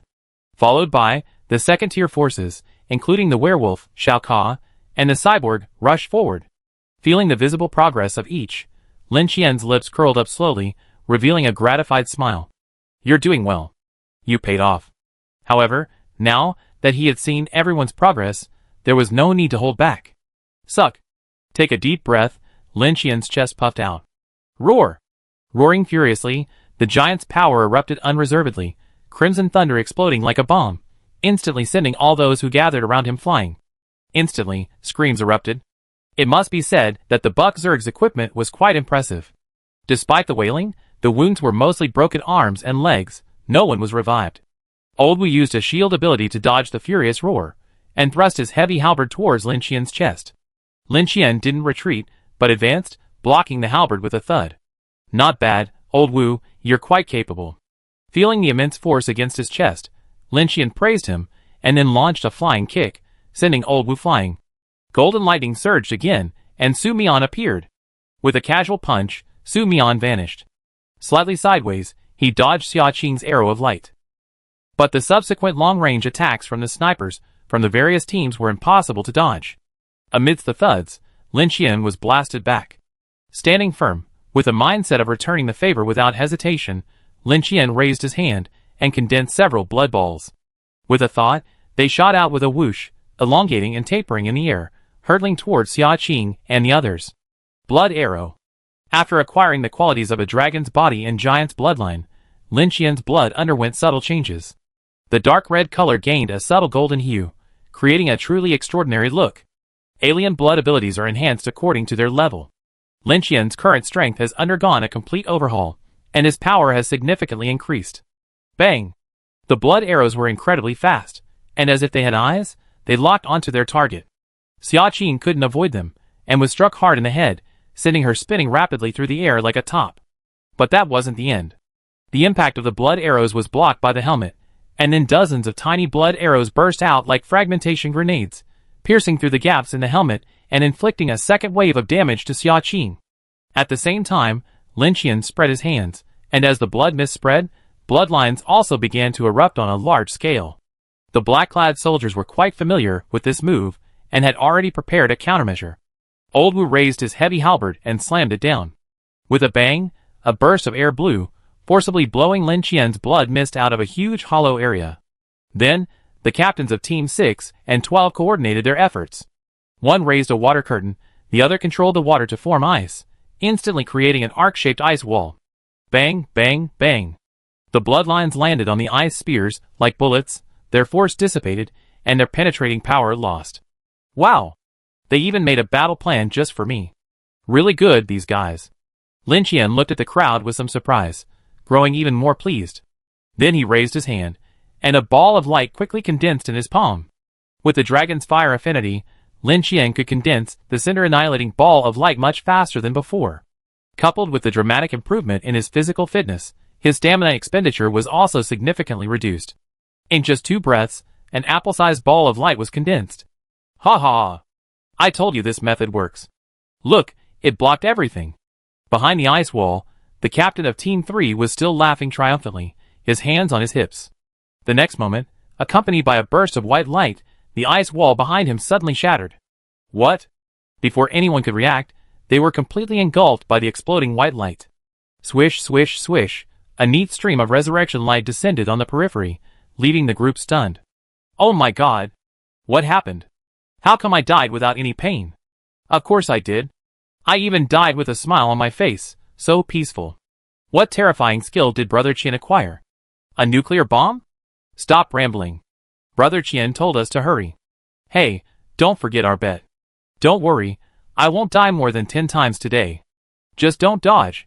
That's the rule. Anyone who dodges is a fool. The captains of Teams 3 and 4, 2 sworn enemies, roared in anger and rushed out. Sigh. Old Wu sighed. You know, I made a huge improvement a while ago. I was hoping I finally see Brother Qian's taillights. Ha ha ha. Su Mian, standing nearby, laughed unabashedly. Forget us. Look at this guy. He smiled and gestured to Duanlanqi, who was watching the battle nearby. Go away, don't bother me. Duanlanqi waved his hands impatiently, watching Lin Qian slaughtering everyone while muttering to himself. That doesn't make any sense. Chapter 571. Under Lin Qian's relentless barrage, the training camp finally concluded. For all members of the Black Army, it had been an incredibly brutal hour. Lin Qian's even-handed attack made everyone feel the terrifying power of a father's iron fist. Leaving the training room, Duan Lanqi suggested to Lin Qian that they have a dinner party.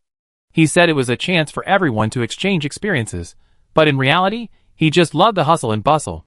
Just come to my room, it's spacious. Well, if you agree, I start preparing right away. Lin Qian thought for a moment. It had indeed been a while since he and everyone else had eaten together, and it just so happened that they had just finished training and were all present. Okay. With his permission, Duan Lanqi acted like he had received an imperial decree, frantically scrolling through the regional channel. Let's party. The door opened, and everyone entered. The sight before them made them stare wide-eyed and exclaim in admiration. Wow, it's so huge. So beautiful. Amidst the endless golden grasslands stood a vast palace, its roof unseen. In the distance, a herd of beasts galloped, and the air was filled with a faint fragrance. In a nearby clearing, Lin Qian, who had no need for safe exploration time to go out, had arrived early, and was fiddling with Duan Lanqi's magic oven. Amidst the rustling sounds, a melodious tune began to rise. Duan Lanqi was sitting on a nearby tree trunk, a blade of grass in his mouth, fiddling with a strangely shaped stringed instrument. Thump, thump, thump. In the center of the clearing, several conspicuously dressed puppets were dancing cheerfully, their bells jingling violently, emitting a clear and melodious sound. My friends, don't be so downcast. Liven up the atmosphere. Woohoo! The music Duan Lanqi played seemed truly inspiring, and everyone quickly got into the groove. Anyone who knows how to play an instrument. Come on, join the fun. I go first. Su Mian volunteered, pulling a piano from storage. He took his seat, and with his fingers dancing, a stirring melody emanated. Wow! You're quite good. Duan Lanqi's eyes lit up, and he slid closer to Su Mian. The two of them played passionately, echoing each other. I can do that too. Duan Feng waved his hand, and pulled a saxophone from storage. He played with all his might, but all he could manage was Twinkle Twinkle Little Star. Duan Lanqi was stunned, stopped playing, and stared at Duan Feng in amazement. Alright, stop embarrassing yourself, okay? Old Wu patted Duan Feng on the back of the head, and made his way through the crowd to Lin Qian's side. Brother Qian, let me help. Having just finished training, everyone was somewhat intimidated by Lin Qian and avoided him. Old Wu was the first to approach him. Okay, help me cut the meat. Lin Qian frowned as he fiddled with the magic oven. After studying it for a long time, he couldn't figure it out, and angrily threw it. What a piece of crap. I better use my own? Retrieving his own oven from storage, Lin Qian used pure fire to heat the metal honeycomb until it glowed red. No charcoal needed, he could grill the meat directly. Amid the sizzling sound of fat, the aroma spread. Even without seasoning, the pure aroma of this top-quality ingredient alone was enough to make one's mouth water. Brother Qian, why are you still doing this yourself? Soon, several of the black-clad soldiers skilled in cooking came over, offering to take over from Lin Qian. It's okay, just do your own thing, don't worry about me. Lin Qian waved his hand in defiance. The others didn't dare argue, and ran to the side to retrieve a professional stove and other equipment from the storage space. Just then, the sun in the sky suddenly dimmed. It was Duan Lanqi, the room's owner, adjusting the scenery. That's the atmosphere. With a whoosh, a bonfire ignited, flames shooting skyward. Brother Qian, this meat smells so good. The werewolf, like a husky, crouched beside Lin Qian, his eyes fixed on the barbecue. It's broken level 2, of course it smells good. Lin Qian picked up a piece with tongs and tossed it up. Here, catch it. The werewolf suddenly leaped forward, precisely biting the barbecue before it could fall. It landed with a thud, munching on it with a satisfying crunch. Ah! Lin Qian piqued his interest, picked up another piece, and flung it further away. The werewolf, overcome with excitement, pounced with precision once again. In the distance, Duan Feng, disdained by the atmosphere group, shoved his saxophone back into storage, gnashing his teeth as he glared at the crowd. It seems I can't conquer you without some real skills. He pulled a solid steel pipe from his storage, thrust it firmly into the ground, and after making sure it was secure, he twisted it up, stunning everyone. Holy crap! You can pole dance? Dashan, who had just been summoned, was stunned. Life forces me. Duan Feng spread his hands wide, soaring through the air. Bullshit! I can see you're clearly enjoying it. Dashan was speechless. The next moment, A coat was suddenly swung over his head. Hey! Why are you wearing it? Sorry, it's muscle memory. Come on, give me back my clothes. Duan Feng stopped spinning and reached out to Dashan, like a monkey hanging from a tree. Then, a huge black shadow knocked him and his pole flying. It was the werewolf. Ha ha! Lin Qian, who was barbecuing in the distance, burst into heartless laughter upon seeing this. He did it on purpose. Sorry, Brother Duan. The werewolf stood up, dazed, and apologized to Duan Feng. Sorry, that's it. Take my throat choke. Duan Feng lunged at him relentlessly, and the two began to wrestle. The aroma of the barbecue was so alluring that soon, many people gathered, clamoring for food with their own utensils. Lin Qian distributed the meat to everyone like a cafeteria lady. Come on, everyone has a share. This is yours. This piece is yours. Brother Qian. Why is my piece smaller than his? Su Mian looked at the large piece of grilled meat on Qin Liang's plate next to him, then at the small piece of diced meat in his own hand, raising his hand in protest. How about this piece for you? Qin Liang rolled his eyes, speechless. I don't want yours, I want Brother Qian's. Su Mian raised his chin, his face beaming with pride. Okay, then, I give you another piece. Lin Qian had no choice but to give Su Mian another piece. Brother Qian. I want one too. I want one too. He grilled the meat and divided it, his hands almost too busy to handle. It's just what happens when you have so many children. Just then, Duan Lanqi came over carrying a large bottle. Who wants a drink? This is my treasured fine wine. It's enough to get anyone with a physical fitness level below 2 intoxicated. I'm bringing it out today for everyone to taste. Let's get drunk. Chapter 572. Brother, our relationship, needless to say. After so many life and death experiences, you and I are like blood brothers. Listen to me first, you first, listen to me, hiccup. Our relationship, Rua. The captain of Team 3 blushed, embracing the deformed dancing puppet, and pouring out his heart. Ha ha ha. This wine has power. Duan Lanqi's wine was fragrant and mellow, warming all the way to the stomach. Unlike the strong liquor everyone is used to, it wasn't pungent and was easy to drink. After hearing that the first glass could increase 6 stat points, everyone started scrambling for it. Luckily, Duan Lanqi had ample stock and plenty of wine. At first, everyone thought the wine tasted good and didn't feel tipsy. After getting Lin Qian's nod of approval, they eagerly ordered a few more glasses. Gradually, as the alcohol took over, some people began to quietly become perverted. Since their stat upgrades, ordinary alcoholic beverages have been unable to intoxicate them. This was their only moment of relaxation since entering the Infinity Building. With the alcohol stimulating the atmosphere gradually heated up. The music was rousing, with drums acting as the beat. Duan Feng and Duan Lanqi, two sassy guys, began to dance, one exuding a worldly air, the other performing challenging moves like an acrobat, drawing cheers from the crowd. Lin Qian was surrounded by a group of foodies. Seeing the new barbecue ready, they remained silent, only opening their mouths wide, clamoring for food, waiting for Lin Qian to personally feed them. Thinking they were just greedy, Lin Qian had set up another grill nearby and had Old Wu help with the grilling. However, the group didn't even glance over, simply waiting for him to feed them. Little wolf, look at your belly, how bloated is it? Seeing the werewolf in front of him open his mouth again, Lin Qian reluctantly tried to persuade him. Don't overeat. If you really want to eat, I pack some for you later. The werewolf shook his head. No, I want to eat. Just then, music boomed from the distance. Hey. Lin Qian was startled at the familiar yet unfamiliar female voice. Looking in the direction of the sound, he saw Xia Qing, with disheveled hair, on a makeshift stage, a guitar slung over her shoulder, a microphone in hand, and a swaying stride. Hello, everyone here. It's a rare moment today that your sister Qing is in the mood to sing a song for you, hiccup. La la la la. With that, she began to sing. No accompaniment, no technique, just pure emotion. Hiss. Everyone felt a sharp pain in their eardrums, and masks of pain appeared on their faces. Even Duan Lanqi was startled by such a shocking scene. Someone stop her. Lin Qian, accustomed to Snake Brothers' art, was completely immune to the noise.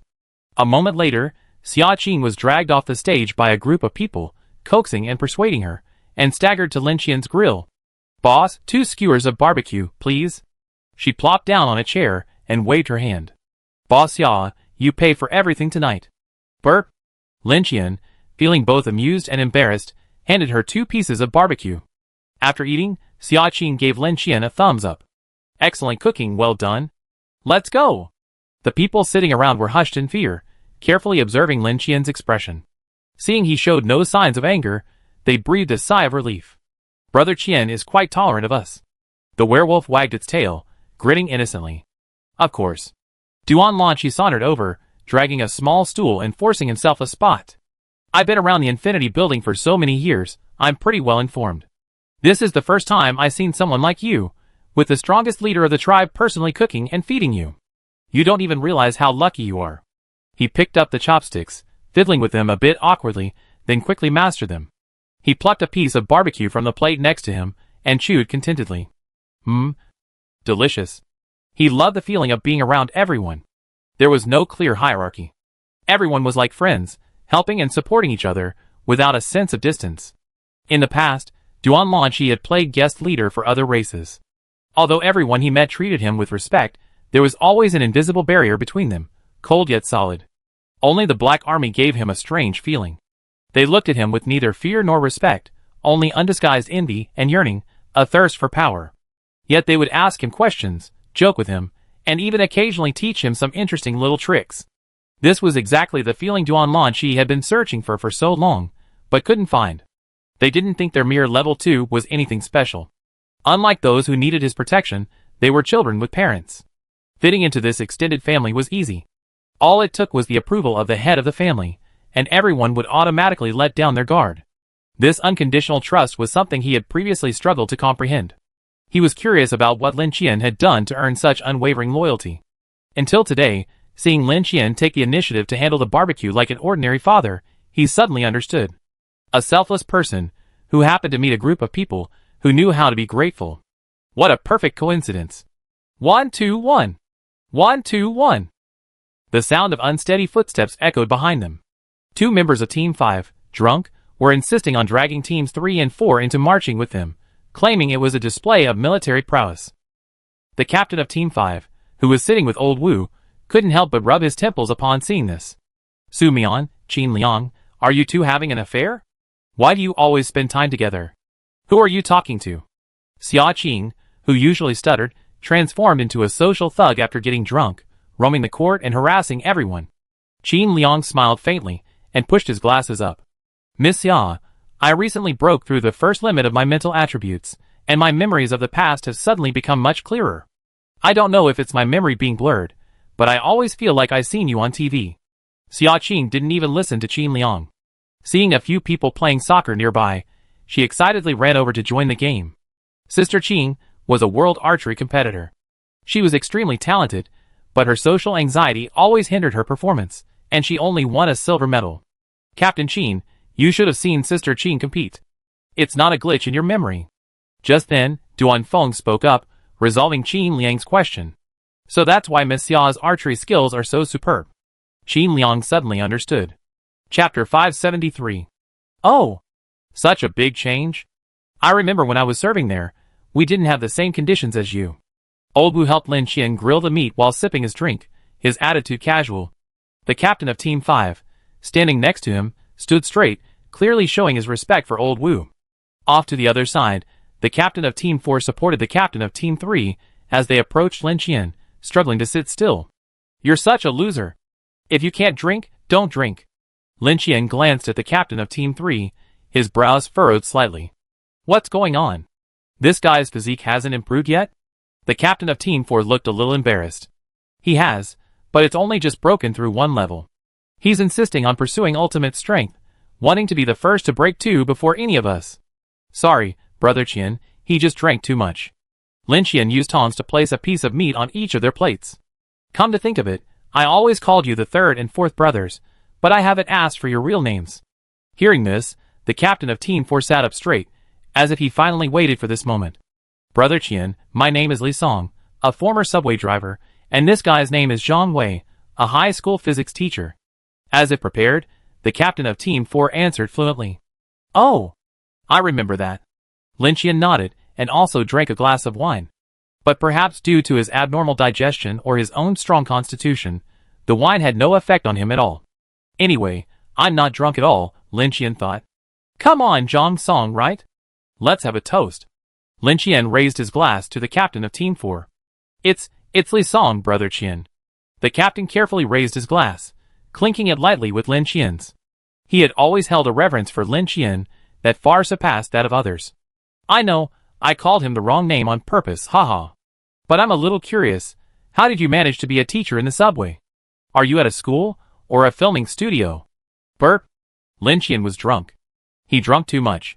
But it took only half an hour for him to recover from his daze. A private message popped up, revealing the soul power he hinted at Chucky seeking.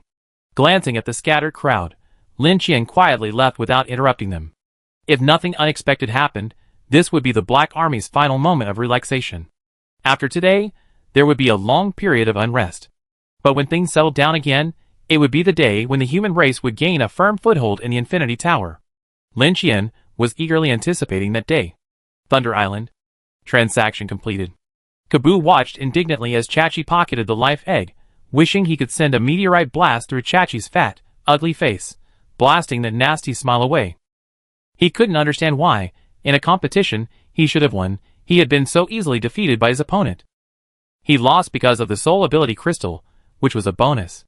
Although the opponent also only offered one, the quality of its ability was overwhelmingly superior. Soul forging ability crystal. After ingestion and digestion, one gains the ability. Soul forging. Soul forging. Forging a soul body, concentrating and reducing the soul body's volume in exchange for greater strength. Digestion requirement, Spirit 101. This is a sustainable growth ability, and is extremely rare. Lin Qian took an immediate liking to it, and made the decision without hesitation.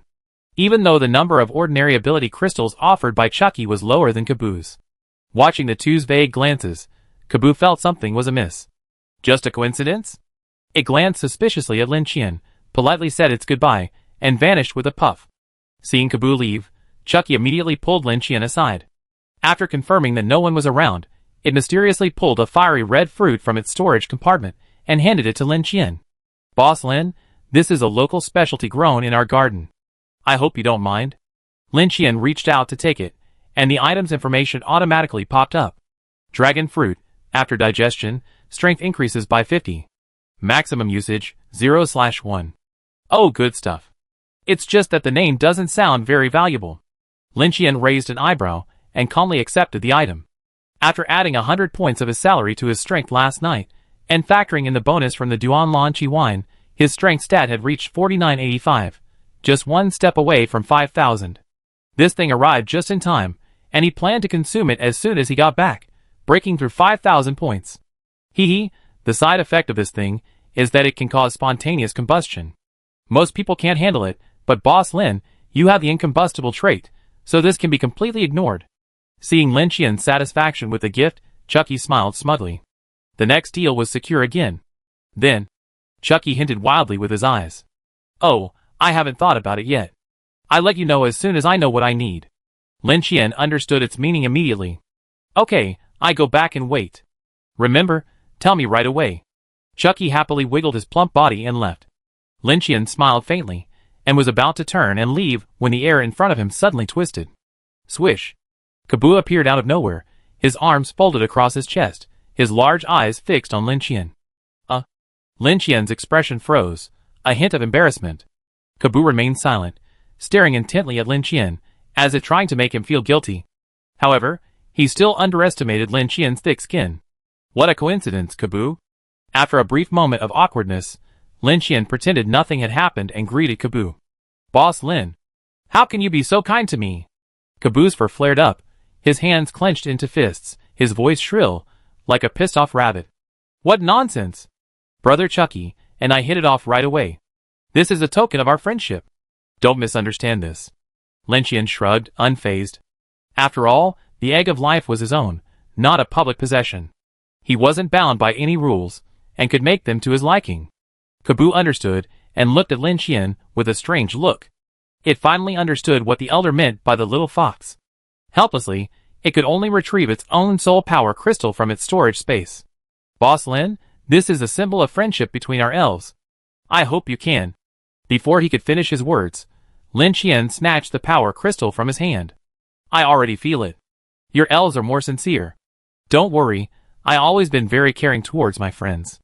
Go back and wait for my news. Lin Qian winked at Kabu, his smile devious. This profiteer. Kabu cursed inwardly, rolling his eyes speechlessly. If Lin Qian knew what he was thinking, he would surely laugh even more wildly.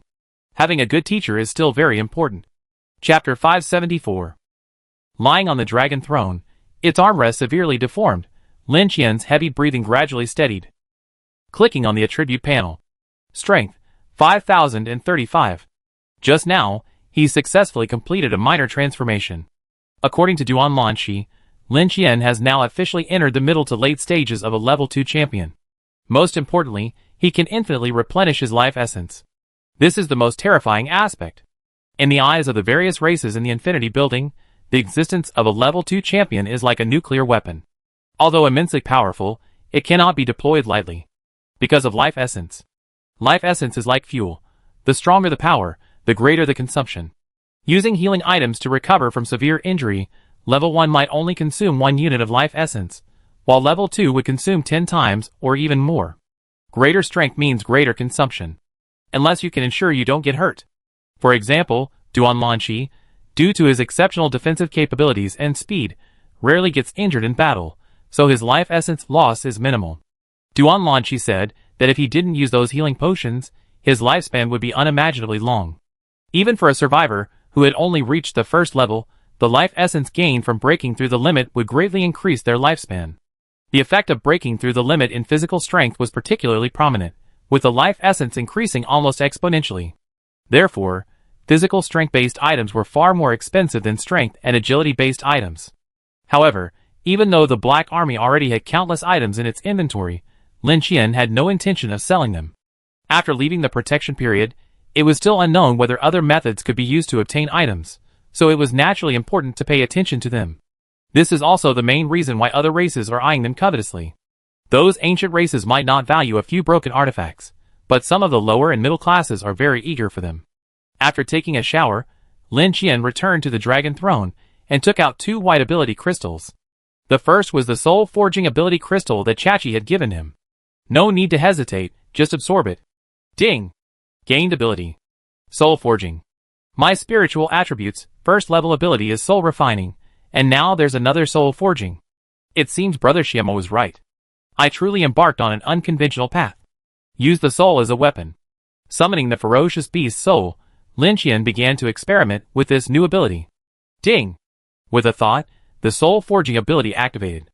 Immediately, Lin Qian felt as if his soul had been struck by a massive hammer, his head buzzing. Huh? He was stunned. Do you really think you're forging iron? Gritting his teeth, he manipulated the invisible hammer to hammer away at the golden portion of the beast's soul for a long time, but he couldn't see any difference. Then, he tried targeting the ungolden portion and struck a few more times. This time, the effect was noticeable. The previously scattered malevolent energy suddenly condensed and contracted, even its outline visibly shrinking. But Lin Qian didn't dare continue. You're kidding. If I can't hammer away my upper body, I only condense it by hammering away at my lower body. Wouldn't that make me look ridiculous, like an anime character? First, let's determine if the golden soul can be strengthened by soul forging.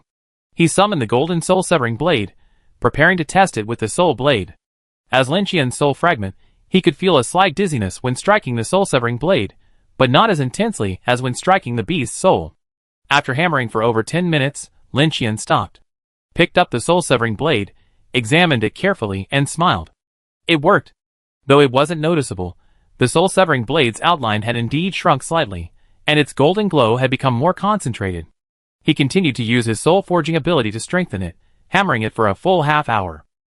The soul severing blade had noticeably shrunk, and its golden glow was so bright it could blind an enemy. Hee. Lin Qian manipulated his soul body, picked up the soul severing blade, and swung it casually a few times before returning to his original form with satisfaction. Fortunately, a golden body can also be refined, but it takes time because the material is so hard. That wasn't a problem. He could do it in the City of Chaos, where he had plenty of time.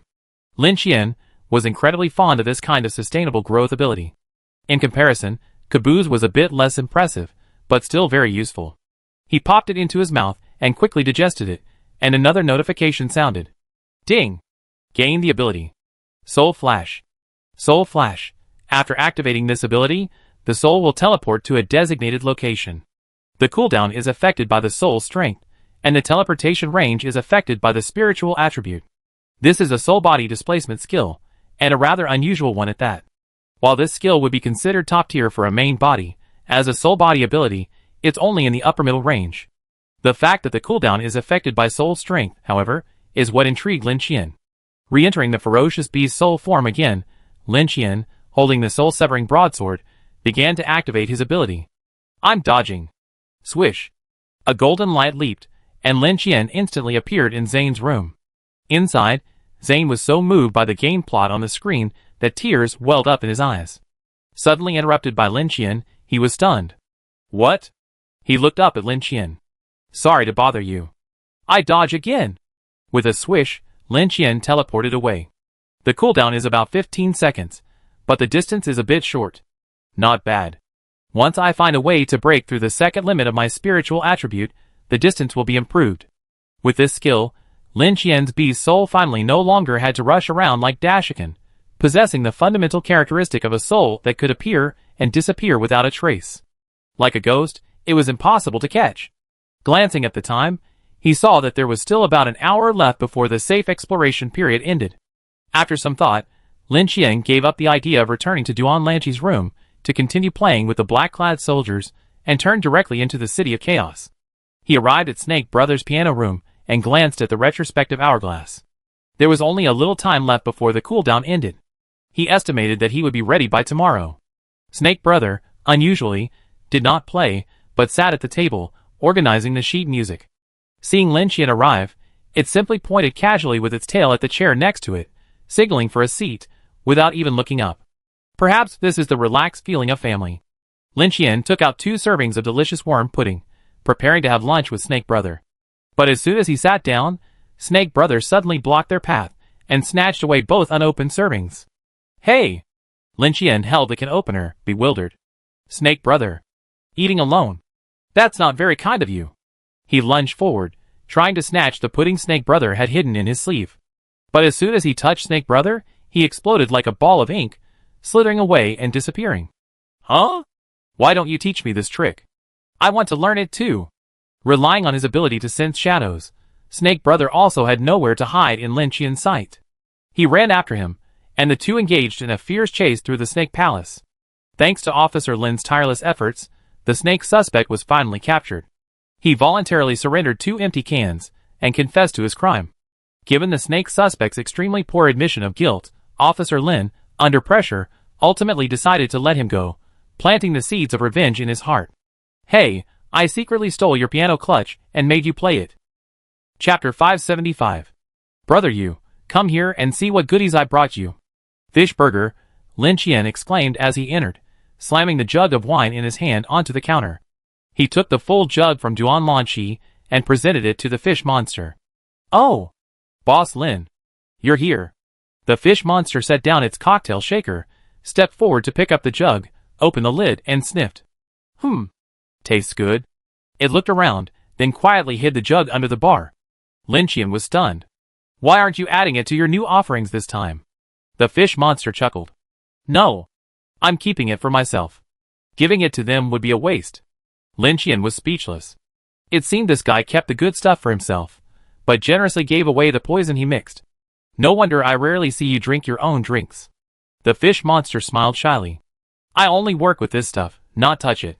By the way, Boss Lin, can you move my fish burger next to the Discus Casino? My regular customers have all gone there, and the atmosphere has become quite quiet. Lin Qian nodded. It's a small matter. I move it for you later. With the storage space, Lin Qian is a master mover. Has that pharaoh guy contacted you? The fish monster asked expectantly. Not yet. Lin Qian did accept a few friend requests, but most were from human survivors, including a few diners who had survived the death restaurant. They must have been busy and didn't have time. The fish monster looked slightly disappointed. I do remember its previous number, but it's been so long, it must have used its transfer card many times. This kid's strength has improved quite a bit. He should have some status within the Iron Fang tribe. At this level, numbers can't be disclosed casually. By the way, what rewards did you get after successfully completing the 1000th round of the Infinite Boxing Tournament? Come, tell me. But soon, The fish monster shifted its attention to Lin Qian's gains. If there were anyone in the infinite building who wouldn't betray him, it would probably be these colleagues. Lin Qian didn't hold back and told the fish monster about the main rewards, causing it to exclaim in amazement. What? Giant bloodline. What? And a giant dragon body. Wow! Boss Lin, you made a big move. Ha ha ha, I really want to see the expressions of the other race leaders when Boss Lin leaves his protection period.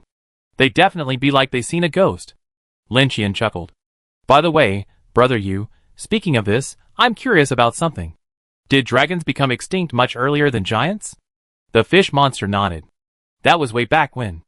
I only heard of the dragon race's glorious deeds and legends. They were said to be terrifyingly powerful back then, but their domineering style offended many races, leading to their eventual demise. It's said the elves played a significant role in the dragon-slaying war, but I'm not sure how much of that is true. Hearing this, Lin Qian instinctively glanced down at his dragon skin coat. The platinum dragon hide he made the coat from was purchased from the elves, and with the added psychedelic dragon scales, he assumed the rumor was likely true.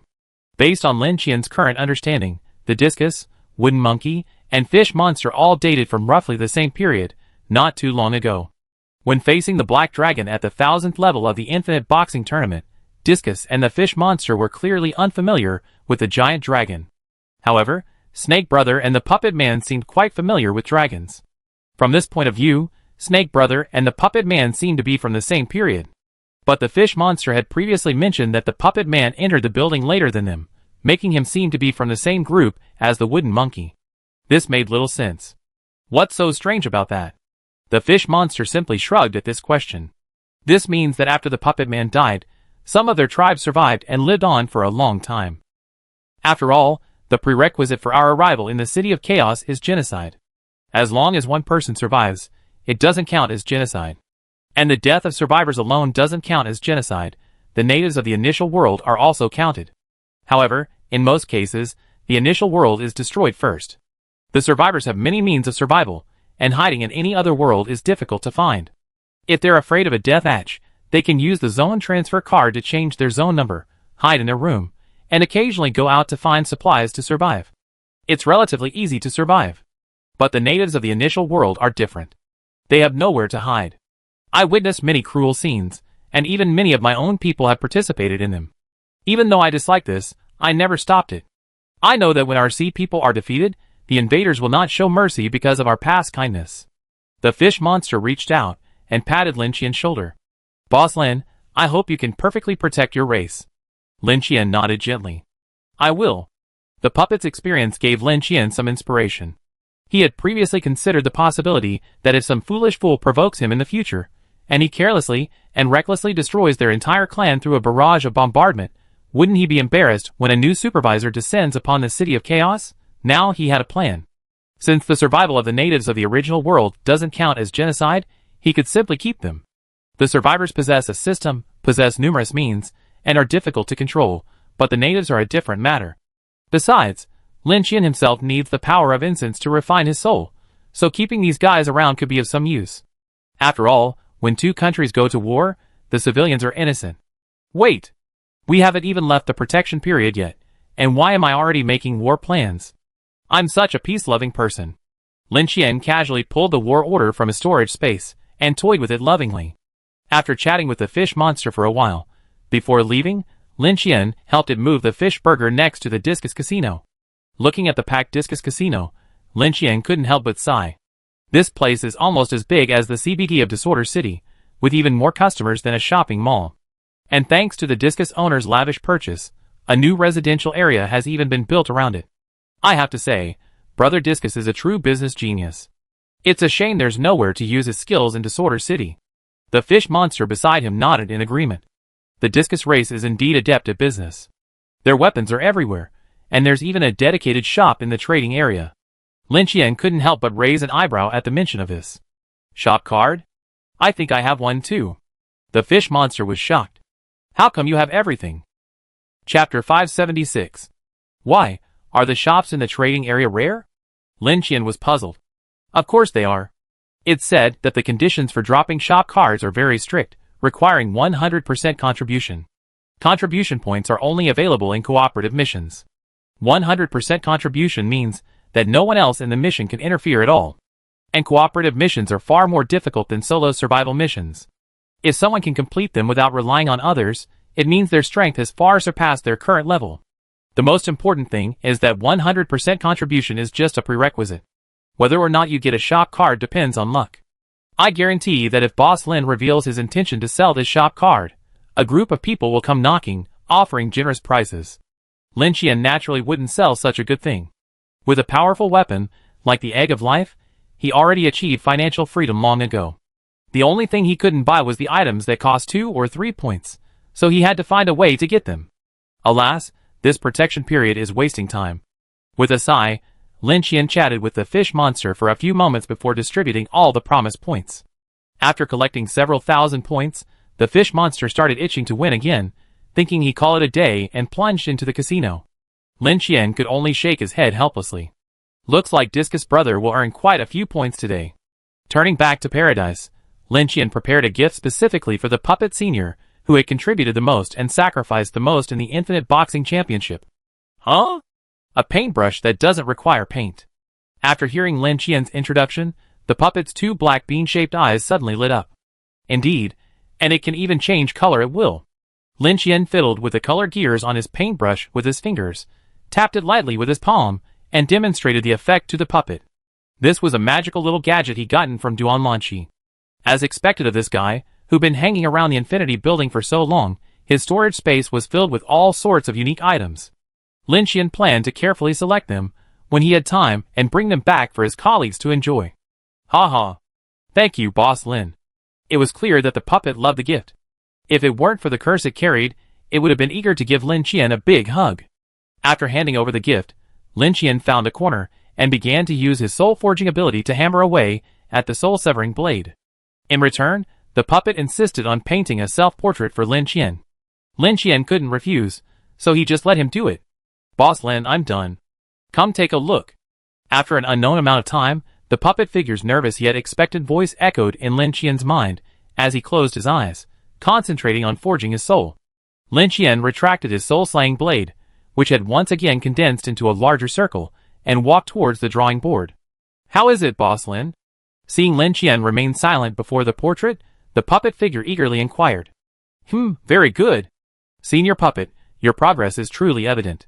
Lin Qian used his alien blood power to redirect the tears and blood from the corners of his eyes back to their original path, and without hesitation, activated his purification power. With a swish, Lin Qian's body glowed green, and the discomfort instantly dissipated. The chef probably never imagined that the purification power he had gifted to Lin Qian would be used for something like this. Hey, as long as Boss Lin likes it, I'm glad I added a few of my own creative touches. Let me explain it to you. Hearing this, Lin Qian's face paled, and he quickly reached out to stop her. Senior Puppet, forget it. Art doesn't need explanation. It needs to be felt with the heart.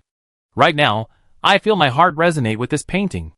After staring at it for a moment longer, Lin Qian couldn't hold back any longer. Who knows how many curses the puppet had placed in it? In just a short while, Lin Qian's stone-hard trait had been triggered several times. He eagerly stepped forward to remove the painting, carefully rolled it up, and put it into storage. I take it back and enjoy it. Please stay. There's no need to see you off, Senior Puppet.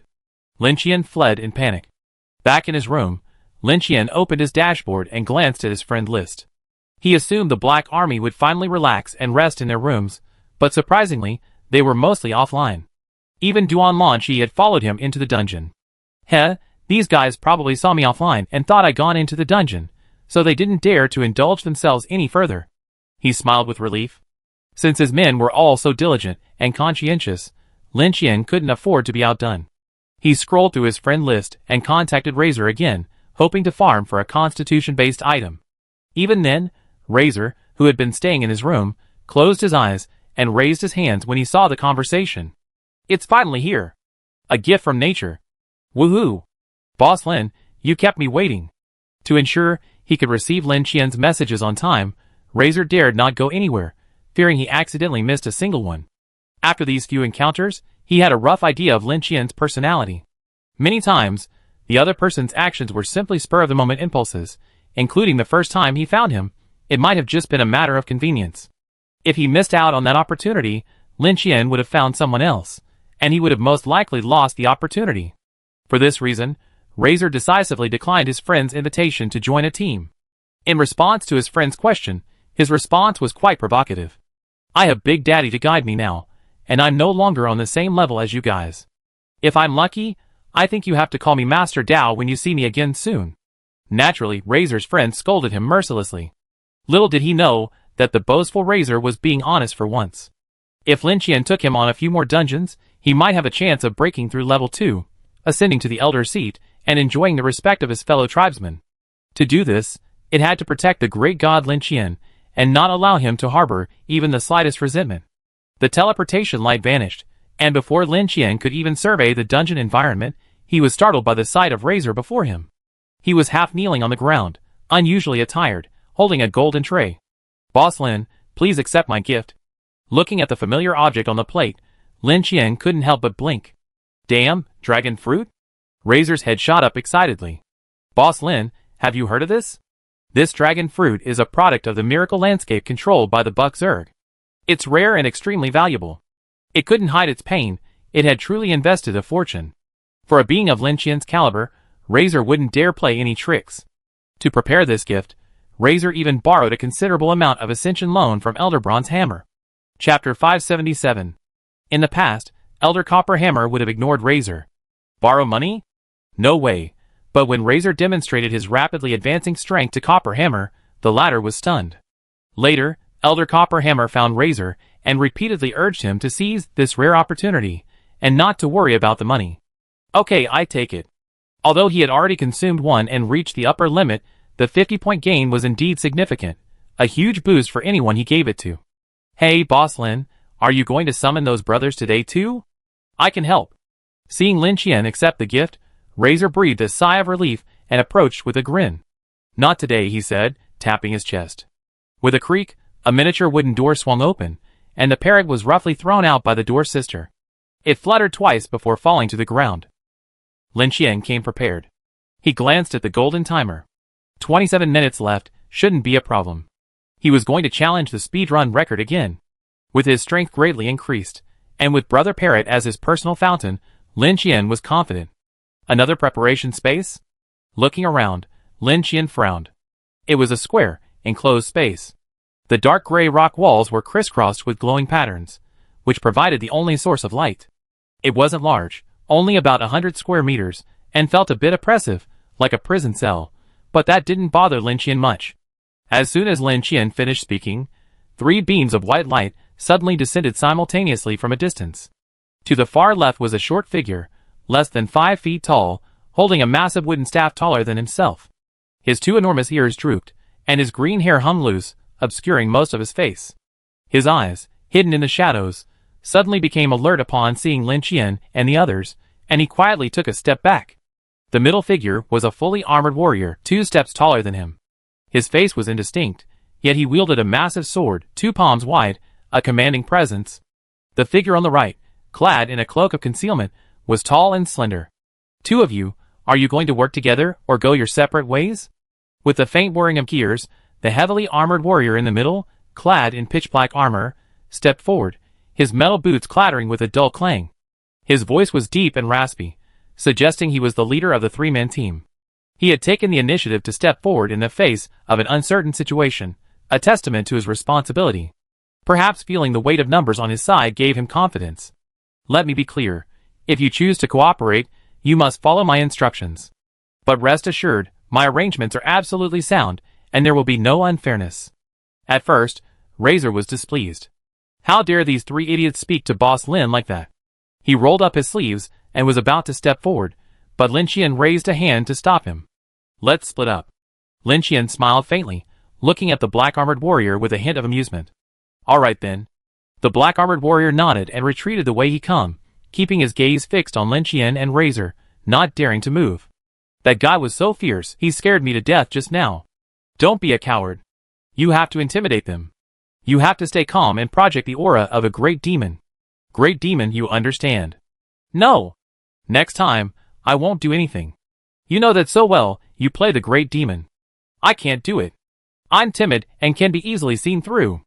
The three of them whispered, thinking their voices were discreet enough, but in reality, Lin Qian, whose agility had reached level 2, could hear it all clearly. These three little creatures are quite creative. The parrot immediately saw through the black-armored warrior's disguise.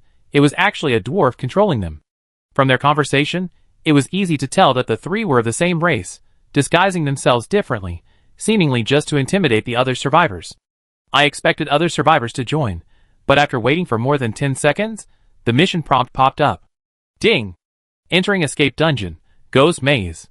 Ghost maze. Within this endlessly looping prison lies a ghost that has survived for untold ages. Be careful not to be pursued by it, or your soul may become its food. Escape dungeon. No cars are allowed. Return condition. Find the gate of exit. Escape dungeon? I think Duan Lanqi mentioned that the time cage he once encountered seemed to be an escape-type dungeon. It seems the rewards are quite generous. Lin Qian rubbed his chin. He had encountered similar missions before, such as escaping a rat hole beneath the quarantine zone, but that mission type was survival. It seems the mission types have become much more diverse after leaving the protection period. I have to take a closer look at them sometime. Razor, standing nearby, was also initially taken aback by the mission type, but after glancing at Lin Qian beside him, all his worries instantly vanished. While the hunters in the escape mission were formidable, that was only for them. They were still a bit underwhelming against Lin Qian, the extraterritorial demon. They weren't even as powerful as the two ancient creations from the previous confrontation mission. Escape is no problem, but who will actually escape is a bit more uncertain. Razor crossed his arms and glanced at the other three. In contrast to the composure of the three men on the other side, the side of the mission type was like a bolt from the blue, a wave of despair as if the sky had fallen. Escape. Escape mission. Oh no! Oh no! We're doomed. Ghosts. I'm most afraid of those monsters. Dotami, I'm relying on you this time. My great demon king armor can't handle supernatural creatures. Don't rely on me. What can I do? Do you think my evil spirit dispeller can hurt a boss of this level? How about we ask those two and see if they have any solutions? That makes sense. I'm sure they're just as frightened as we are right now. Now's the perfect time to ask for help. Okay, it's settled. Just then, the ground suddenly shook, and the walls on both sides began to mechanically shrink and disappear, revealing a dark, endless passage. The three were about to step forward to seek cooperation, when they were startled by the sudden movement and stopped in their tracks. At the same time, Lin Qian, as if sensing something, slowly turned and looked towards the end of the passage behind him. The next moment, a chillingly eerie singing voice echoed from the end of the passage. Tap, tap. The footsteps approached from afar. The rhythm sounded slow, even languid, but in reality, they were moving at a rapid pace. Run! Run! The three men, terrified, turned away from discussing cooperation. They turned and shouted at Lin Qian and the others. The ghost is coming! Chapter 578. Hey! What are you still standing there for? The short mage, the only one not disguised, saw that Lin Qian and the other two were unmoved and felt a surge of frustration. Swish! The next moment, a silver glass ball suddenly smashed in front of Lin Qian. Bang! A large cloud of shimmering smoke spread out, quickly filling the passage. Lin Qian frowned, sensing a unique sacred aura within the smoke. It was somewhat similar to pure fire, but not as intense, rather gentle. Run! This is sacred smoke, capable of blocking evil spirits. Hey! Are you stupid? Oh no! It seems we've been matched with two weaklings. The short mage rolled his eyes, as he diligently toyed with his short legs. Whoosh! The next moment, a chilling wind swept in, instantly dispersing the sacred smoke. In the flickering light, the silhouette of a gigantic ghost gradually became clear. Its hooked nails dripped with sticky, foul-smelling blood. It was draped in a heavy robe, like rotten cotton wool, stained with blood. Its head hung low, its steps unsteady. It hummed a strange tune softly, slowly approaching Lin Qian. Gudong. Razor swallowed hard, glancing at the unmoved Lin Qian beside him. He wanted to speak, but quickly shut his mouth. He wanted to step back, but forced himself to hold it back. I must have absolute faith in Boss Lin. It mentally reiterated. 5 meters from Lin Qian, the ghost suddenly stopped, its humming cessation abruptly. Lin Qian was stunned. Why aren't you singing anymore? I think it sounds quite nice. He felt something was strange about the ghost before him. The murderous intent that had been so intense just now suddenly vanished as it approached him. Come closer. Seeing it refuse to move, Lin Qian smiled and waved as he stepped forward. But then, as if sensing something, the ghost suddenly turned and took off. Humph. Still trying to run? Lin Qian's eyes flashed cold, and the ferocious beast's soul instantly departed. In an instant, the entire passage was illuminated by golden light, like a deity descending to earth. Behind them, 3 people desperately fleeing noticed the movement and stopped, staring in amazement at the bizarre scene. They saw a massive soul, over 10 meters tall, wielding a twisted golden sword, frantically pursuing the ghost. Faced with the enormous beast's soul, the ghost was like a mouse seeing a cat, running wildly, fearing that if it ran even a little slower, it would be ruthlessly torn apart. Wow, you're running pretty fast. The ghost soared into the air, soaring through the air like a jellyfish at high speed that the beast's spirit couldn't catch up by running alone. But Lin Qian had just acquired a displacement skill, a rather advanced teleportation. The ghost was destined to be unable to escape its grasp. Soul Flash. With a thought, a flash of golden light appeared, and Lin Qian instantly appeared before the ghost. His golden dragon claws suddenly slashed forward, terrified, but unable to dodge. He was pinned down, unable to move. Humph. Run! Lin Qian's voice, in his beast's spirit form, was like a resounding bell, shaking everyone's soul. He raised his soul-severing sword high, ready to finish off this dungeon soul boss. Don't! To his surprise, the ghost, horrified, actually begged for mercy. Don't kill me! I can lead you to the door. The words were awkward and the pronunciation was a little strange, but it was understandable. You can also speak soul music? Lin Qian was a little surprised. But he showed no sign of lowering the soul-severing blade in his hand. Killing me won't end the dungeon. We must find the door. Seeing Lin Qian's unwavering murderous intent, the ghost quickly added, Ah! Lin Qian was truly shocked. This guy's intelligence was quite high. He had finally developed an interest in the ghost. Putting down the soul-severing blade, Lin Qian dragged the ghost back to his main body with one hand. The ghost, who should have been incredibly ferocious, was as weak and helpless as a chick in the clutches of the beast's spirit, not daring to resist. Returning to his main body, Lin Qian opened his eyes and stood up. Lead the way. His voice was calm, not even a hint of defensiveness. Mainly, there was no need for it. Don't forget, Lin Qian was an expert in dealing with the supernatural from the start. Any single one of his abilities would be enough to give this ghost a hard time. However, the other 4, including Razor, were completely bewildered. This isn't right. The ghost stood up, startling the 3 in the distance. They thought something was about to go wrong, but to their surprise, it actually obediently led Lin Qian ahead. Let's go! Lin Qian glanced back at Razor, motioning for him to follow. Oh! Razor was stunned for a moment, then recovered and hurried after them. Hey! They're coming towards us. What should we do? This is terrifying. Where did that guy come from? Such terrifying strength. I didn't expect to encounter a formidable being of this caliber on our first adventure. We're truly lucky. Don't get carried away.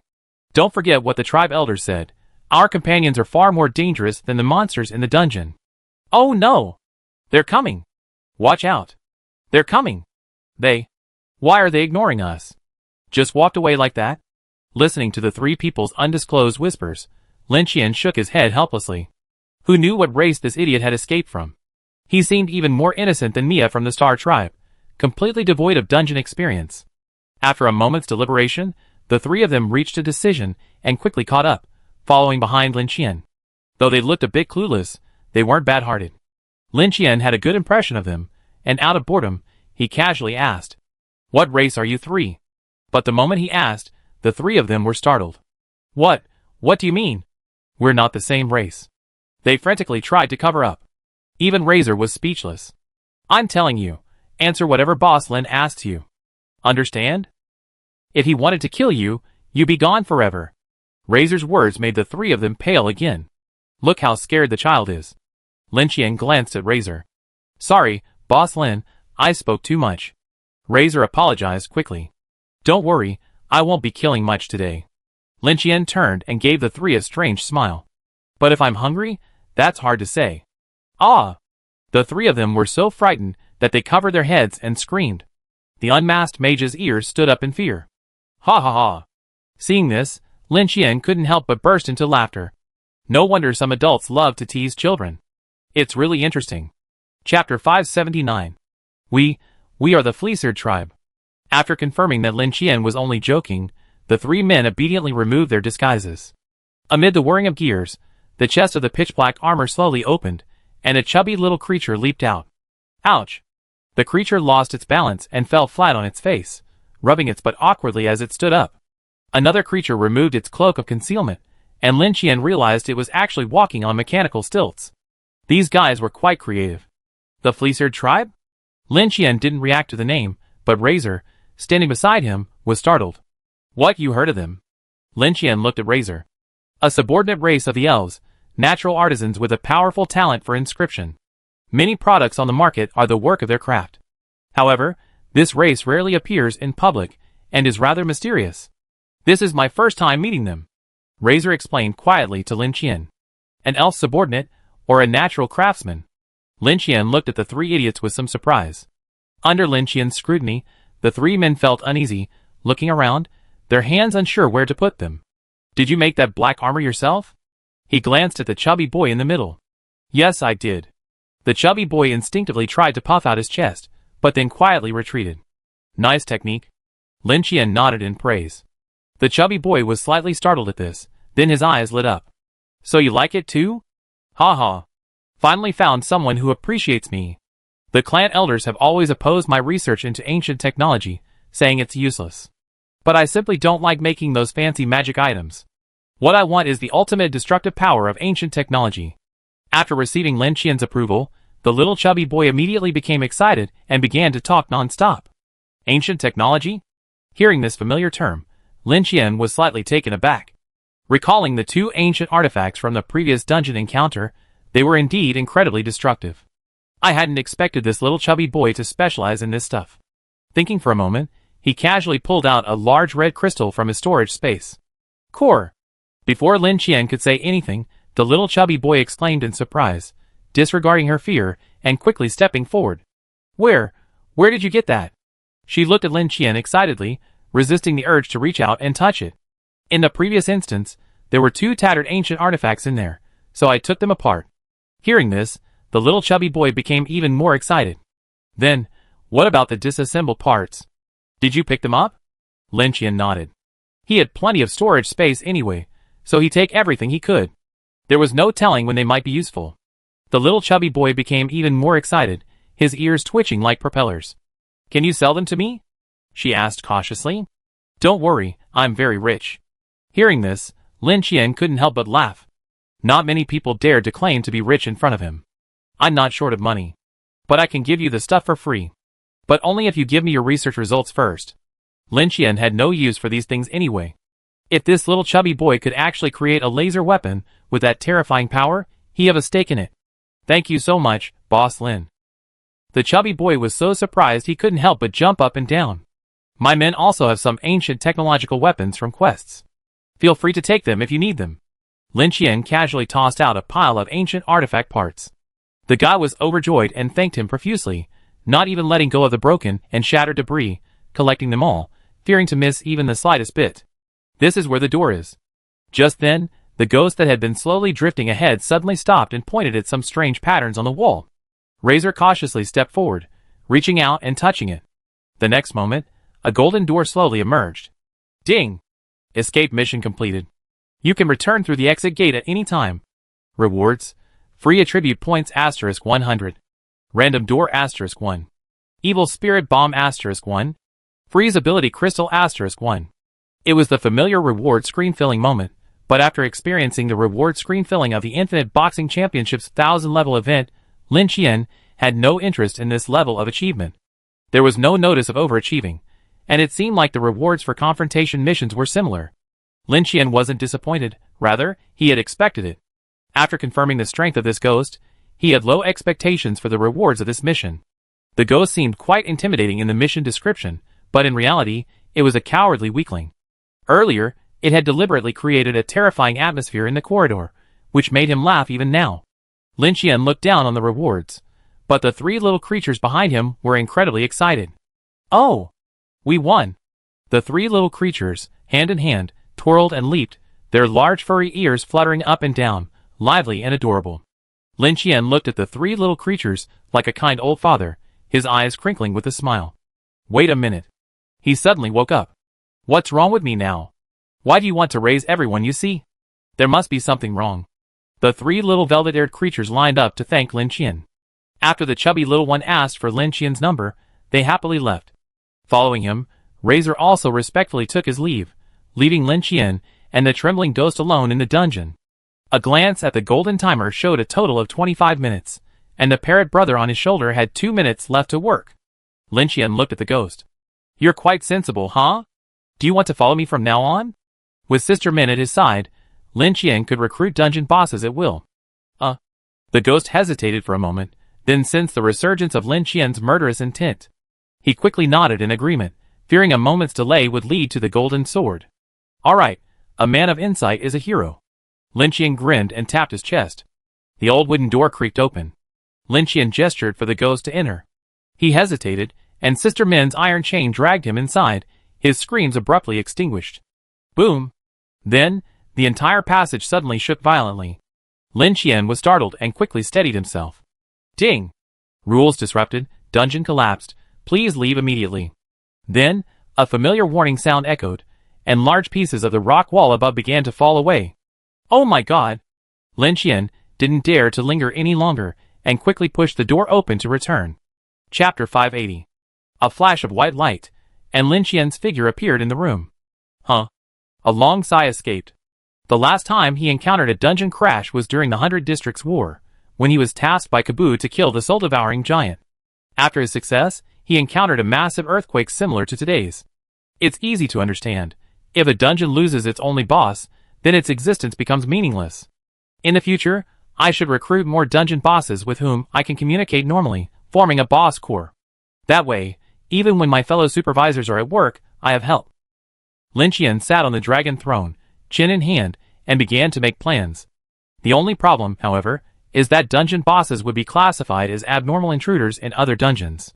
If they were acquaintances, it would be fine, but if they were like the last time he encountered the wooden monkey, it would be quite embarrassing. Most importantly, Lin Qian was worried that if he made too much noise, he might attract a more senior level 4 supervisor. This would be beyond his social circle.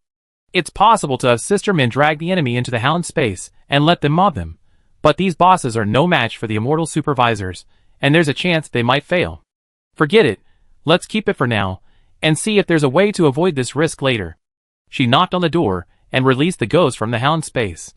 She didn't know what Sister Min had done to it, but it was trembling with fear. After it came out, it crouched in a corner silent. Lin Qian ignored it, believing it would just adapt. Opening the storage space, she found a new item among the rewards for this mission, one that Lin Qian had never seen before. It was a black and red door, the same size as the permanent door, with only the color and pattern being noticeably different. Reaching out to touch it, the item's information popped up. Random door. After using it, the first time you open it, it will connect to a random world. Beware of the unknown dangers beyond. Reading the description of the random door, Lin Qian's brows gradually furrowed. There's such a thing? But he quickly thought of the unusual invaders in the original world. He had always wondered how they slipped in, and now he had the answer. He casually placed the random door on the wall, and the familiar ripples washed over it, making it no different from placing a permanent door. But Lin Qian wasn't ready to open the door just yet. He waited until his fellow supervisors got off work. There was no rush. He pulled out the second reward item and examined it. Evil Spirit Bomb. A terrifying evil spirit is sealed within. Once shattered, the spirit will break free and launch indiscriminate attacks against all nearby enemies. If all targets are dead, the spirit will target the user. Please flee immediately after use. Another terrifying evil spirit. How terrifying can it be? The moment he saw the description, Lin Qian couldn't help but roll his eyes. If he weren't afraid of wasting it, he would have just smashed it to pieces to see what truly horrified it was. Putting the thing back in storage, Lin Qian had lost interest in the other rewards. As the saying goes, it's easy to go from frugality to luxury, but it's harder to go from luxury to frugality. Lin Qian felt that way right now. After experiencing the 1,000 levels reward, ordinary rewards no longer moved him. Opening the dashboard, he saw over a dozen more friend requests. 3 of them were from the same zone.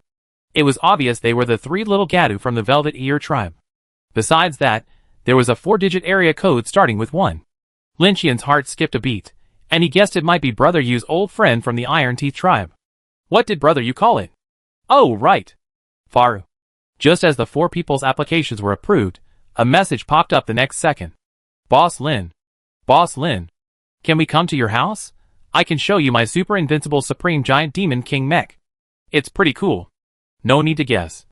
The tone of voice told him it was Little Fatty. I'm busy lately, so I see when I have time. His physical strength breaking item hasn't spawned yet, and he still has to continue the dungeon run later. Oh. Okay then. Little Fatty replied somewhat disappointedly.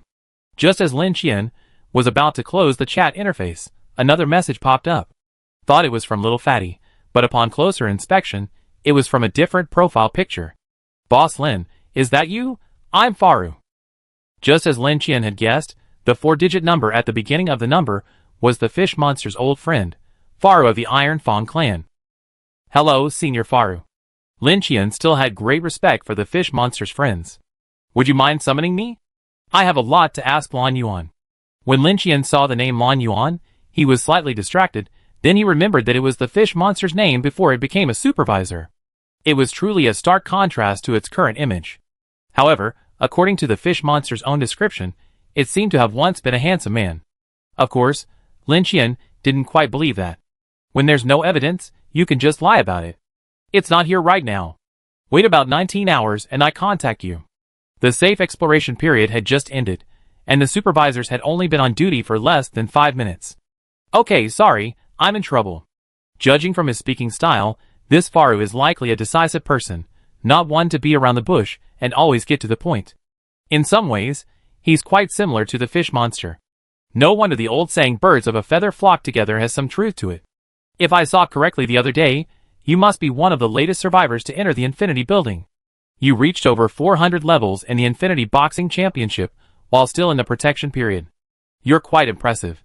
As for what happens after you leave the protection period, don't worry. For Lan Yuan's sake, we, the Iron Fang clan, will help you.